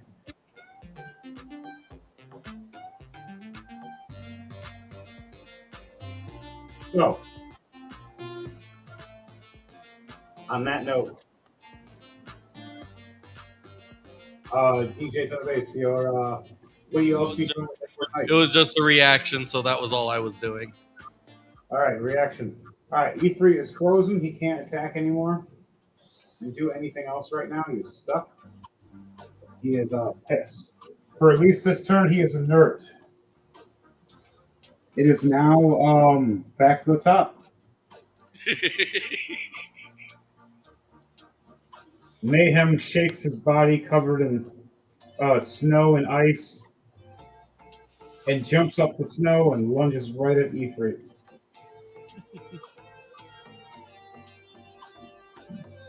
There you go.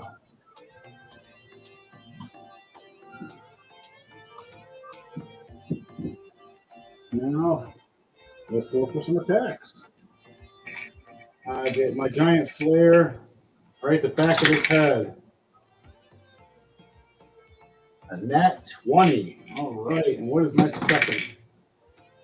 A 16 plus 12, 28. So I hit with both hits.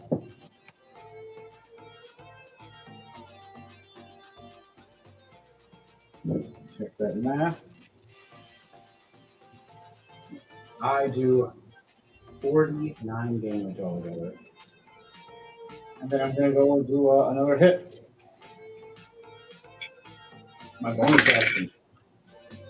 Another nat 20, double damage. Oh yeah, I forgot it was double damage for the other one too, so it's 100 and something damage. Damage for that.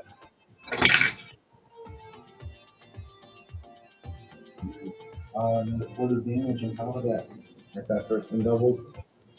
So altogether, 143 damage.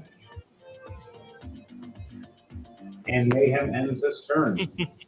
It is now back to Valmir, Edward Knight, and then Zenta. So, Valor and Edward Knight, what are you two doing as a tag team of water and fire, or ice and fire? What about Spev? Isn't Oh yeah, you're right. I'm wrong. Holy shit balls! We got a goddamn dragon. Oh, all right, Spud. You got dragon eyes. I'm gonna use those. That's a bad idea. A two and a one. Uh, Speb doesn't do anything for this turn for that, and bonus action, a four. Okay, never mind. Um, Speb looks pretty.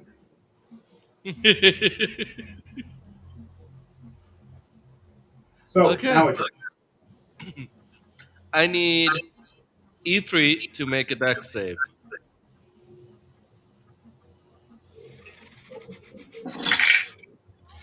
a six. 6 plus 6, so 12. He is taking 27 points of lightning damage from a third level lightning bolt. Nice, nice. Make another deck save. Uh, a 3 plus 6, or 9. But I'm going to use my last legendary reaction to counter that. Yeah, it was a dragon breath with 14 points of frost damage. He did it again to you. Promise I didn't even know it was going to happen.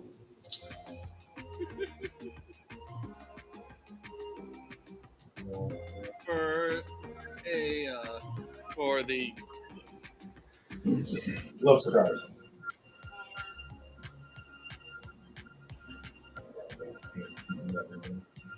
Cool. So, for the bonus action, yeah. I need him to make a Constitution save.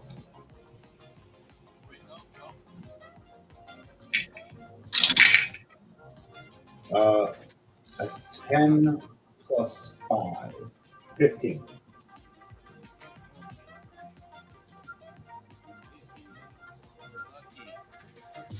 So lucky. I was about to hit him with poison spray. It's a 15, wasn't it? He had to beat a 14. Oh, damn. So,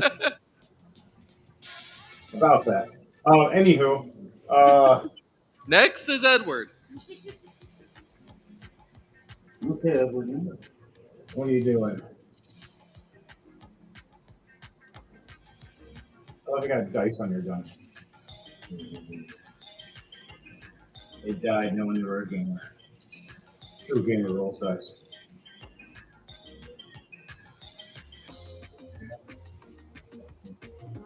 I have one question on Edward's side. Is there anything that is keeping E3 here? Like a sigil or something that is keeping E3 here? Yes, the building itself, there are numerous rooms that are holding him, and the librarians are trying to break them right now to get him out of here. Okay, I am They're going almost succeeding. to They're send my unseen servant to help with that. okay. This little unseen servant pops up. Poof! And you just send it on your way to them. Now, what does it look like, your unseen servant? It might be unseen, but in all aspects, invisible or not, what would it look like? Well, it's shapeless. It doesn't have a shape. It's just It's like a blob. It's like a okay. little Well, blob. I got an invisible character. I'll throw over there. That'll work. So he goes Yeah, down to that's like it's like a blob of energy, pretty much. okay. Hmm. So it's like those one creatures from that one movie that you're talking about. Oh, that was a freaky deaky. Hmm. Okay. Yeah. Send that. It scares the hell out of them when it starts helping, and they realize what it is. So on that note, What are you doing else with your hands? And you got your panther. No, it's you. Come on.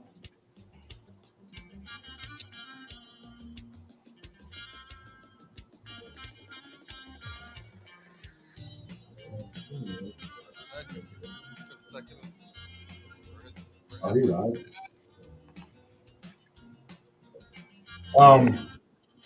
16 plus So 8, 24 miss. Oh, wait, no. you missed. 19 plus 8. I misread that other one.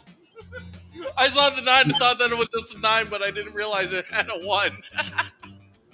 You hit, and on top of that, It's a crit as well because Edward's a fighter. yep. So you're going up and hitting Ifrit with Edward.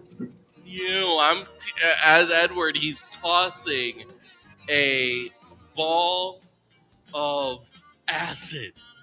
Or no, I'm gonna have him toss a ball of acid on this one. He has the ability with chromatic orb as a wizard. He has the ability to create an orb of acid, cold, fire, lightning, poison, or thunder. And I'm choosing acid. I heard half of that. So with chromatic orb, he has the ability to choose from acid, cold, of launching a ball of either acid, cold, fire, lightning, poison, or thunder energy. Okay. And I'm choosing acid. All right, do it to it. 30 points of damage. Acid damage to E3. Acid. All right, acid damage it is.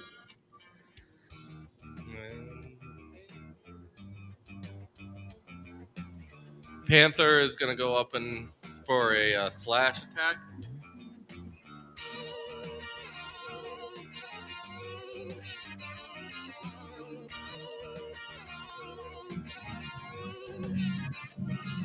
I rolled 2 nat 20s. Wow. All right, Panther really goes for some crits. Like that was, I'm actually in shock. It's like I literally just watched these two dice hit each other and then roll perfectly to nat 20s.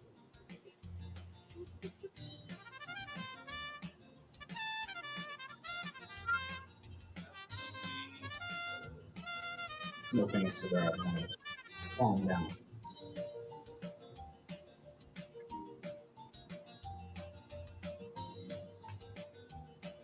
So, how much damage did I roll?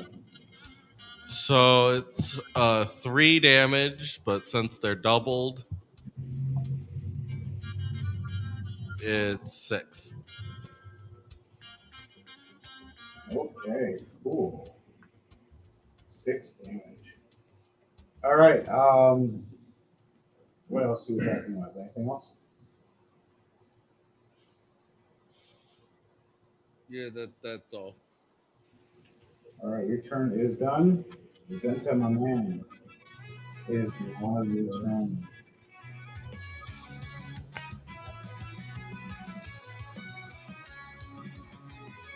I.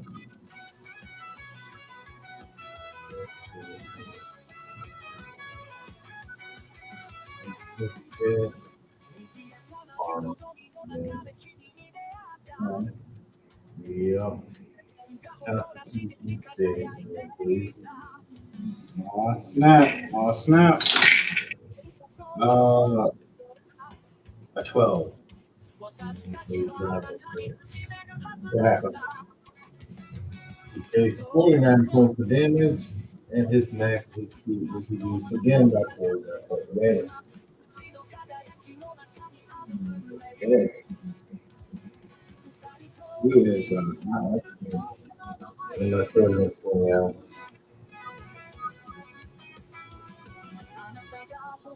How much you doing with the sword? Nothing. My turn, William. Okay. Since this turn's done, Efreet finally I will get this turn in a second after the orc attacks. 18 to 17, both with 13s. Oh yeah. And Efreet fails both his attacks for her, for her magic abilities. Level 15s for the orc again for his bonus attack. The orc does 53 damage altogether, and the mage girl, the crossbow, does 41 damage.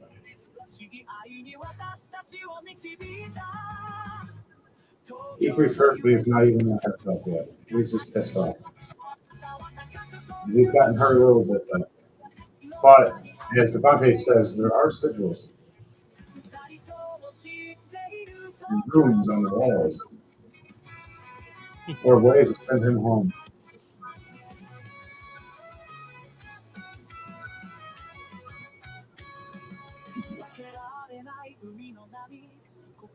Okay, so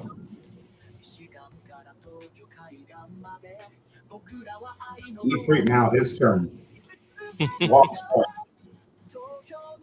breaks the ice off again. You stop freezing me! As he rolls an 18 plus 10. Breaks, smashes, and destroys this ice everywhere. Scaring the fuck out of a lot of people. Be right back. Alright. As that happens,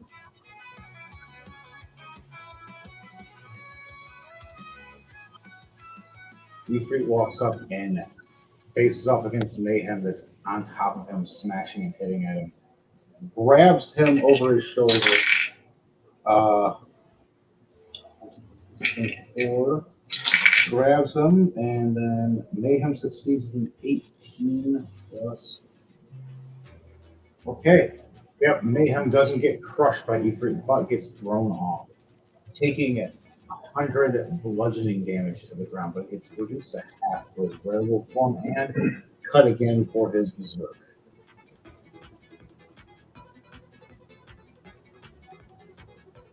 But I'm in constant rage.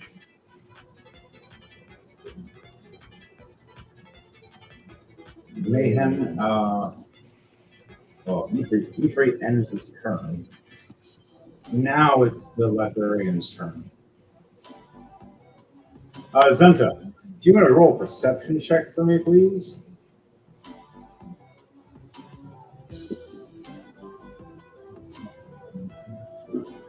And then, after you roll a perception check, I want you to roll a 31 history check for me to see if you remember. Or, you have really bad history, don't you? Yeah. Yeah, really bad memory. So, you look around and see sigils glowing, and you notice that from them, they're attacking the red ones. Turn off the red ones. Now, in your memories, that it would have said each one of them there would have been like a hell wound warden, but you don't remember because you rolled a 4. You have to roll one more time for advantage. You don't have any more guidance. All right, so nonetheless, you notice that there's only with your high perception check, there's only a few left. 3 per se. After they shut off several. They did most of the work. They just need us to shut off the last few with a D spell or something else to make it so he goes right back to his legs.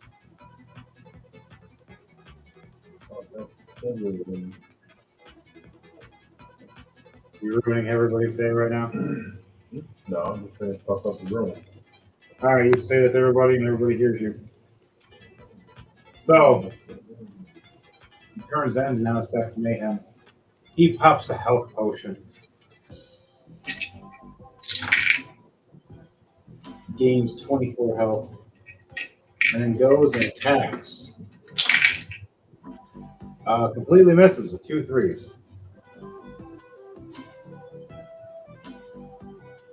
So his turn is done. Thought it was going to be cool. Bev, time for her. A 17 and a 19. Both plus 15, she hits. She hits with the Dragon Acid Flame Breath. And then right after she does that, she does a claw attack.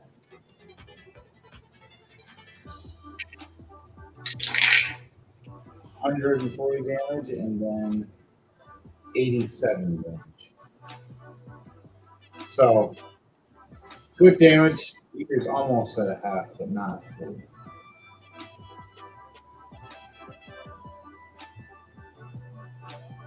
Pretty pissed off. DJ Thunderface, it's your turn. There are 4 sigils. All right. First, I got to do Edwards. Or, I mean, not Edwards, Valier's.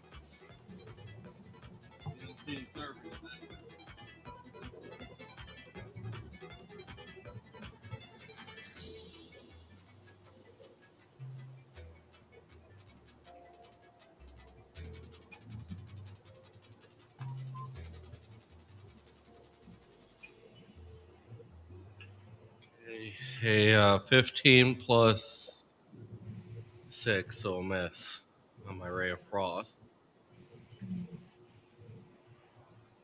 Okay. Definitely a miss. And a 16 plus 6, so another miss on the Ray of Frost. Damn, dude. 2 in a row. That's not I'm going to good. have him make a deck save, though.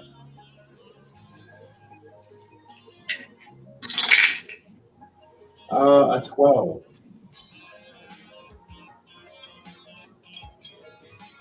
$11 points of acid damage from Acid Splash.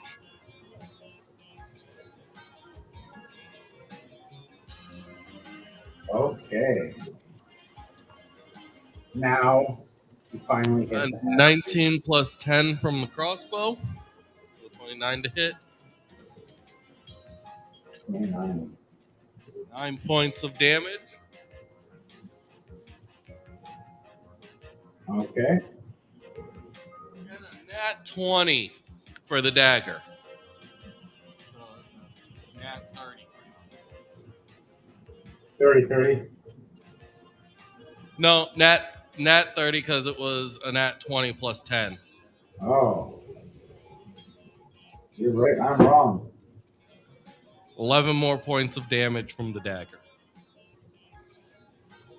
Oh, yes. And 1 point of damage from lightning from the acid splash connecting. Okay. He does not like you right now. No. He's very pissed off. Now for Edward. I forgot all about that.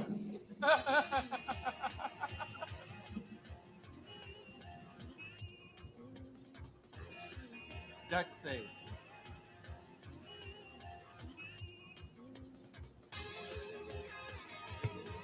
I need him to make a dexterity save. All right, give me 1 second.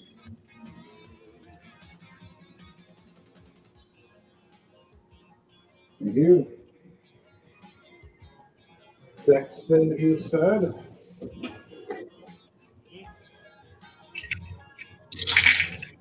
A 7 plus 3, a 10. Finally!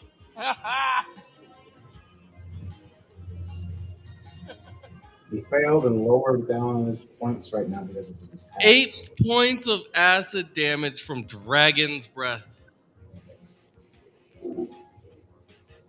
Acid. These screens.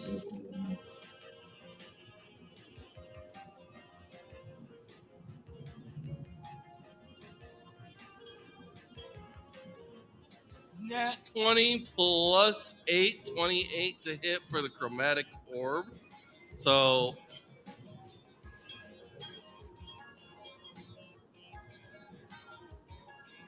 36 more points of acid damage from an acid ball now come flying at him. So big damage, but it's not enough to do anything to him. He looks back just in rage, covered in this acidic burn. And the Vorpal Longsword misses with a 19.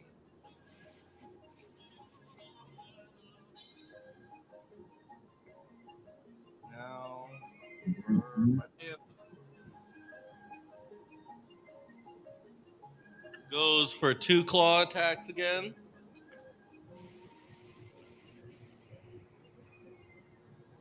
An 18 plus 4, and a 9 plus 4. So both misses.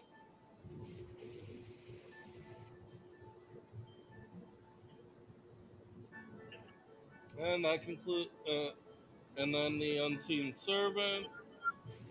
What do I have to roll to work on those sigils? You have to either counterspell or attack them until they're broken and scarred, or they're not connected looking to be that word anymore. Okay, so 12 plus 4, With what kind 16. of attack? It's just doing like a it's trying to disrupt the sigil itself by like erasing parts of it, making it where Okay. it's not a complete sigil. All right, so hit against it. How much damage are you doing?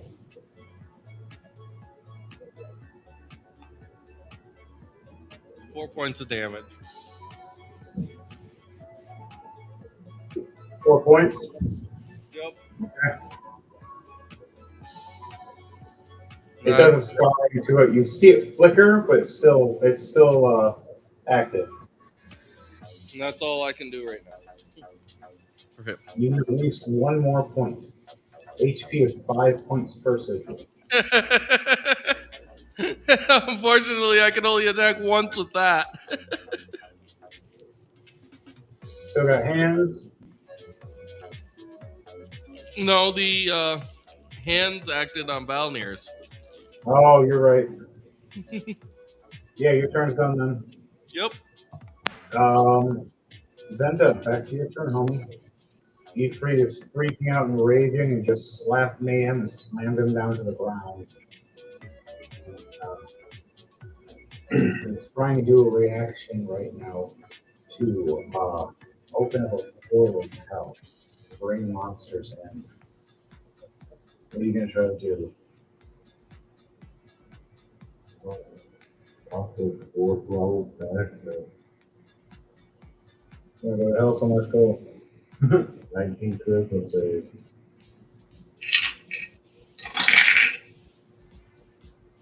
So lucky he has disadvantage right now. He rolled a nat 20 and a 12, but he has to take a 12. He takes the 12, and he looks over as he opens the portal laughing, ha ha ha! I'm going to bring in my minions, and I'm going to, as the flames start reaching at him, wait, no, no!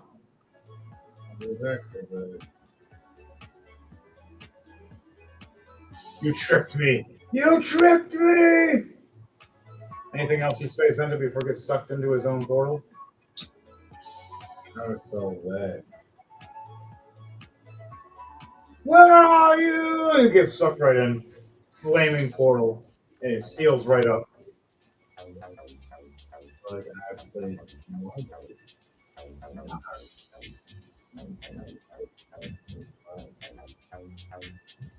They should take those kind of cars and modernize them. So, on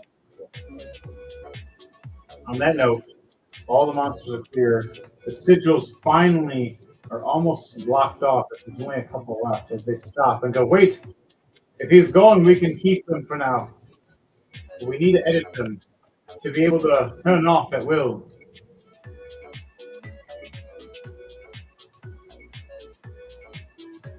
As the librarians walk up to all of you and thank you all for this protection. Anything you guys say?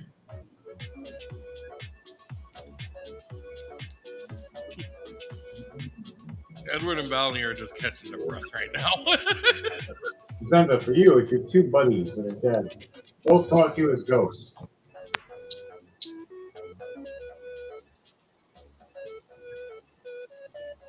Would you finally be free, my friend? Or we can be resurrected, either one. The one's like, fuck that, I want to go away.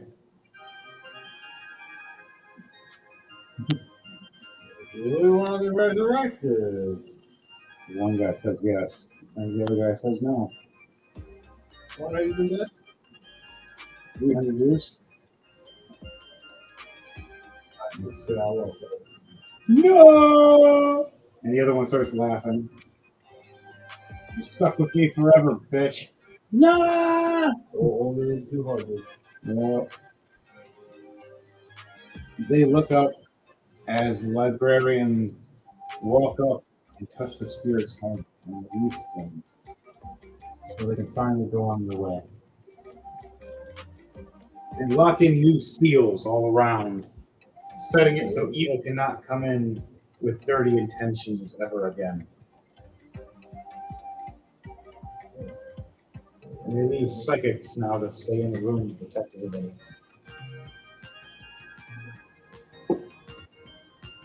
Occasionally scanning people to just make sure you're not doing something wrong. Edward has his unseen servant return. Mayhem reverts back into his human form. The orc, Dark Lycan, says, all right, my friend, I'm going to go for a while. Thank you. I'll come back for some more war. I got some more missions for you and your friends into here. Gave me inspiration on planting more my little buddies. As he looks on his shoulder and see a bunch of mushrooms growing on his back. I'm gonna make a bunch for my own war. You guys are welcome to join one day. But bring the teeth, all the teeth.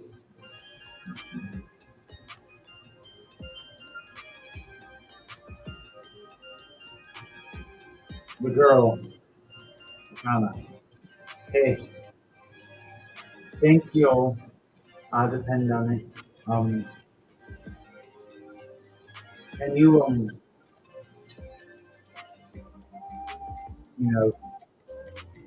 respect her?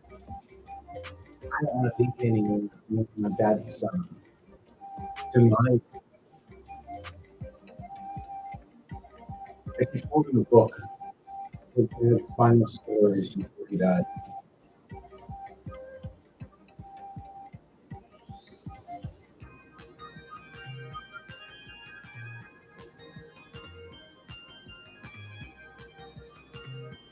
You guys want to all head out? Sure. As they look over and say, you guys can walk in the purple circle, or you can have them to take them on. All the undead that are outside this door, and no problem for us. We have final communication that's bad. And it's like that we have power to allow that, and at least people.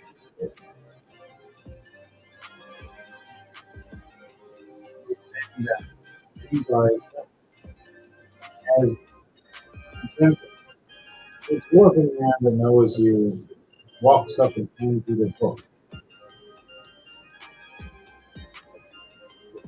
You control Very sacred. All the information. I got a spare, a night one. It's nicer looking, looks more dwarvish. This one though looks more elvish. You know, my friend was an apprentice and started with me did the original cover. You're an elf, more suitable for you. You wanna look at the cover and inspect it for a minute and know what kind of book it is before you explore its funny stuff? Okay, well, All right, do an investigation check for me, and I'll tell you what all you see. You get advantage, by the way.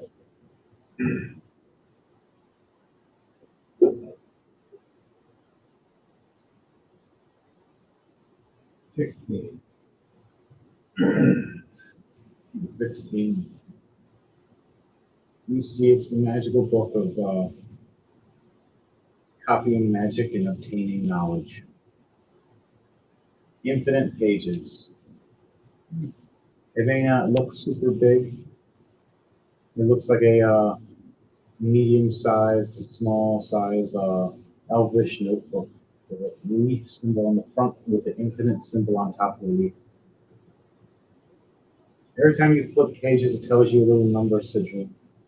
And you can also just tap that sigil to make a different number page to choose. If you want to go back, or up to a different number.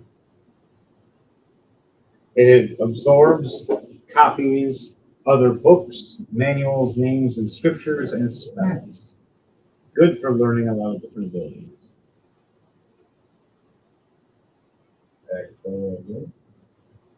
All right. You take that, and your friends have a passing along the way and finally reach their resting place. The librarian lady goes back to her duties, locking everything in place. As you look and see, she's slightly aged. At least it looks like maybe 10 years since you saw her a minute ago. She says, "Don't worry, darling. I'm going to age a little more and then look young again for a little bit. It'll bounce back and forth. I'm going to scare the hell out of any guy I have fun with later. Old lady, hot lady, old lady, hot lady. Want to try me out?" He smiles and winks at you. Wow, wow. As the dwarf laughs and goes, "I've been trying to get with her for years. Don't worry. Santa, no one can get with her."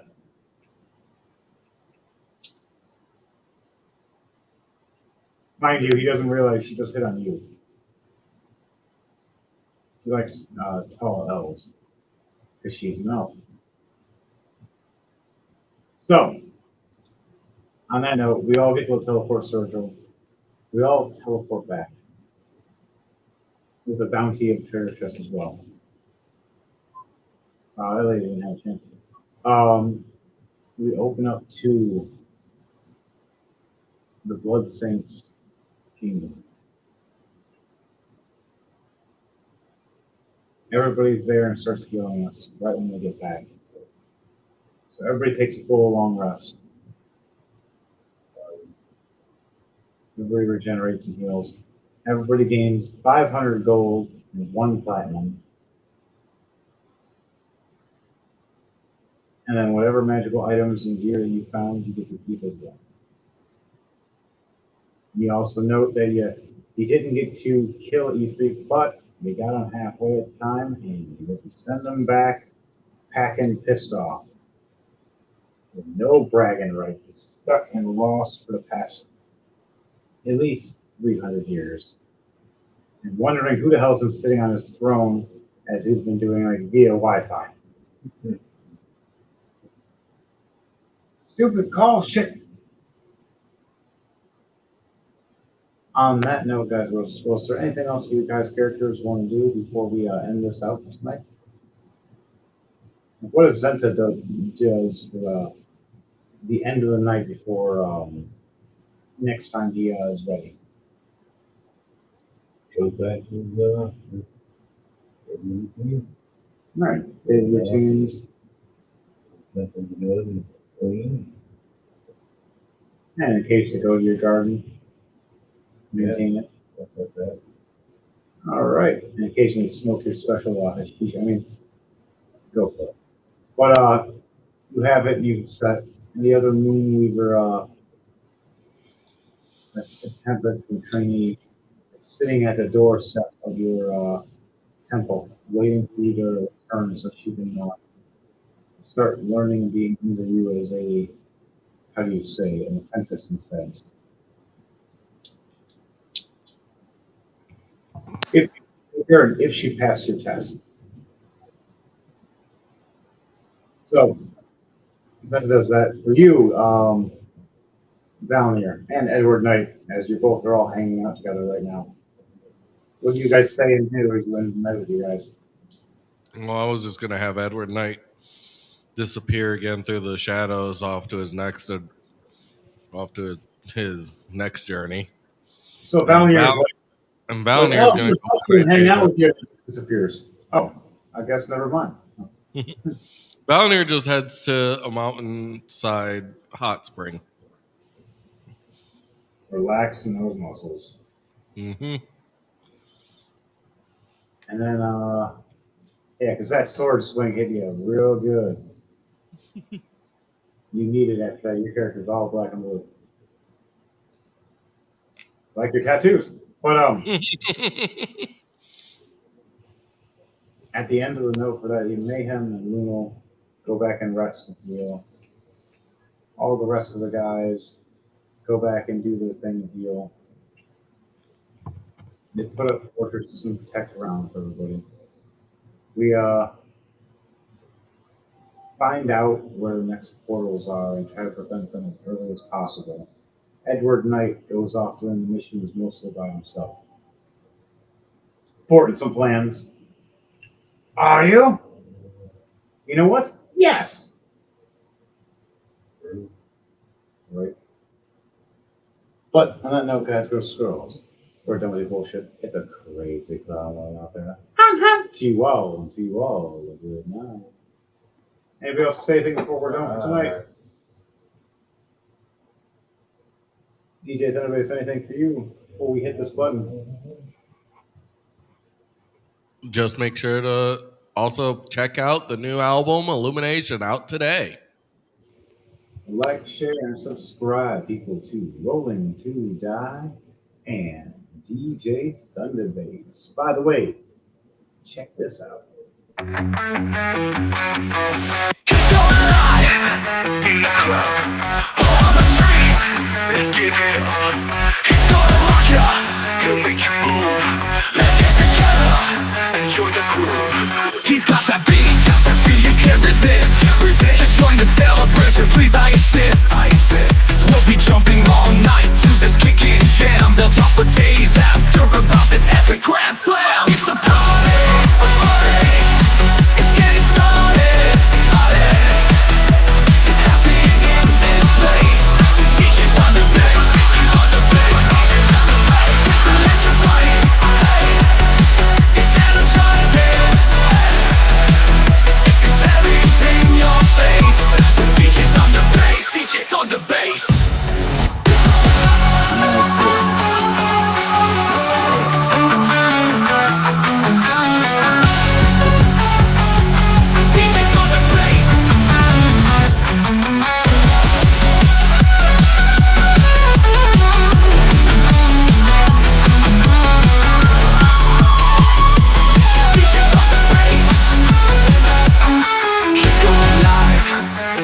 Club, on the streets, let's give it up.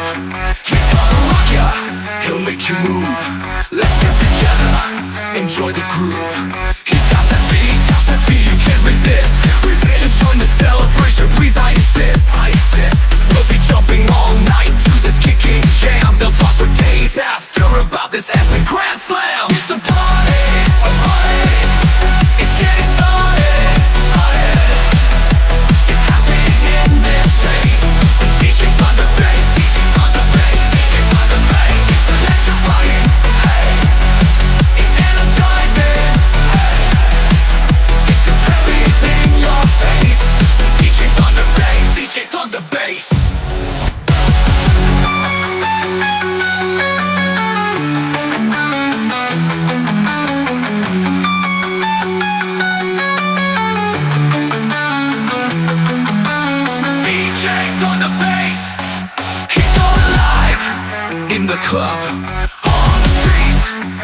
give it up.